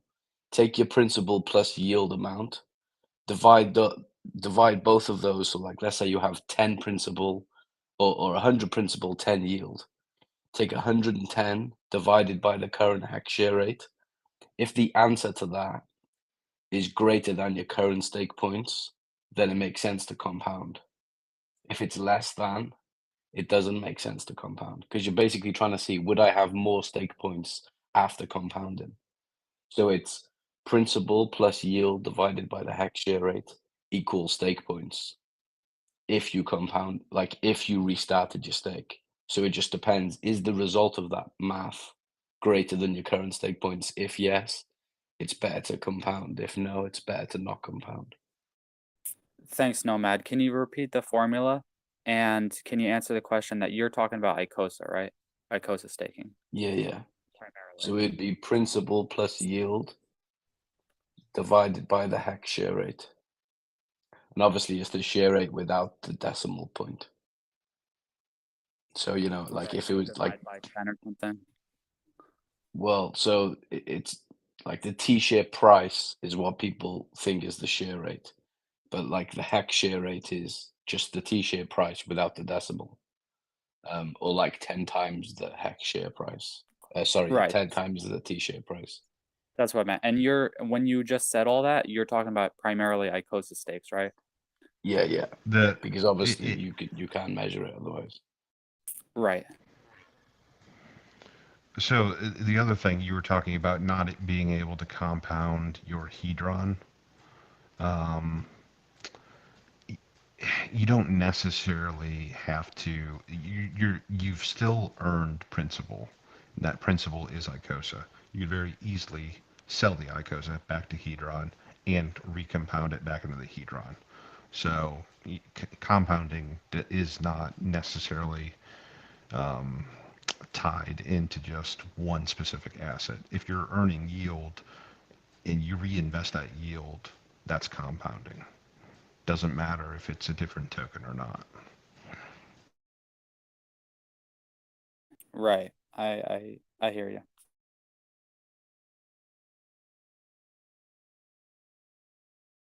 Is there any other very clear and like I know Hexecutioner was saying that, it depends on you and your circumstances. but I sort of disagree a little bit with that, and some things are objectively, the incentives have objectively changed a little bit. So I want to know, are there any other like objective, like Hex Carpenter? You just said, oh, this is a mathematical certainty that so things do like objectively change, or have objectively changed. So are there any other things we can think of that have objectively changed besides the things we just mentioned? What over the Well, past 3 months?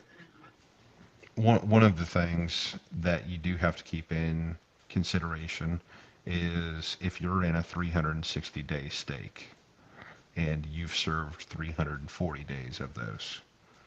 Well, if you do compound, you are going to reset and you will be staked longer. And if there is a good selling opportunity, you might, there is a chance that you could miss a small window that's trading. I'm not a huge trader myself, so that there are some potential negatives, but that's one of the what I would consider obvious ones is compounding. Every time that you do compound, you will reset that timer. So you do need to think about that. The advantage is after you have served your 360 days and you don't add anything else to it, well, if you're still earning yield, and if you do find a spot where you're looking to take some profits, then you could be in a good position to do that if you're not still locked in on a stake.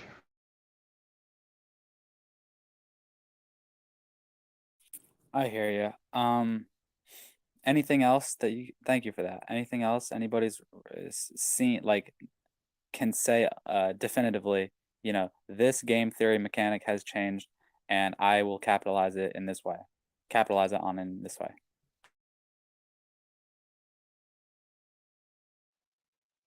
Well, I'm going to make sure that I keep my 90-day stakes and keep compounding until it doesn't make sense.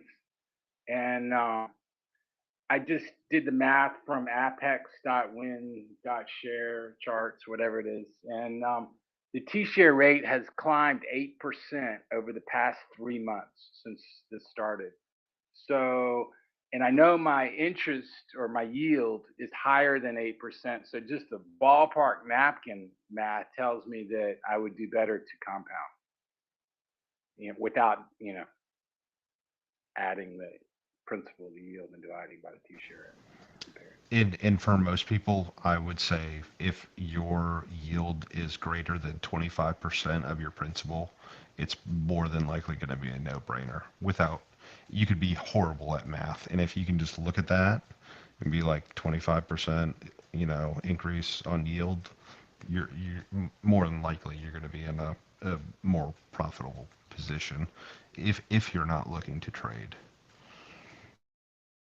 Well, I didn't hear that last part. Where'd you get the 25%? 25% is just napkin math. It would depend on the T-share rate. If the T-share rate climbs 25%, well, then that number doesn't, then you're breaking even. But we typically aren't seeing huge spikes like that in T-share rate in a short time frame.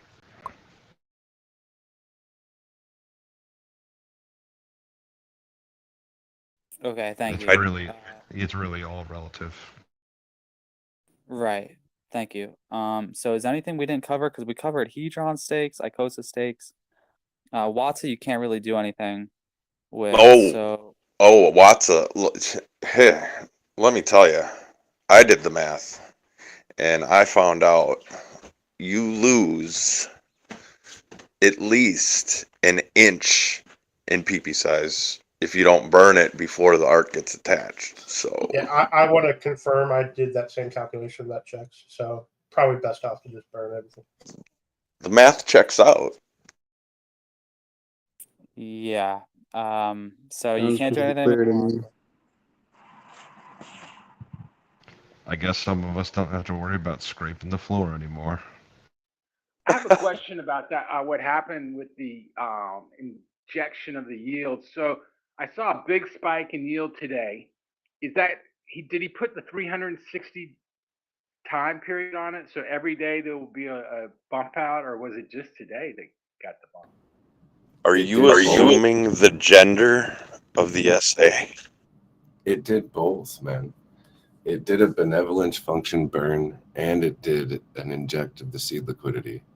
So today had a higher bonus for the people who would have ended their 90-day bonus and would have got, their 90-day stake and would have got a 5% bonus. But everybody just got it. I understand now, because that's he why wanted to they're make it fair. He was just making it fair for the 90-day guys. Right. And then, really, what's funny here is like everybody's going to get everybody's bonuses throughout the next, well, not literally, but I mean, in a sense, they are. So the whole community is going to get a bonus now, or is getting a bonus, as you currently saw. So it's, yeah, as far as like the Watson thing, like, it is what it is. Like, as people burn them, then whoever's other holders are just going to have more yield. But overall, the benevolence function thing was really kind of a neat, like, understanding of how the breakdown was for that. And then the inject seed liquidity, everybody's going to get heightened yield. Like, if you already liked the yield that you currently had, then without the auctions happening, the yield was going to be pretty significant now because of this inject seed liquidity function. So, but hearing how much that got put into that function, and then hearing that there's one HSI that the minimum bid is that same amount. So think of what the total is going to be for this whole auction event, which that's pretty mind blowing, man. It's going to be crazy. Yeah. Crazy. And this is not financial advice, but man, if you're not, if you're holding liquid Icosa right now and you're not staking it, I don't know what the fuck you're doing. No, they don't know what the fuck they're doing. Absolutely. I got another question about that. So, if auction ends at 4:30, or let's say 4:20, then does the hedron go and get dispersed at 4:20, or is it at 0100 UTC? So the hedron gets burned on auction, right? And so it gets burned as soon as the counter ends. So yes, it does get burned right away, but it doesn't get turned into yield until 000 UTC the next day, right? After it had happened, or the next coming 00 UTC from after whenever the auction ended. And then the contract looks at the hedron contract and says how much hedron was burned that day previous. And then every contract mints that out to the stakers. So what that does, Sorry. Let me just finish this one question, because if you have a stake and you want to roll it into another 90-day stake, as long as it's staked at 00 UTC, then it doesn't really matter when you did it. So like if hedron doesn't enter the wallets until 00, so you can do it anytime during the day, it works. Right. Well, hedron doesn't get paid to the stakers through staking. Hedron gets paid.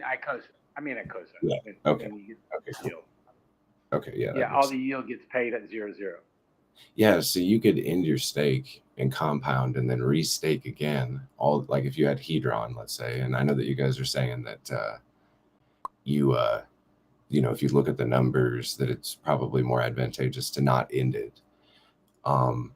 Which may be true, may not be. But if you did decide to end it and then take your Icosa from your hedron stake and then just put it into your Icosa staking pool, like, how many more points do you get? Like, if you were to take out your hedron and you had X amount of points at the time when you started it, and then you add let's say 5-10 more points, right? Let's just say 10. You add 10 more points just from the compounded yield from your hedron. in the Icosa staking pool, 10 more points. And when you re-stake all of the principal that you had in the Hedron back in that pool, you only lose four points, right? Overall, you gained 10, you lost 4, you got 6 more points overall across the pools. So your overall yield is now increased because of the move that you made. Yes, and I 100% agree. Like if that's what, you know, if that's what the math is showing, then yeah, 100%. That's why I say that the math doesn't really matter to you as an individual until the day that you decide that you want to end that stake and do something after your minimum staking term, your minimum staking length. It's going to depend on the events that are happening, especially, right? Like I've had a lot of people asking me, like, when my stake ends in 90 days on my Hedron stake and I have my Hedron, like, what should I do? How much percentage is it? Like, well, all these things, right? And there's also different days and different times where there could be a lot larger share increases on the T share rate than at other point in time where, you know, you might have a certain month gap where you might be able to go a little bit longer and restake, but it might, you know, there's certain points of time where it jumps up quite a bit. So right. And there's, you know, generally most of the time people are asking me like definitively that they were going to end their stake and what they should do with their Hedron. And like I was also bringing to light and shining a light on that they didn't have to. I was like, I know that the auctions are coming and it's going to be this whirlwind of stuff that's going to be happening. But sometimes the tortoise wins the race when you get to actually have the opportunity to look and see what's going on first. And then just maybe don't end this. I'm not telling people what to do, but this is just an option, right? You don't have to end the stake just because the minimum term, you know, the minimum stake length is there. And you can keep the higher yield if you were still doing the math between the other pools, right? Still, and be like, well, I'm going to have significantly higher increased yield now. Maybe I want to see what the statistics look like and how much I can get out of this before I decide to end this stake and I don't have any terms that's holding me in these 90-day stake terms, right? That these particular people may have had. So. Yeah, 'cause I mean, from what I'm seeing, from my point of view, is either you can, like where we're at right now, you can either, you know, you can try to get the yield from all of these HSIs coming back, and or you can try to get HSIs yourself at a potentially great deal. I'm playing all over in the field. So I'm hitting it from multiple different angles because we don't know which way is going to be the best. And I would love to get some, you know, discount HSIs. Because at that point, you can either hold those or you can reinvest those back into the system and at potential profit.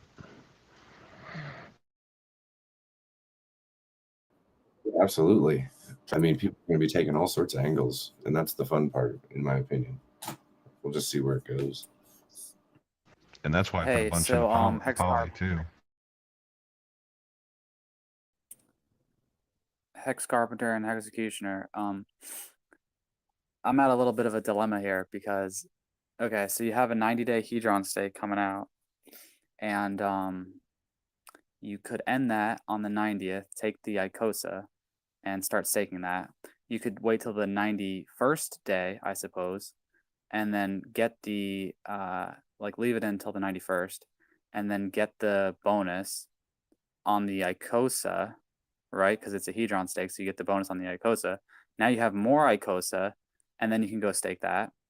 Or you can wait another day, and then you could get even more yield on the Icosa, and then you could stake that. So there's like this kind of gradient, or like it's this spectrum of like when do you kind of, I know it's subjective sort of, but like, has anybody thought about when's the most optimal time to take that Icosa out? Like, and stake it? Because I'm confused on that, and I know there's no perfect answer, but just interested to hear your guys' thoughts. I think a lot of it depends on how good of a deal you think you can get on a HSI. And that's why I'm playing all the angles, is because Well, let's just ignore HSIs entirely for a sec.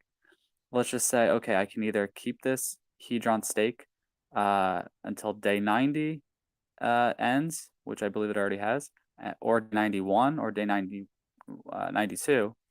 And at what have you guys thought about like the optimal time to take the Icosa out?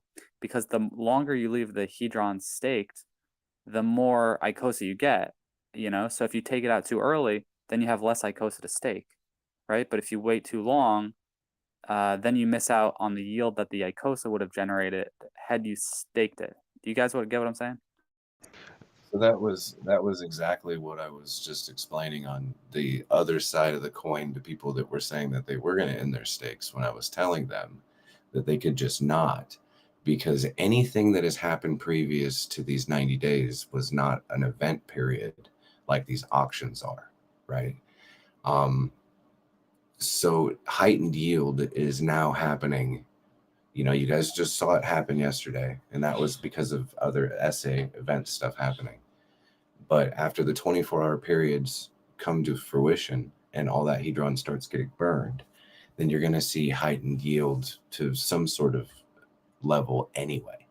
So if you knew that, and that was the case, especially since we know that it was a inject seed liquidity function that was used also, so it does mean heightened yield regardless, that yeah, Nick, that's what I was saying, is that there is a level depending on your your balances, right? And you can't really get to the nitty gritty of who should do what and what's more advantageous to whoever, because you don't know people's balances.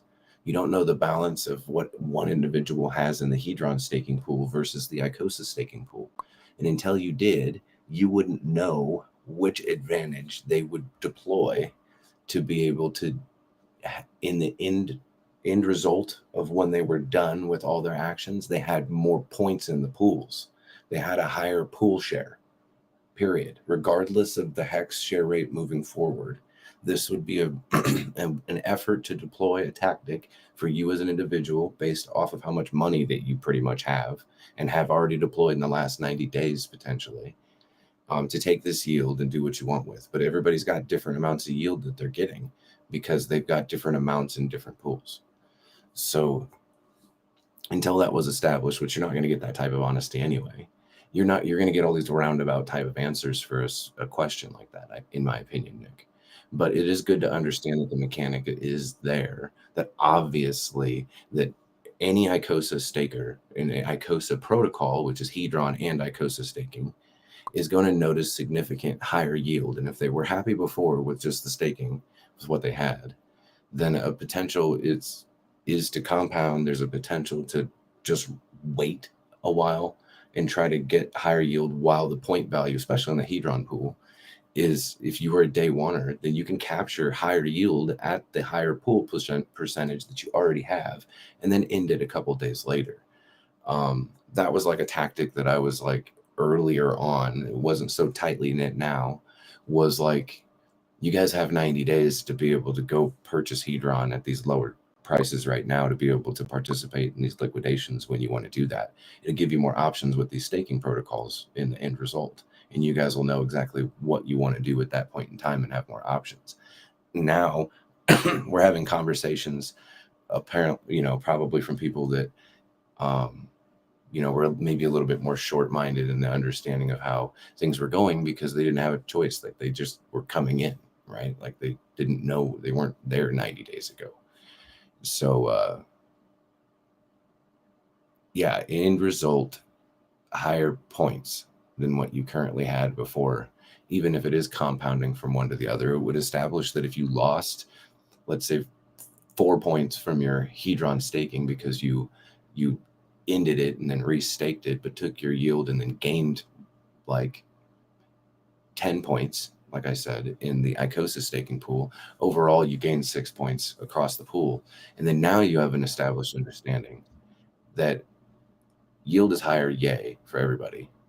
And maybe you have another 90 days to establish a position in Hedron at that point in time to participate with any further auctions that are going on, and maybe even increase your percentage inside your staking pool with something to do with it at any means, right? Because that seeded liquidity is an everyday guaranteed deal now.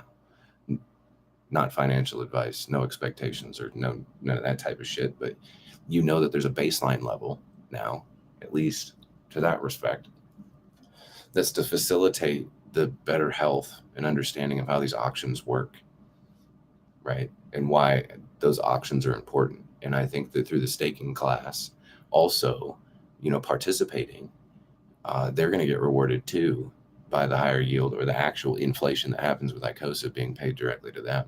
And that's going to be pretty important to them too. So these auctions are going to be something that I think everybody's going to have their eyes on, and finding some sort of initiative to be able to incentivize those auctions would be beneficial to the community, more than likely, in my opinion, no matter who you are, right? As long as you've been involved and you are involved, then understanding that would probably be a pretty good narrative to have, right? Yeah, it causes more inflation, but now without the bonuses, those bonuses don't cause all this extra inflation that happens. So there's got to be an incentive for the whole entire community somewhere. And those auctions definitely are a juicy, juicy way to get these types of bonus behaviors with yield for the entire community that's participating in the staking protocols, right? Like I think the comment was made earlier, like those who are holding on to liquid assets right now when this yield is coming out is not making probably the best move, right? Who's to really generally say until all these things actually happen and the dust settles and everyone will know who made the best decisions then. That's for sure. But I think that what we currently have is a generalized structure, like facilitates like good, healthy market behavior, good distribution of tokens. It started at none, and there's still not very many, right? There's less than 20 million of the tokens staked and liquid between it.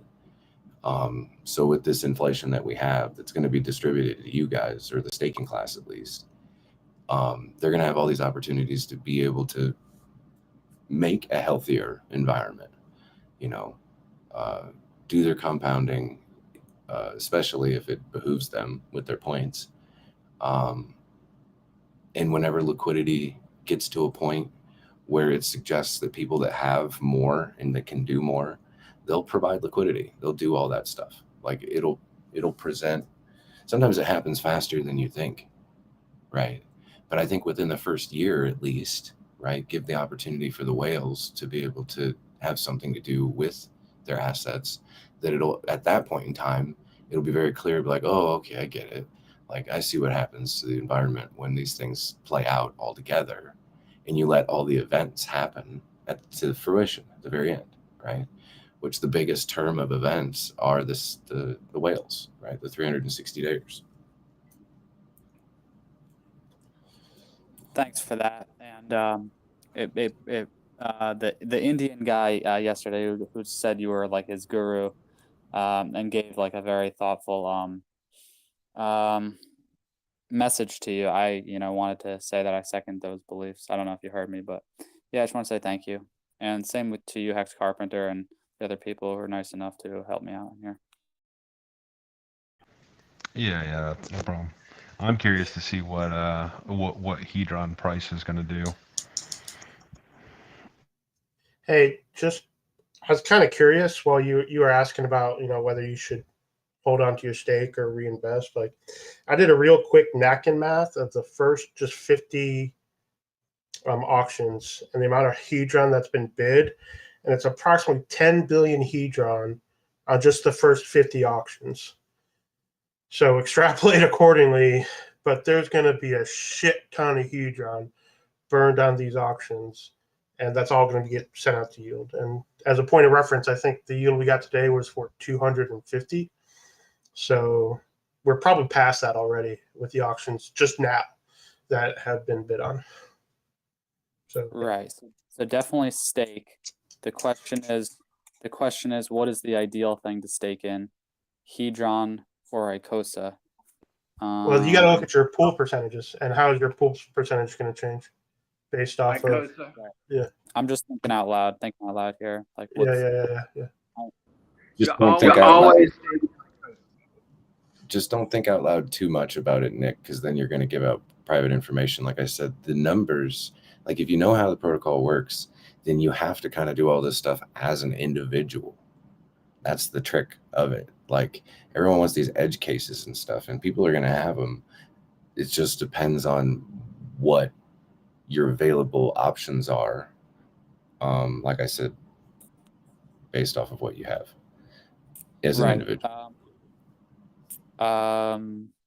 Yeah, that's by design to get people to pay attention. And if there was one rubric that everyone could follow, then people wouldn't have to pay attention. Yeah, that's a good point, Kevin. When the seed liquidity was injected, was that a 1-day thing, or was that it was an added on to the 365 days that it had already done before. So before it had like bootstrapped through the seed liquidity, that inject liquidity function, what was somewhere around 4 trillion, right? And this time it was 750 billion that it had done to add to the heightened of the yield for all the stakers. And then it burned 250 billion. So a total of 1 trillion altogether, but it just burned 250 billion. Like we talked about this stuff is like, what if this stuff happened? What if one day, like as a staker, and you know, you don't have any time to plan for that because it happens within a 24-hour period of zero. Like the benevolence function can be used 1 hour previous to 000 UTC, and it give you no warning at all that you have this big boost to yield. So went out already, Executioner? The benevolence function yield did go out today, yes. If you didn't notice, it was pretty significant. Okay, so you had to be staked 4 hours ago, and then you got it. Yeah. So yeah, people. Yeah. I roughly staked 500 today, and the yield was like 30. So that's pretty significant. Yeah. Yeah, it was pretty awesome to see. I'm pretty happy. But that's for what's to come. I mean, just like you just said about the hedron burns that are coming up, and it's not going to slow down. Period. Even if you're staked in both hedron or Icosa, you're going to get the benefit. It all depends on how much you put into both pools. Like the game is on, in 19 hours and counting. You know what I mean? Like, I hope everyone can wrap their heads around that.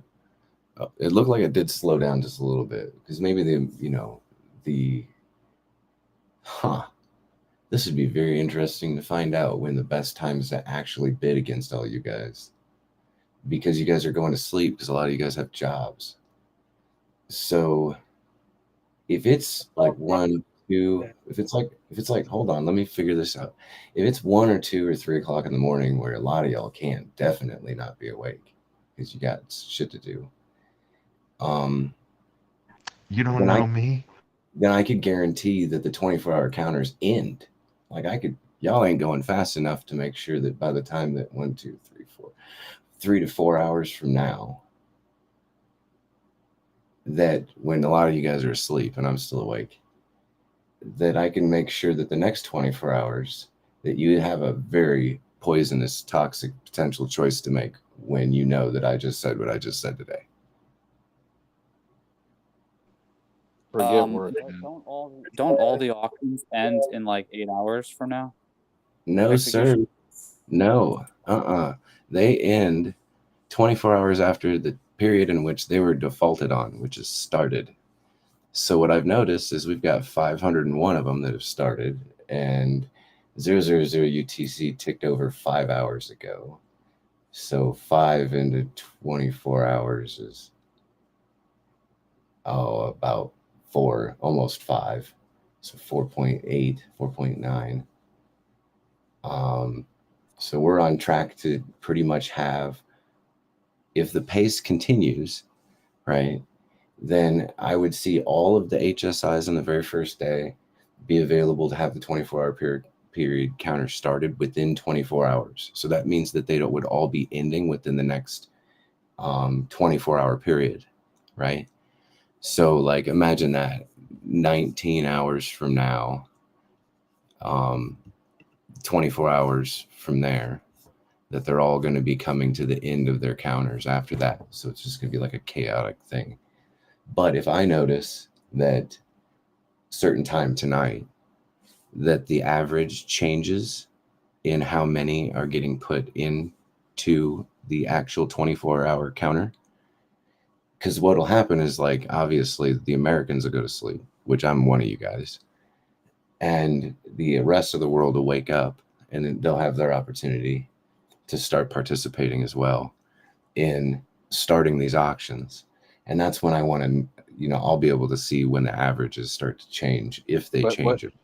what you're not figuring in is the amount of coffee, Adderall, and calling in sick to work that's going to go on. That's what I said, the toxic decisions that may have to happen, because I said these things. But like, I'm watching these averages happen, and I'm going, okay, this is something that, like, a dynamic that would have been really hard. I told everybody, I was like, there might be some things that I'll just wait to talk about because it'll be too hard to wrap your head around it while it isn't happening live. And this is one of those things. And then I can actually, like, you guys can go to the HSI auctions page on app.icosa and go down and look at the numbers, right? Like, go look at it, 505 right now. And you can see the counters there too. Now imagine that when the counters are getting down to the end of the 24-hour period, and we've went through all the first of them, but it took us 24 hours to do it. And that's what I was saying. Like, if it, they all seem to be pretty well coming to a close towards the end, but yes, they'll have their 5-minute counters that'll happen. But previous to the end of the 24 hours is when the bidding competition for a lot of them are going to start happening. And there's only so many of us, right? If there were, so understand this, I guess, if there was enough of us participating and that you had the whole world available to do it at the same time, and you were able to establish that within the time period of it, the instant that they became available at 00 UTC, that there was at least 3,000 of us that just went there and started them all at the exact same time, and they all ended at the exact same time, then that would be a relevant thing to have an understanding, but that's just not the case, right? So you have to extrapolate it over the participation as it's happening live. So that's kind of what I'm trying to base this participation level as it happens throughout the period of the auctions. And I say it in a threatening way, and then still, like, I don't mean it to be in a threatening way, right? Because I don't have intentions to do the things that I'm saying, but in a way it will seem that way, because when Australia and the other parts of the world wake up, their 24-hour counters are ending. So really what you get there is an interesting dynamic that you get to do, that you want to do as a participant. So you get to choose which pool of the world do you want to compete with. Do you want to compete against the Americans on their timeline for the end of their 24-hour counters? Or do you want to compete with the UK guys? And then further on, do you want to compete with the Australians, right? And anyone else across the world, across their own respective timelines. Like, who do you want to compete with? I think that's why I saw some people being like, I'm going to take a whole week off of work, because they kind of understood these types of dynamics that were going to happen.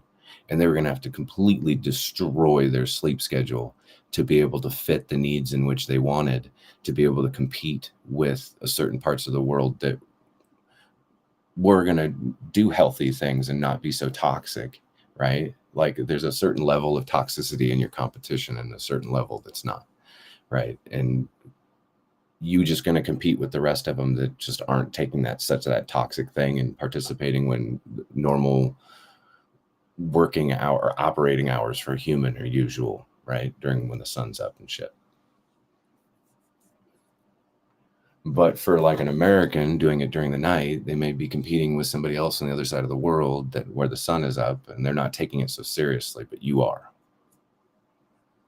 Right. And I just want to make it relevant that those things are probably like more than capable and easy for you to just do as an individual. And as many of these HSIs that I've been seeing going through while the Americans are awake, right? Me being one of them.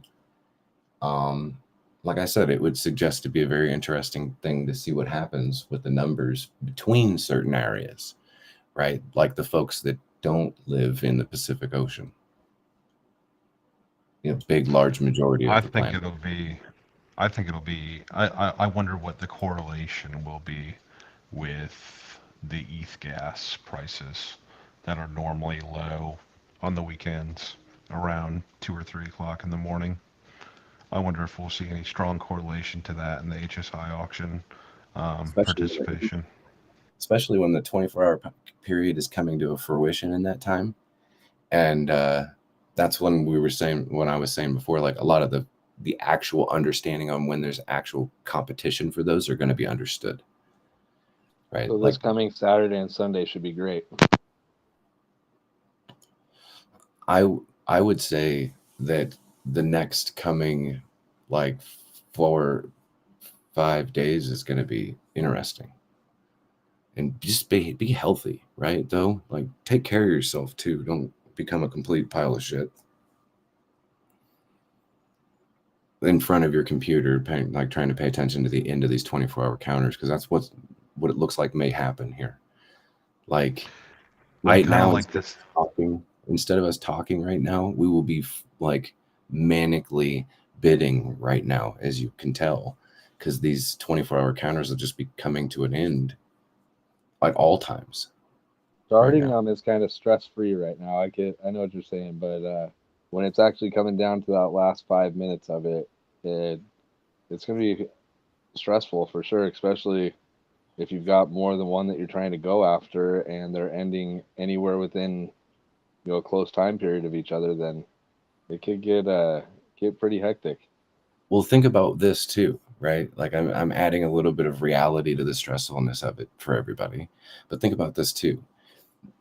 There will be certain people that will be monitoring. I'll be one of them. The buyback function as these things are awarded to people, as these HSIs are being awarded to people that are winning, and through seeing the buyback function being used, it's gonna like change a little bit of the dynamics of what's going on for like further participation for those auctions later in the future as well, for like how these bids actually play out and stuff like that too.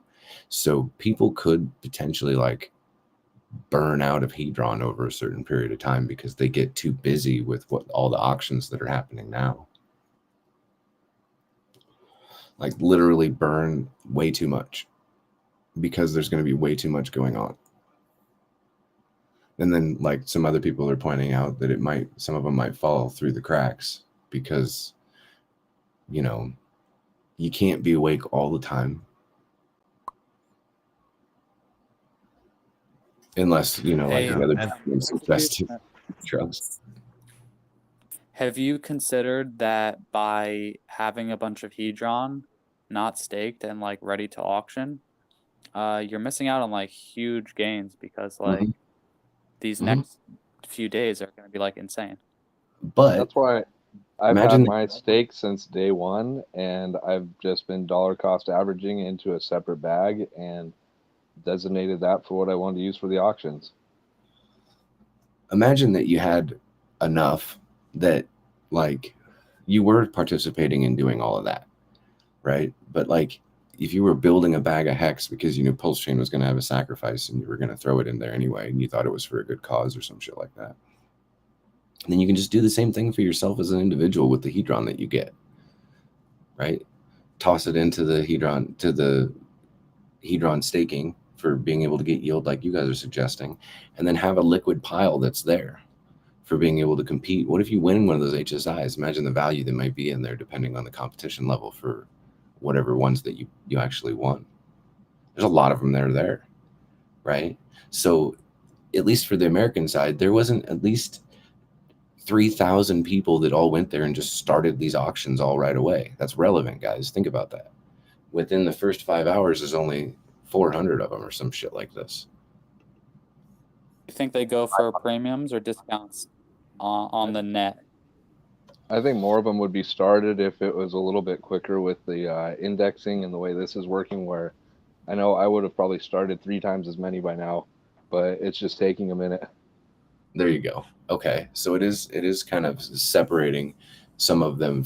I guess it's giving you some time on the ending for the bidding phase, at least.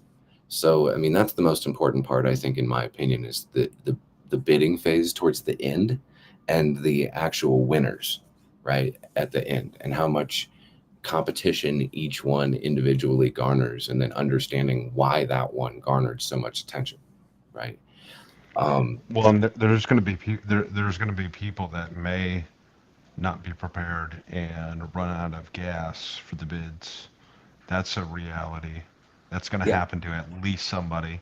There's also going to be people that are bidding on so many, they're trying to get either these large ones or trying to pick up a bunch of these small ones. They're going to temporarily have all that hedron locked up in these other bids. And there's, that's where all of this is going to, go through the cracks. It's like, oh, I can't bid on this one. I've already bid on all these other ones. I'm locked up for, X amount of time. So Until they're it's going to be That's why really interesting. if you space your bid times out a little bit though, so if you did 15 minutes or 20 minutes in between each bid or something, it would make it where you either won the HSI, or if not, that hedron's going to be back in your wallet and you'll have it back to bid on another one already again. Yep. So As soon as someone overbids you, it remints your hedron back into your wallet again from your original bid.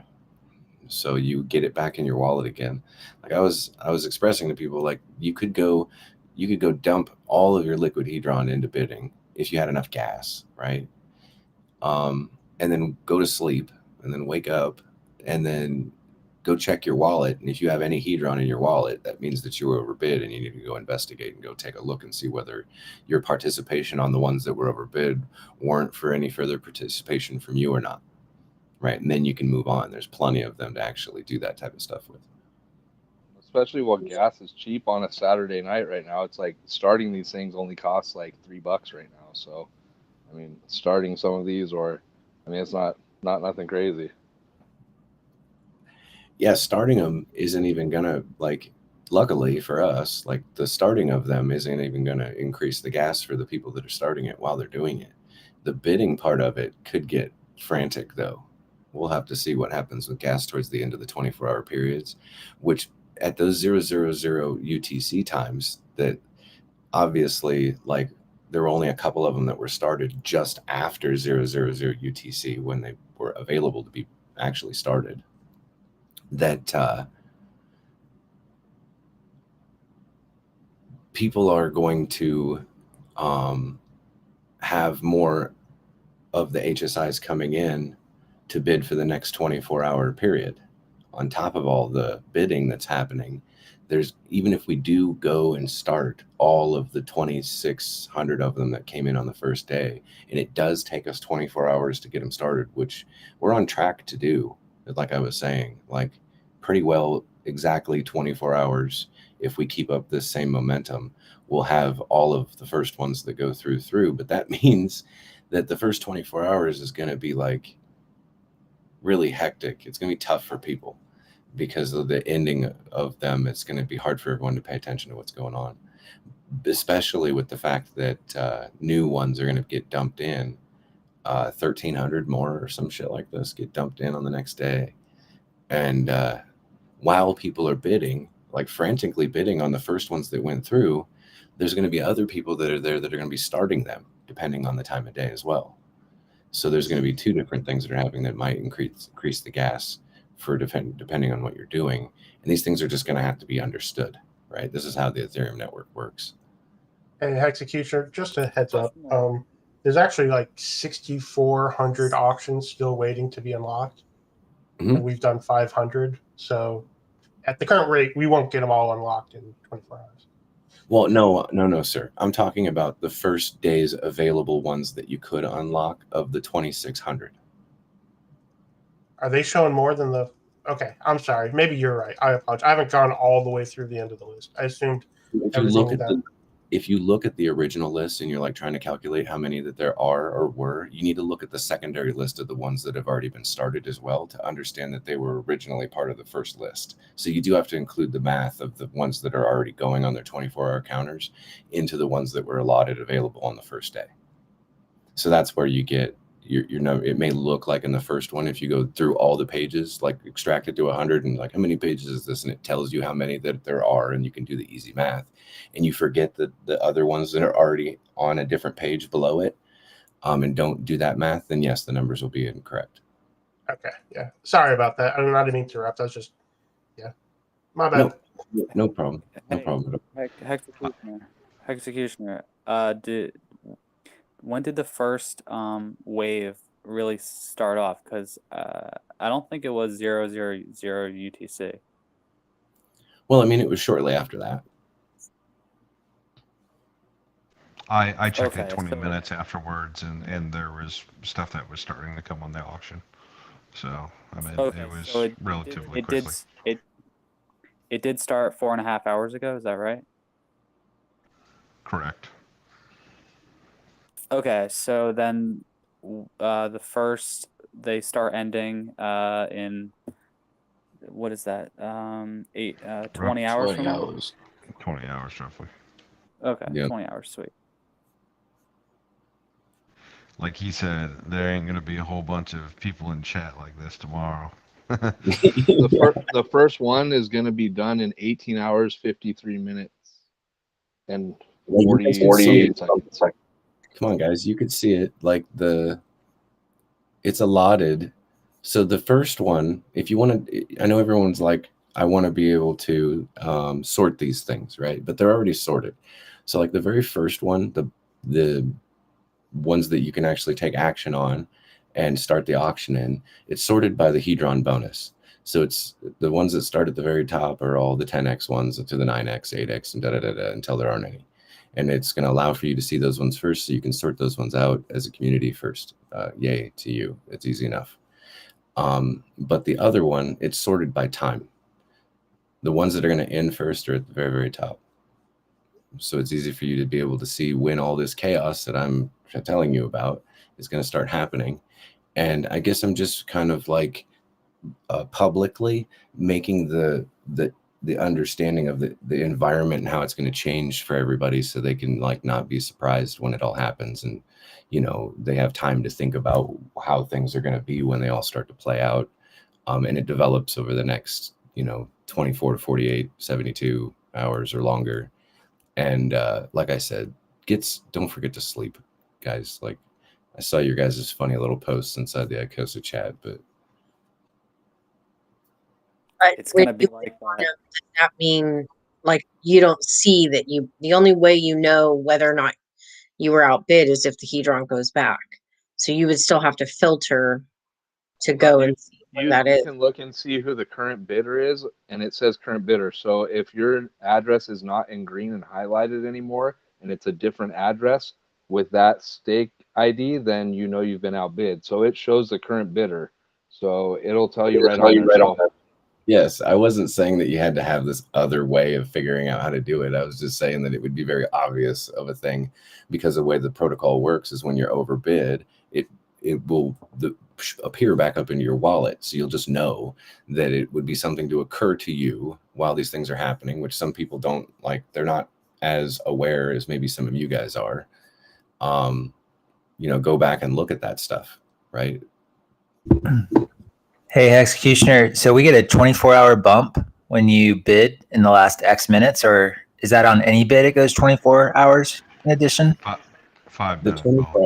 The 24-hour timer starts when you start the bid of an HSI that's available to be defaulted on. So that's a start auction function that's on the very first page above the actual auctions that are happening at the bottom. The auctions bid at the end of the 24 hours, right? So let's go to the very first one of the 18 hours and 33 minutes and 21 seconds or whatever, right? I'm sure we're a little different by maybe 20 seconds. However, when it comes to the end of that, the last 5 minutes of that, if somebody makes a bid within 18 hours and 30 minutes, let's say 18 hours and 30 minutes exactly, then it'll add 3 minutes to the timer, right? So there's 5 minutes that's added to the entire total of the end of the auction, and that's when it'll start within the last 5 minutes, right? Of the 24 hours is when it actually starts to do the addition of the 5 minutes. Excuse me. So if it gets down to the last 23 hours and 59 minutes and somebody makes a bid, it's going to add 4 minutes to the timer because there was only 1 minute left. And it'll keep doing this until people get exhausted and they don't find it relevant to participate anymore. And it all depends. Like, it could be some asshole that's overspending their gas and spending their increase of their hedron amount that they're putting on there is less than the gas that what they're spending. And you'll see this happening and you'll just be like, fuck that, I ain't going to participate with that type of mentality. And some people that you're going against will just go low. They'll just put the whole hammer down, be like, you want to pay a premium, here you go, I'm going for the whole shebang of what the hex is worth, and I'll go even more because I know that this stake is going to yield me more, and my intention maybe not be to use the buyback function, right? Some people, you can clearly see their intentions on their bid on maybe their availability to YOLO into some shit, right? Now, and all of this is going to be generating yield for people that are staked. That's why I'm playing at 3 different angles, man. Like every angle. Like worst case scenario, I don't get an HSI. Oh no. Right. I mean, I don't know. There's just going to be so many people doing so many different things that it's funny to think that there was if you were to know what the edge cases were, but it will be fun to know what they were after everything has happened, right? Like you'll be able to see on blockchain who did what. And hey, I got a great question for you, Executioner. You're gonna love this one, right? What if this is some serious? I hate this word when people say this word, but alpha. This is serious alpha right here. What if you went in and instead of playing the bid up a small amount, you saw that the minimum bid was, and then somebody put up, a tiny bit more than that, and somebody put up tiny, and you just said, okay, F that. I'm gonna put 80% of the value of this thing's intrinsic value. I'm gonna put 80% of it in Hedron, and I'm gonna bid, and I'm gonna do that like 1,000,000 times. And so, in that sense, like, you can't really lose because everybody can't kind of compete with that, right? What do you think about that strategy? I just thought that was like a really interesting play. Well, okay, so here's the fun part about that strategy is that it's not a new one. I've heard it with different percentages. So that tells me that strategy will probably be deployed in some sort of way somewhere in the ecosystem of the auctions, and that your percentage is higher than other people's. So that means that there might be an array of that happening where you guys don't even touch each other, right? Where you bid against each other in these percentages in which your minimum or per premium or whatever it is that you guys decide on your value in which you're going to stop or put the hammer to and leave. It'll be a whole array of different people maybe deploying those tactics, and 60% to 80%, 90%, who knows? We'll see. We shall see. But I mean, as far as what I see is, I'll reiterate, there's now 543 started. So we've got a pretty even flow for people within the first 5.5 hours of when these timers are going to come to an end, for people to have a certain amount of bidding that's going on with them. And it's going to be tough for people that have liquid that are watching these things to not bid on those while they're happening, coming to the end. So what I think will be kind of fun to watch is the ends of these things happening and this FOMO happening further and further and further. Like right now, today, we're a little bit spoiled, in my opinion, right? We got 2,600 of them for us to go through, and we don't even have enough people participating to get them all started within the first hour. But that could be technical because, like what was said before, you got to index and all this other stuff, right? So there might be that dynamic change. However, when it comes further into the bidding phase, the end times of these things is going to be kind of relevant for people in a FOMO stage when they watch these timers coming down to an end and you have 2,600 of them, like I said, pampered. The next day you got 1,300 of them pampered, but there's only like less than 7,000 of them altogether. So let's say you get down to like the last like 7,000 of them that are being pampered. The rest of them have already come through yield, and people are going to start getting this FOMO on with their hedron at that point. Because I believe this will happen where as there's less HSIs to be bid on, that the amount of hedron that's being bid may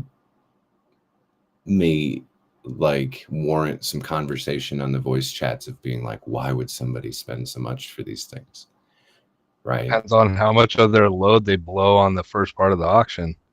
Yeah, exactly. And their intent is they want to win these things, right? They know the value of what's in there. They want the hex value that it brings with it. So, yeah, I think it'll be interesting because I know like the psychology of people have this problem with FOMO, but now we have a sociological environment of a bunch of individuals that are all going to fall victim to this understanding eventually. I might like have like this further future looking forward because of this. I know how it all works, right? So like knowing that it's going to happen for me, it'll just be interesting. Like, when those guys are like, sometimes you are able to set yourself up in a certain position well enough because you understand the dynamics of stuff that you literally are the one that sits back and does nothing and eats popcorn and just watches it all play out. Like, that's the interesting part because I know there's a few guys that are like that already, right?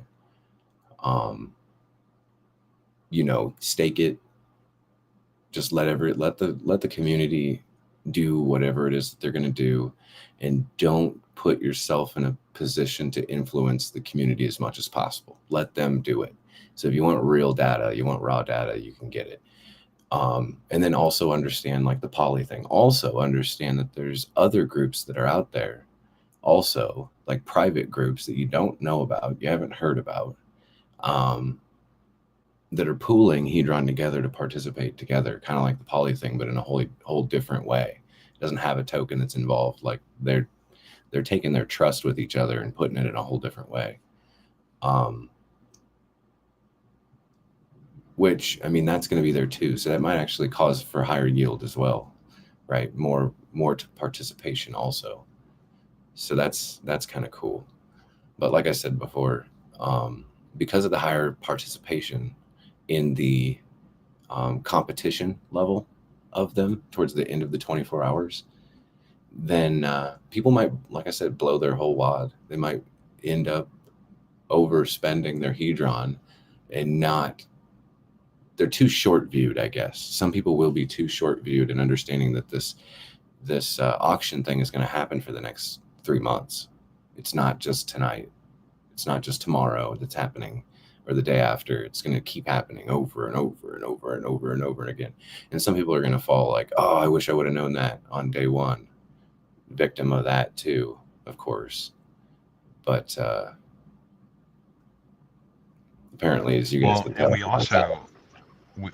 also have to see how the speculation of what the hedron price is going to do during this whole entire, especially during these first 3 or 4 days, because, well, your hedron that you're willing to spend is that relative to you know, the price of Hedron to Hex, because this could also, we have no idea what the chart's going to do. I mean, it's, you know, Hedron could go low, Hedron could go high. It appears to me that there's going to be more pressure for it to go high, but the the the charts also love to prove me wrong, so we'll see. Yeah, it all depends on the competitiveness towards the end, which we'll see in starting countdown of, what was it, 18 hours or some shit, 18 and a half hours is when we'll start to get a better understanding after that of what the competition level is. And like one of the gentlemen earlier was like, you know, even if the current bids just play out and there was no competition, that it's like, what did he say? 10 billion already Hedron burned or something like that? Just off the Yeah, first it's up or there. 100 and some odd, or the first 50. Yeah. He said the first 50 that went just for the minimum bids on them, it was 10 billion. So that's like, we got 10 times that, 11 times that right now started on their timers. So I you know, the minimum bids is already pretty significant. So any amount of competition on any of them is going to be pretty good, in my opinion. And there's probably a good opportunity out of these first 2,600 of them towards the end that there's so much shit going on that you might just accidentally win some. So it might be relevant for, you know, people to just try to, you know, manage their availability to participate, right? And that's just it, I guess. And some of the ones that get bought early, let's say that the Hedron price is relatively static, you know, towards the beginning of this. Well, if you buy, that's the funny thing, you buy a hex stake and you got it at 70% of its initial value, or of its, you know, potential value, but then Hedron doubles in price. Well, you would have been better holding on Hedron, you know, in a sense. It depends on what you're, you know, obviously going for. But it'll be, it's like, you know, I mean, time and time again, sometimes the best thing to do is nothing. And we'll just have to see how this whole thing plays out. And I think on the understanding of the best thing to do is nothing is for those of people who've already participated in everything to an extent where they don't have to go do a bunch of complicated shit now all of a sudden. Correct. Yeah. Like, and like that's part of the reason I got in poly. I was like, well, sometimes I get bored clicking buttons.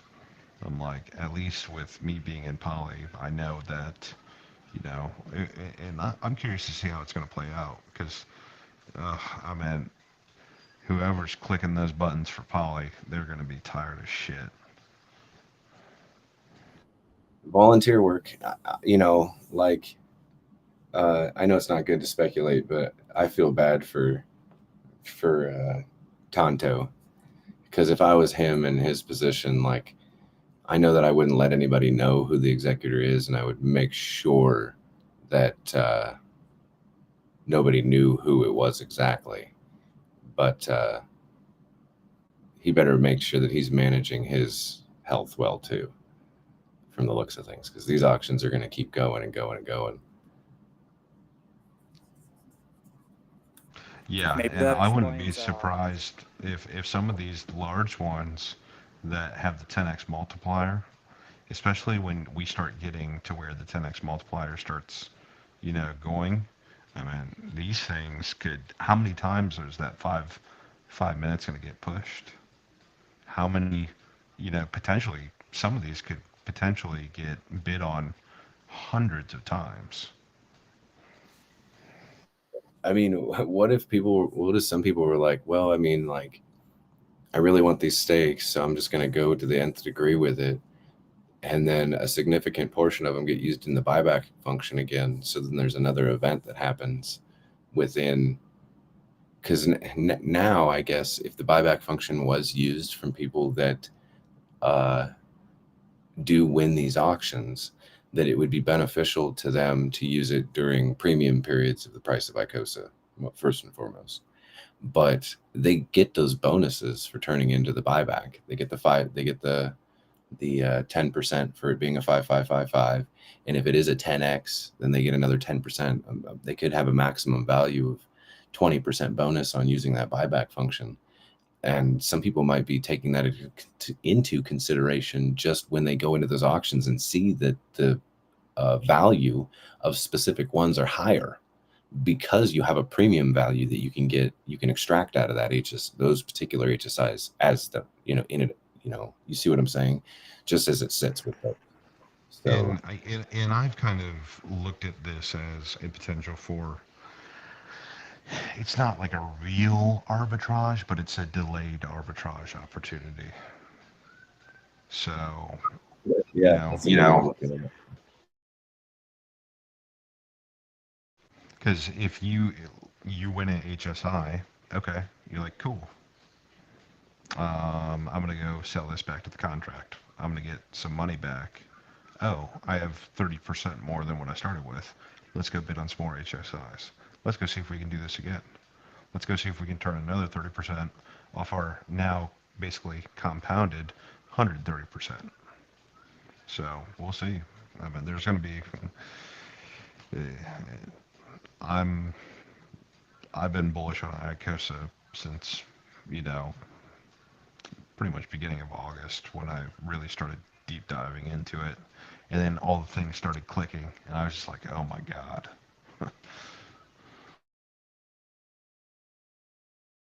It's going to be interesting when somebody, I don't know, let's say 3 years from now, hex price is like $10 or something, and literally nobody has the money to bid on these, so that you theoretically could rebuy yours back, or somebody's going to get a really good deal buying these giant buybacks. Well, I think the HSI buybacks are naturally set to scale, every 90 days essentially. So you're going to have, if the price does go up, your ownership or percentage of your ownership, you know, is going to be partially reflective to that, and then also, other, or how adoption is going essentially. So we'll see. I mean, it'll definitely be interesting. I think years down the road, we're going to look back and be like, wow, like, I can't believe I had that much hex for this price from the HSI auction.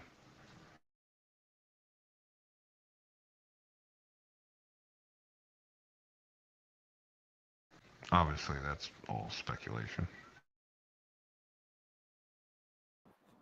Yeah, I'm just gonna be like sitting back and looking at the data that we have available to us and extrapolate it over the time that we actually have as reasonable people, and manage things accordingly as an individual. But the way things are looking, like, it seems like my participation is already doing good. Right? I'm happy with what I've got going on. So I don't know. I don't know if it's a blessing or a curse, but I'm like, like, I wish all my invoices were paid right now. I'm like, come on, y'all.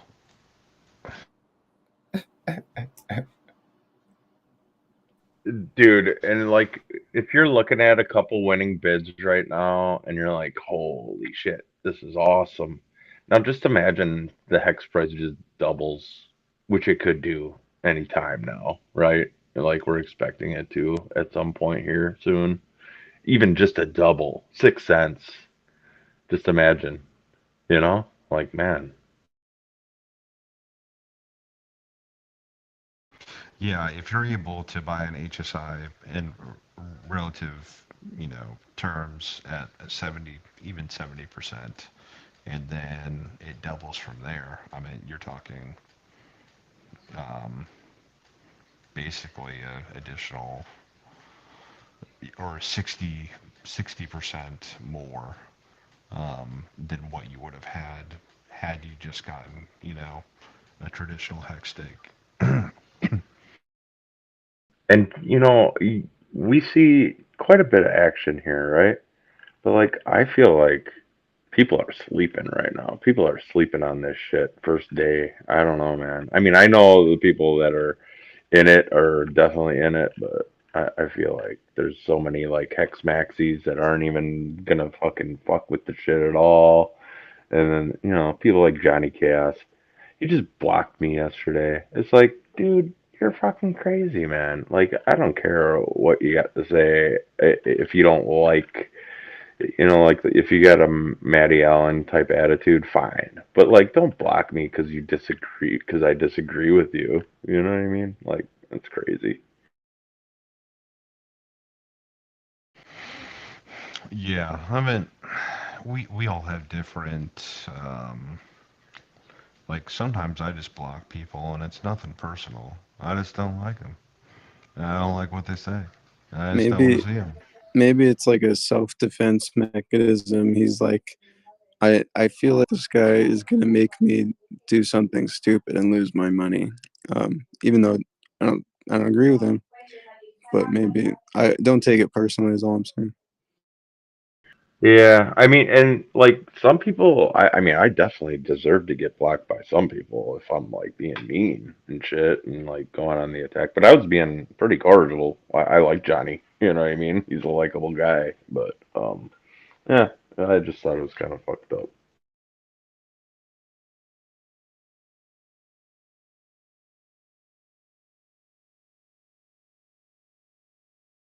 Well, Joe, well, you're just not everybody's cup of tea.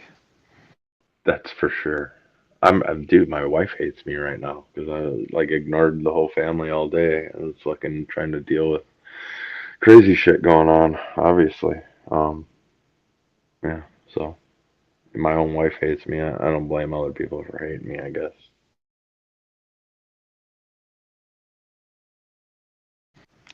I Hope don't that hate you, couch is Jawa. comfy.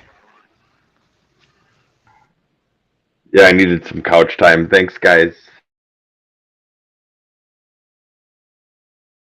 I'm looking at my couch right now. Did well, Java. Fantastic, man. Gafar, are you gonna edit that video for me, please? What you want done? Let me know.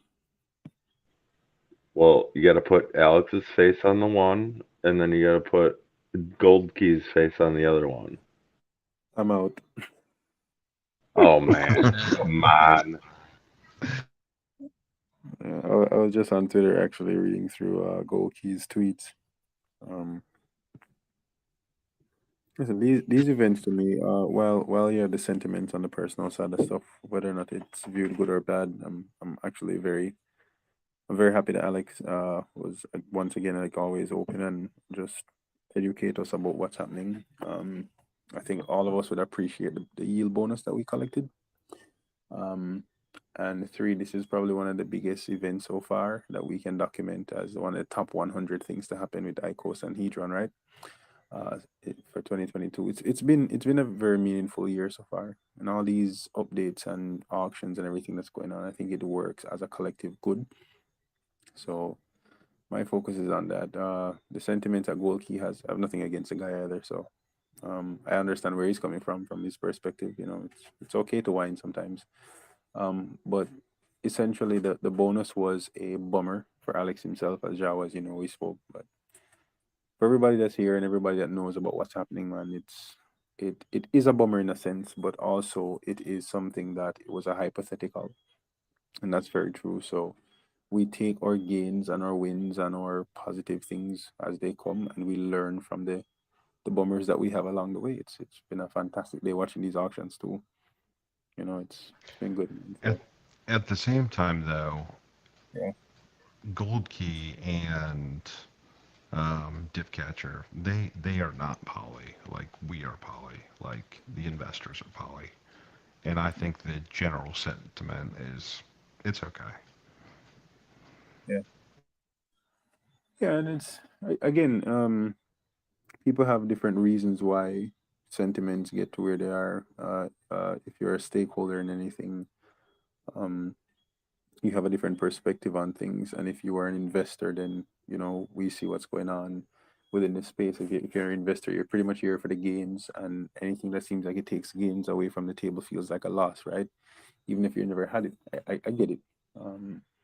But we are a couple of months in two major projects that work as major tools to to bolster your hex stakes, and collectively I don't see a loss for anybody if you have your hex stakes working and you get your hedron and you are able to bring Icosa into existence when those hedrons get burned, and you participate in all these things from now. The only thing that all of us are really waiting for is price appreciation, right, over time. So it's been a collective good. And again, as I say, I understand where Golki and some of the guys are coming from. They build tools on top of these things, or tools that will use these things as reward functions. I get it. But if we somebody mentioned it today that some of these interactions and this same problem actually showed up on testnet, but it just wasn't recognized as an actual problem with the code, right? This also goes to show me that today, for even myself, a lot of us did not spend that much time on testnet working with the contract, because it was too far into far too many of us, including myself, when I just heard about it for the first time, which was today, well, yesterday. But with that said, for those of us who did interact with the contract on testnet more frequently and went through these problems, those people who recognized it, I'm very happy they did. If a similar example was when Hedron was coming out and someone helped to figure out how to get the gas fees lower, right? To do the mints and the claim, and it was like that was a benefit. Now today we learned that there is a somewhat of a bug that doesn't allow a particular function to run, and that bonus is not going to be possible because it's always going to be equal to 0. Okay, now we know. How do we move forward? That's what it was for me today. How do we move forward? So again, I understand where the sentiments are coming from. Some of the guys, no hard feelings there at all. And then they have products that they built, and they would love to be able to reward their community, as Golkey said. With that said, though, those are assumptions made on another hypothetical. So that same community now will still have all the benefits that they were planning to have for their holders or their users, right? And that's just how it's going to be, man. It's been a damn good day. That's all I have to say. It's been a good day. I agree. You know what meme this reminds me of? The Top Gun guy, where he's like, "Oh no." Anyways, like that's how I feel about the bonuses.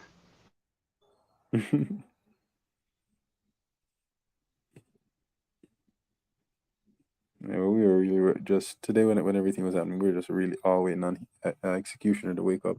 And when he woke up, it was the same thing, right? X just okay, let's keep it moving. Pretty much, in my opinion. Doesn't the only thing it really changes is the inflation of Icosa is going to be dampened, which is fine. It just means that we'll have a more healthy time period of people to be able to distribute the allotment of inflation that they get through the pools through staking. So it's fine by me.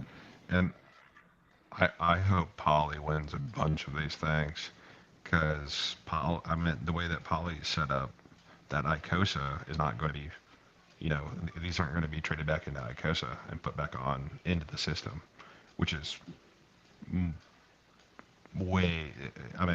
it's so good for everybody else, because you're not getting diluted by whatever pressure the poly tool or the poly pool is going to be taking.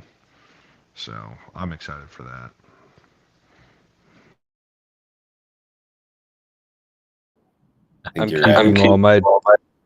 I'm going to keep all my judgments reserved until after I see how the auctions start going off and how they're actually bidding, where if they're going after the big stakes and getting those big ones off that would cause massive inflation and getting them out of the system, that's one thing. But until I see how the auctions go off tomorrow, it'll determine how I feel about them. But if they're going after little stakes and outbidding little guys because of gas or just the amount of hedron they could put in, then that's I don't like that as much.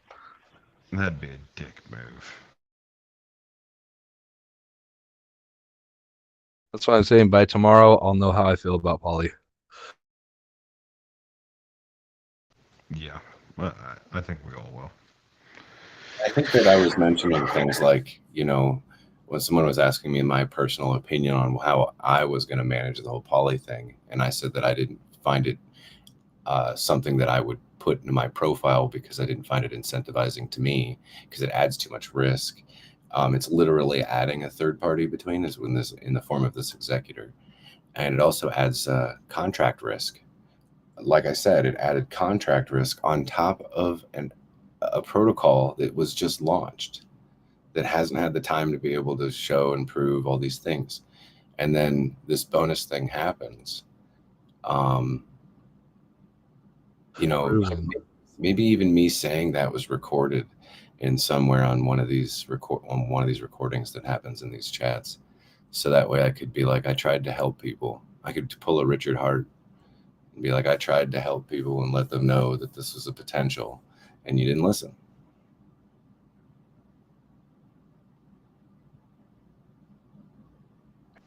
Yeah, and I've listened to both sides of the poly argument, so we'll see how it goes.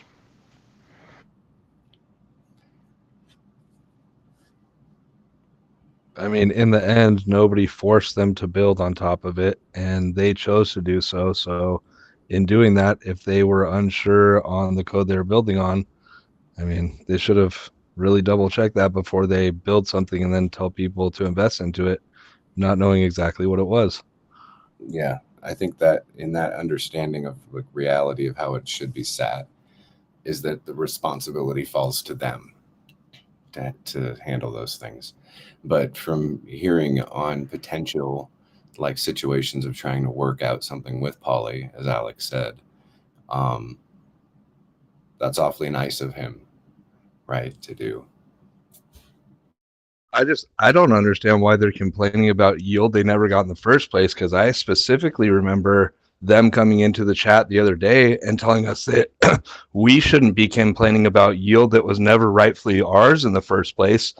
And they're able, anybody's able to build on this contract and they're not doing anything wrong. So, we're told we shouldn't complain about yield that wasn't ours in the first place, but now they're complaining about yield that was never theirs in the first place. It's kind of ironic. All right, I know. It's funny, but I mean, whatever. They have the right to feel the way that they want to feel, no matter how nonsensical it really seems based off of their perception. Their public perception has been perceived already, I guess.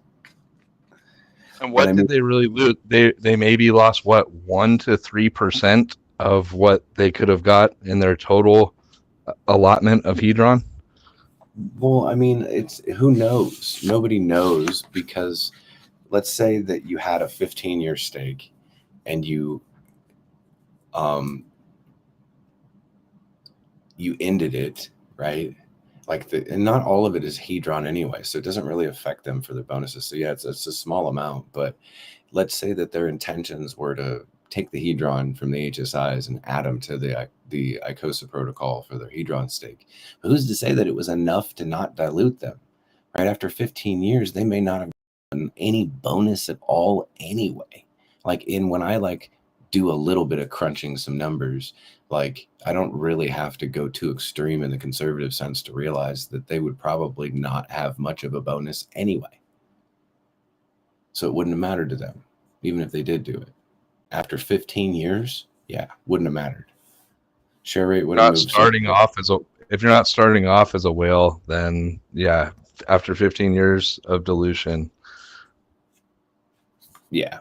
So, I mean, it's just a bunch of misconception. Maybe they're speaking without not knowing what they're talking about, and some emotions also on top of that, sprinkled on top of it. But I mean, I'm not their dad. You guys can take whatever it is for whatever it's worth and make your decisions accordingly. I don't want to be taking any side with anybody, just kind of pointing out the reality of what's going on, like what Impulsive is doing as well. So appreciate the I will just say this: the team they definitely have a yin and a yang there. I just hope it can be used as a catalyst to maybe make everybody happy, because like I think we're all stronger as like a unified force against all the other shit out there. Like, I mean, yeah, I just, like Alex is pretty reasonable. He's very reasonable, and I think everybody can be happy and come out of this happy if just give it a little time. Let's just roll with what we got right now and be happy that it's not like a fucking terrible code failure that it isn't fixable or isn't like it isn't detrimental is what I'm trying to get at. It's really very minute in the grand scheme of things. So Well, all the things that could have gone wrong, this going wrong is probably the least significant. It's actually kind of just perked my interest though, because thinking about it, where he's talking about, some of this yield we're losing out on and whatever else, where maybe in the future there could be some other coin in the works that comes out where maybe it's a collaboration between Maximus and Hedron, brings both of our families together. And it's something where if it was, incentivizing the buyback function and, force feeding that yield to all of us, and it's something we could all participate in together as a family, because we're all stuck together for 15 years anyways, we might as well get along. So it might end up being where this is something that we all look at now as, whoops, or a mistake or something bad, but maybe it's meant to be, and it's what brings all of us together and ends up being something bigger and better than we ever all could have imagined. exactly. Like, and a lot of things in this world were developed by mistake. I'm trying to think of a good example, but like, let's just call it the fucking wheel. Maybe the wheel was invented by mistake.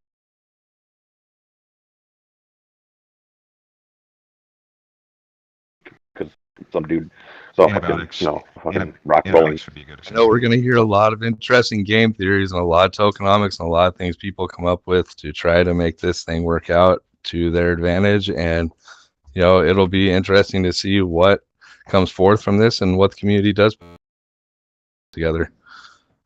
Good night, you guys.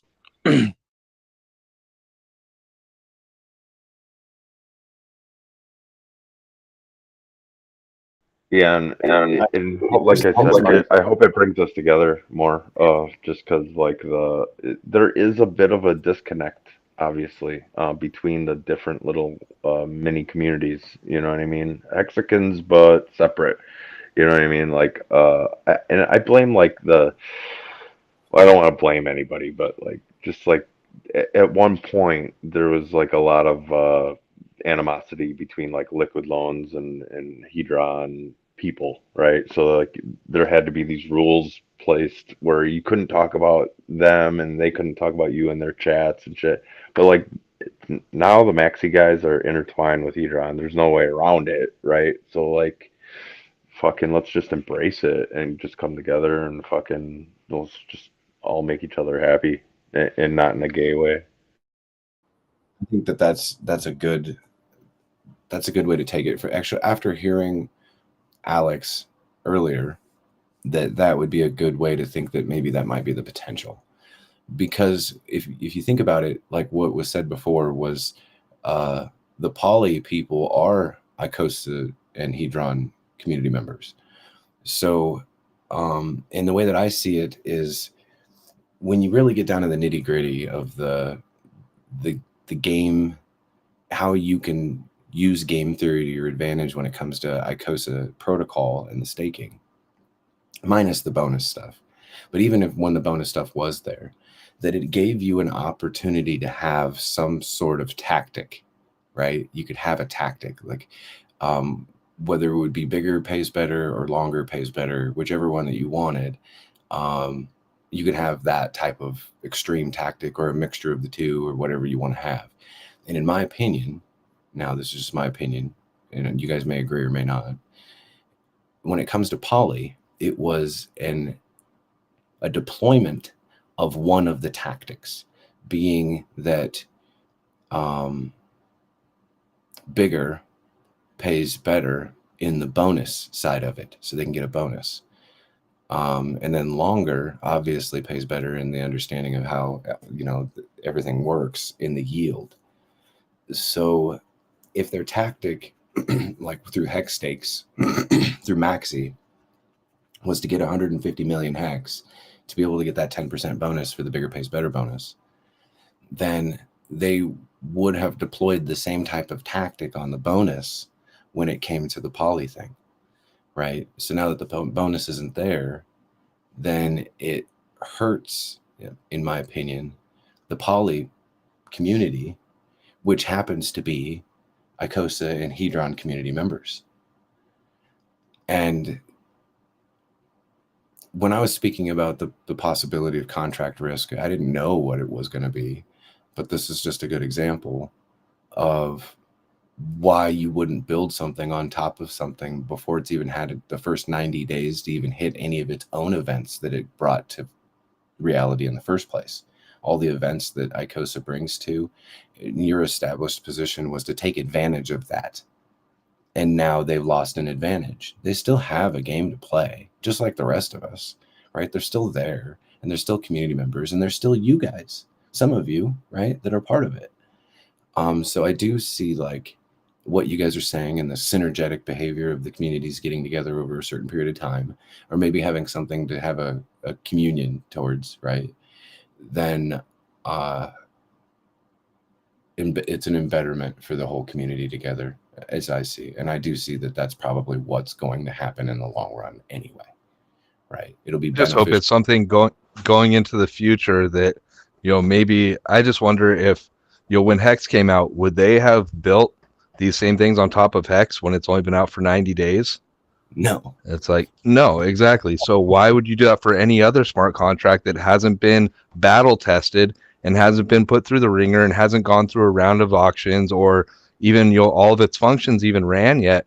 That's pretty risky. So I just hope going forward that any other protocols that they decide to build on top of, they really go through it with a fine-tooth comb and run through all the variables and work everything out. Because that's, this worked out where it was a good situation and Alex is cool and everything's going to work out. But, depending on the protocol and what is, it could not end so pretty.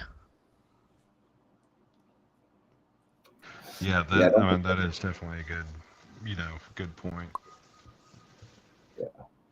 But I think that there's means to be able to try to at least steer the ship out of the choppy paths, right? And try to correct the situation, right? Which there's multiple options that were discussed earlier in the chat, as far as like forking, and then making an availability somehow for poly to be able to not have to go through all that, because it can't, right? It can't go through that, but still make a redemption for them, which would be pretty cool, right? But then you can go even further, like what was discussed before. If they come together with Alex and they can build something together as a medium in between, then it would be somewhat of a clash of the titans of accepted responsibility. Because like we were talking about auditors before and how garbage that they are.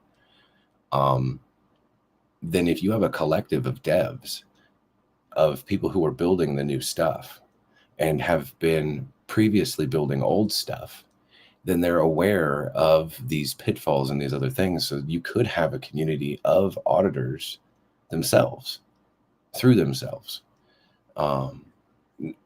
Maybe not licensed, maybe not, like an established group of people that's all they do. Because as soon as you become the established group of people that's all you do, then you lose track of the stuff that is happening in the cutting edge that's new. Like what was said, like Alex was doing an incredible amount of time of educating educating the auditors as to the capabilities of what you can do with a smart contract on the blockchain.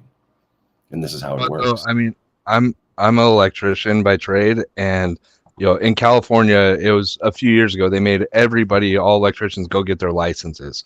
So it's like, now it's like, before it was kind of all based off experience and, what you knew and other stuff. Well, now it's like, just because somebody has their license it doesn't mean shit, man. It's it doesn't mean anything. You can have somebody who's a lot more experienced and who has a lot more time in their hands and knows what they're doing a lot better.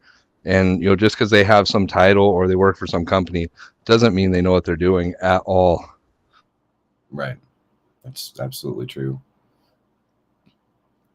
And are they battle testing the code the way that the code is intended to use, or do they just look at a bunch of code and see what the end result of action is on those codes and then just make definitive results as to whether it's good for the community or not, based off of other results that they've had, off of other things that aren't even the same, right? They're going based off of like old code that would present an end result that was different than the end result of how this new stuff works, because it's technical, right, on how they all work together, especially when you implement the hex code and having to cache and look back at other protocols previous to making the decision on what happens, right? Like Hedron looks at the hex code after it's been implemented and paid out. It doesn't happen exactly at 000 UTC.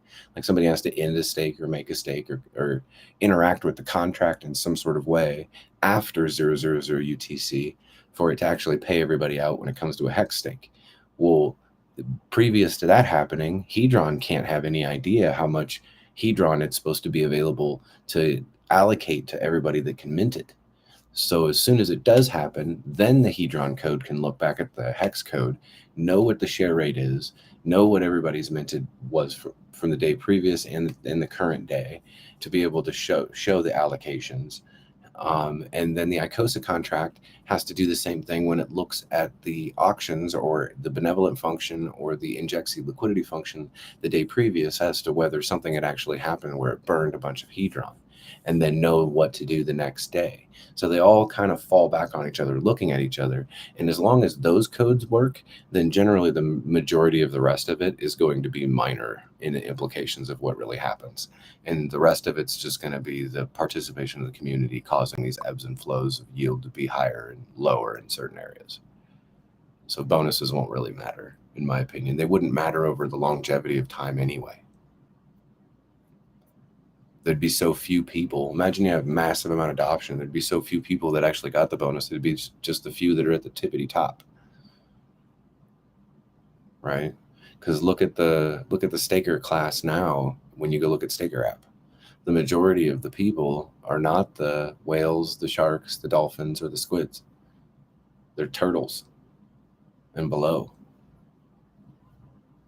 So even when you do have a good amount of adoption or even massive amount of adoption, then eventually those bonuses become harder and harder to be able to reach, because inflation doesn't need to be that, it's not that valuable later on in the protocol's life, right? Because then you have enough community participation to have vast, giant things happen. We're in the beginning stages of all of that stuff, right? Where we can garner the confidence that we need to be able to build the community further, like what every other good asset has to do. And I think that that's where we're at. None of that changes, I don't think. Hey, can I pop in with a question? Absolutely. So I'm in all three pools, Icosa, Hedron, Whatsa. Got some hex staked, but I also have some liquid hex that I had been saving to get pulse with pre-bridge, right? So post-launch, pre-bridge. But I'm thinking maybe I should swap that into Hedron and break it up for 30-day stakes because of the yield over the next 30 days, and then swap it back to hex after that. Do you think I would end up with more hex at the end of the 30 days? Yes. Yes, I think that's why the majority of us actually participate with the protocol, because the end result is we can get more hex. Yes. And do you think it would be better to take that route, or to try to pick up an auction and then, turn that into Icosa and sell the Icosa and then swap that back to hex? Sure. Sure. Which one would you think would be a safer bet? Well, I mean, it all depends on. Split it and do both. There you go. Like, mitigate your risk, right? because it's all going to depend on when you're doing that, right? Like, what if when you did it, there was a premium on the Icosa price and you were able to extract some of the yield and get more, right? Or what if it wasn't, right? And you just didn't know and you went in there and you're like, why did I get less, right? And then you're at a disadvantage. Right? What if your yield in Icosa doubles and Icosa drops half in price? A very potential reality. It could. Yeah. And there's then, go ahead. go ahead. I said there's no guarantee. There's people use the term peg like it's some sort of fucking stable token, and I think the majority of us like understand that it's not that, and it doesn't have to be explained too far. But you know, anything you sell, like just all these stable tokens, they can I don't do know how peg. stable it is with the amount of liquidity that's in there right now. Yeah, and a lot of the liquidity is stacked right on top of the price because it's presumed to know where the exchange rate for hexed Icosa is already at. It's already there. You can see it in the chart, presumed to already be understood. So liquidity providers presume to already know, like a little crystal ball, where they're going to have it. So it will be like that. It will, for as far as I can see, for a very long time, be like that. Where the price for as far as like, as long as you're holding Icosa or you're staking Icosa, you will gain an advantage to be able to have hex in your hands afterwards. Well, however you decide to manage your Icosa in the short term, long term, whatever the fuck it is, that it's going to put you in a ratcheting effect to be able to get more hex in the long run. Because the share rate won't move out from underneath you, because the rate between Icosa and hex moves along with that share rate, so you don't lose value. Oh, yes, that is true. But with this particular bag, it is something I'd want to just do for like 30 days because I still want to have it liquid pre-launch to get the pulses.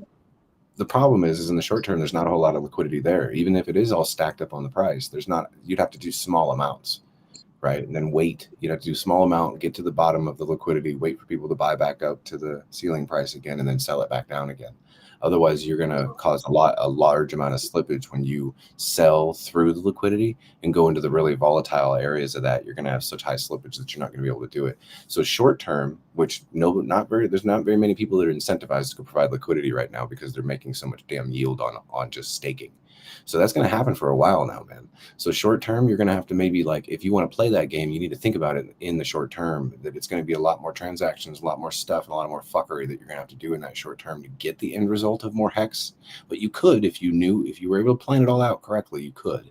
But in the long term, where it gives people more availability of having liquidity between hex and Icosa, which there's a lot of hexicans that have a fuck ton of hex that would love to be able to mint free liquidity by using these protocols and just getting interest with their yield. And then after 180 days, 270 days, 360 days, some of these guys are whales now. Think about it, that they will go provide liquidity at that time on those things, and you'll be able to transact a lot higher to be able to go get hex because they're more than happy to get rid of that hex. Because a lot of this also depends on your position in there. You know, if you're, if you're talking 2 million hex, yes, your slippage is going to be probably an issue. If you're talking, 40, 60,000 hex, you're not going to eat much slippage on the market right now. Cool. More than likely. Well, it depends on where the price is in the liquidity at the time. Is it at a premium or is it currently selling underneath the ARB price? Yes, correct. Yeah. So, and then one last question. In say in a bull market, everything is operating good and going like we would hope it would be. What should the ratio of hex to hedron be? Like right now, it's like 1 to 11,000. It should be like ultimately, for a T share, 1 to 1,000 should be like the ratio or something like that because it pays you out in that way.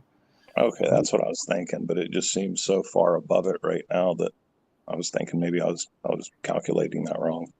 Well, because you get paid out 1 hedron per day when you stake hex, 1 hedron per day per B share. Per T share is 1,000 per day, so you can do that right there with that on how it's distributed to people. All right, well, thanks a lot, guys. I appreciate it. Yep. Yeah, good talking.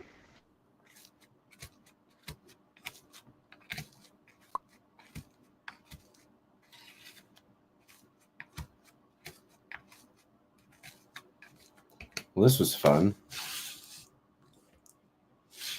Let's see.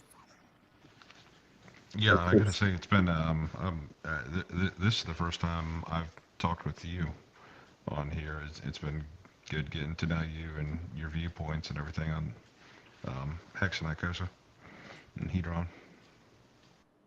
Yeah, I like to hear the participation from the community because most people that's all they get is to hear me. God forbid, right? I'll be in here for 9, 10 hours, and the only thing you'll hear is just me and an occasional somebody else. So I do enjoy to have like engagement from the community, of course. So I'll let you guys talk. Believe me, I've been thinking about it myself that while there's 85 people in here and so many of you guys are participating, it'd be a good opportunity for once for me to sit here on mute and not participate in the chat and listen to you guys after all of my talking for the last 90 fucking days, right? You've hardly said anything. Well, maybe to some of you who aren't so exposed to me, but for the last 90 days, I've been preaching. I was trying to lay that sarcasm on thick. So, yeah, it just went above my head. Sorry, man. That's funny. It's about it's Yeah, Hex Harpender, I've seen you on Twitter plenty, but yeah, it's nice to see you in here, man. And for those of you who want to relive it, Death Thought Siggy is recording this whole thing. So like you can always go relive it on YouTube. Sick. I hate hearing my own voice.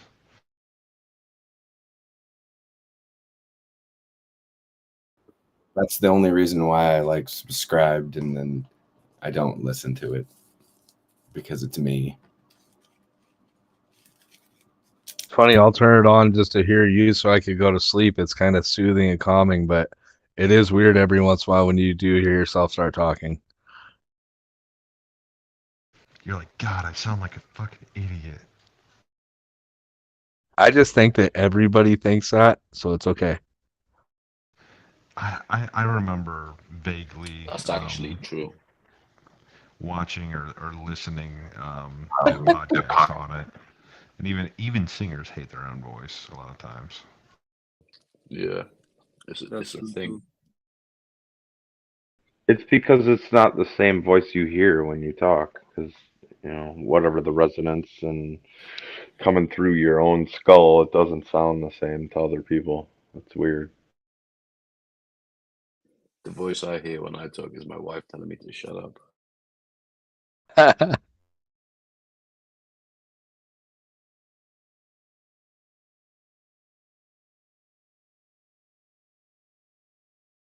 That's when you go sell her Rolex and go turn it into Icosa yield. I already did that. That's why she tells me to shut up. It all comes out now.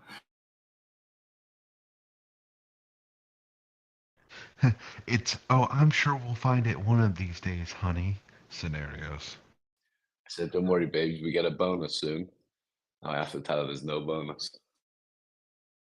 Oh, I thought you said boner.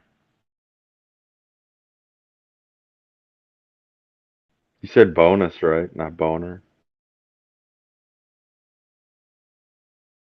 You're ruining the sarcasm of the original joke, Jawa. Oh, the Welsh fucking accent is so thick, I can't tell. They'll start calling you AA. Hey, don't do that. That's my friend.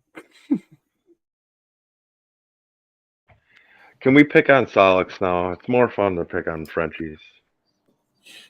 He's even harder to understand when he gets to going. Were you guys in the space today when Richard Hart called a Nigerian guy Jamaican? Jesus Christ, I laughed so hard. Yes, I was laughing too.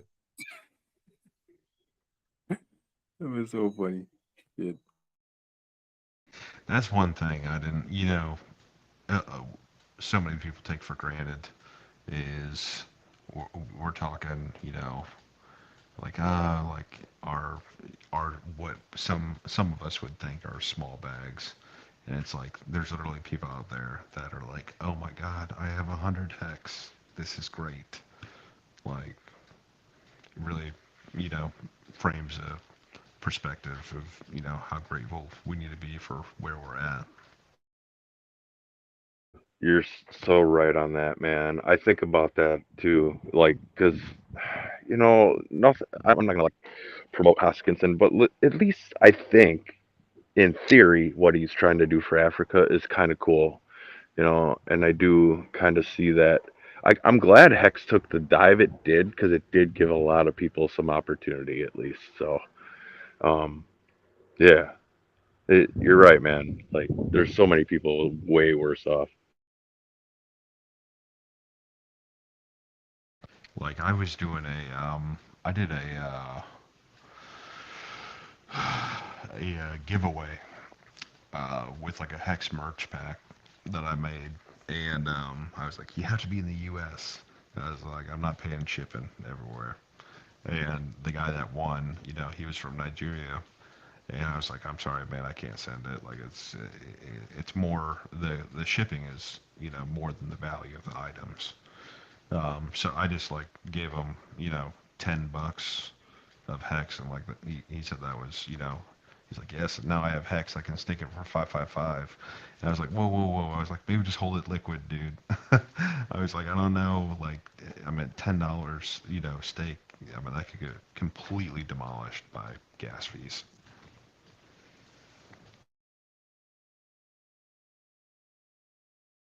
And I was Very thinking true. about it. I was like, hell, I should have just given him. I should have just given him Maxi. Yeah, there's a good instance where Maxi's, a better deal there, for sure.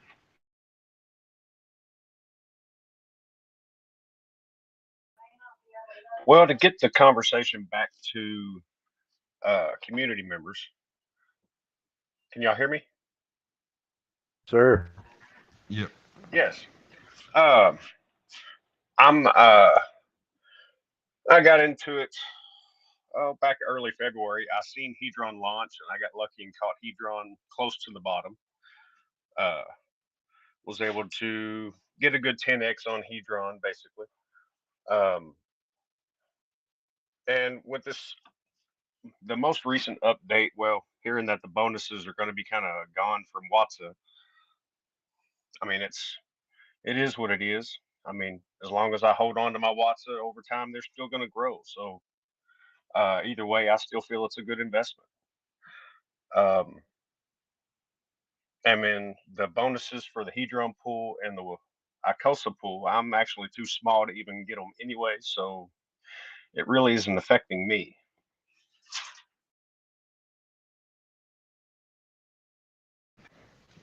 Yeah, I follow you.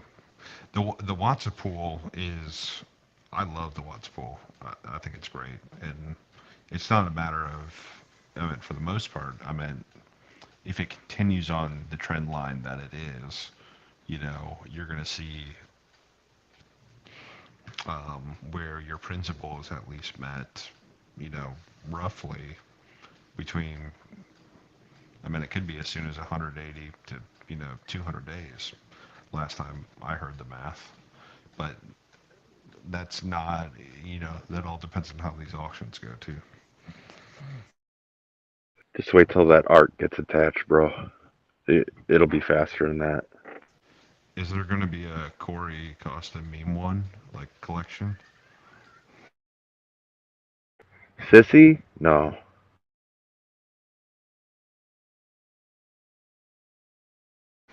I don't know. I meant the one where you made him the um, the meat hawk Meat that wad? built the car, the meat wad. Yeah. Yes. Yeah. No, that didn't make it into the cut. Such a shame. I don't know why. Poor Corey. He's a good guy. He's just so trollable sometimes. I mean, I've got multiple Watsas, and I'm actually happy with the yield that they've generated so far. And at the rate that they're going now, especially with these auctions coming up, especially over this next month, I can see the yield actually coming back up to par to what I put in after the next 30 days.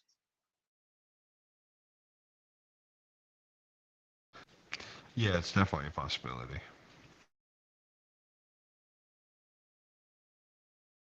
I think we'll Here's an have a idea. lot we'll have a lot better idea within a week of now once we see some of these auctions start going off and kind of get a gauge of what's coming in each day, which it'll vary each day, but it's yeah, we'll get an idea of it. This might be just cope, but consider this. If if the yields if the yields are more sustainable now that you know, because the amount got cut. So if they're more sustainable now because there's not this like bonus getting paid out, perhaps you know the project has more long-term potential. Because I don't think this hurts. I don't think the flaw hurts the game theory at all. So But the I want bonuses didn't get cut, they actually got raised. So we got seeded with an extra 25% over this next year, every day guaranteed. And the only thing that got cut is if Godwell ended his stake and there was a bonus attached to it, we would have got that. We're only losing a small percent of bonuses that would have gone to it, and that would have not happened that often. So it's not that big of a deal. Yeah, that's actually my point, is that it's not a big deal. I'm saying that it might actually be net beneficial because you don't have It is like net beneficial yeah, you have because, less like, inflation. Godwell would have got the bonus all to himself, but everybody else would have shared the bonus. So all it would mean was everybody in the water pool is just like compared to each other are the same, but then Godwell, or you know, whatever whale that ended with a bonus keeps it himself, so he just gets further away from you in terms of total relative supply. Whereas now, unless you are the only person in the water pool by yourself, which is not the case right now. So now it's not just the case that individual people that get bonuses can't go away from us. It's also the case that we still get a copy of the HSI buyback bonus. So now the Watson people get further away from the other stakers, and we can't possibly be diluted. So Watson are actually the best, you know, the most, like, we're the best off of this situation. Like earlier, I thought we were worst off, but I thought about it. It's like, well, like we've actually got the, you know, like Non-dilution still never changed, and that's the biggest part of it, is not being able to be diluted. yeah. Well, they're But you the know, only like ones. Only we ones don't get that a copy of the bonus, but nobody gets a bonus. So like, yeah, Watson no, does, but no, Watson I does mean that bonus. the staking bonus. No one gets a staking bonus. Of So course. But nobody can, you know, like someone gets a 20% bonus, we all share that bonus. So they still benefited more than us. So like All really the truly like all the Icosa pools get their regular payouts, but then any of those extra bonuses from the HSIs, the Watson pool gets that they don't. yeah, and the buyback. yeah. You're using the buyback function. Yeah. So I mean in terms of other stakers, like what's at very best is net zero. But more times than not it's net positive. Yeah, just because the fact that you can't get diluted is a big deal. I mean, the Hedron pool where you've got people that are able to mint tons of Hedron every single day and dilute you. And same with Icosa, people are minting it every day to dilute you. Watsa, nobody can dilute you forever. So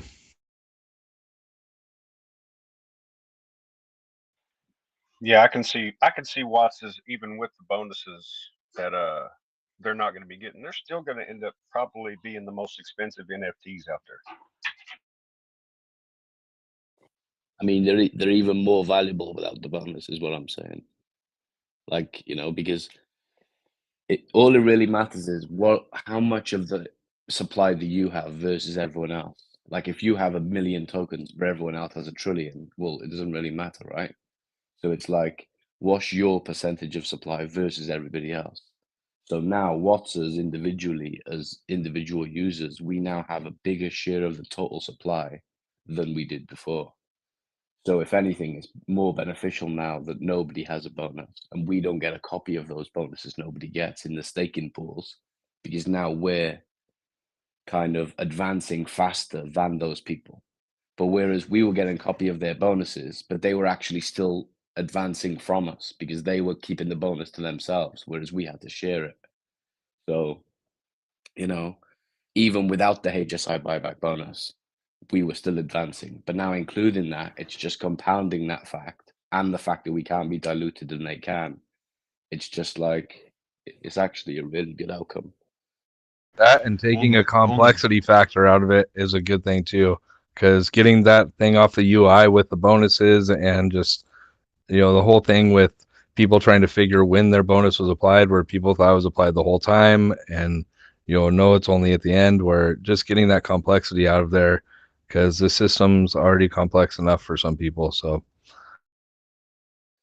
yeah, and that was the like most commonly confused thing, to be honest, like, or the most, the least understood thing, even when people eventually did understand it. Like, it was like, do you do this? Do you do that? Is it based on this? Why is it changing? And all this stuff. So it's like, even for the person who understands the system, they didn't understand that part. So, the fact that it's gone is, it's not the end of the world. It could be worse, right?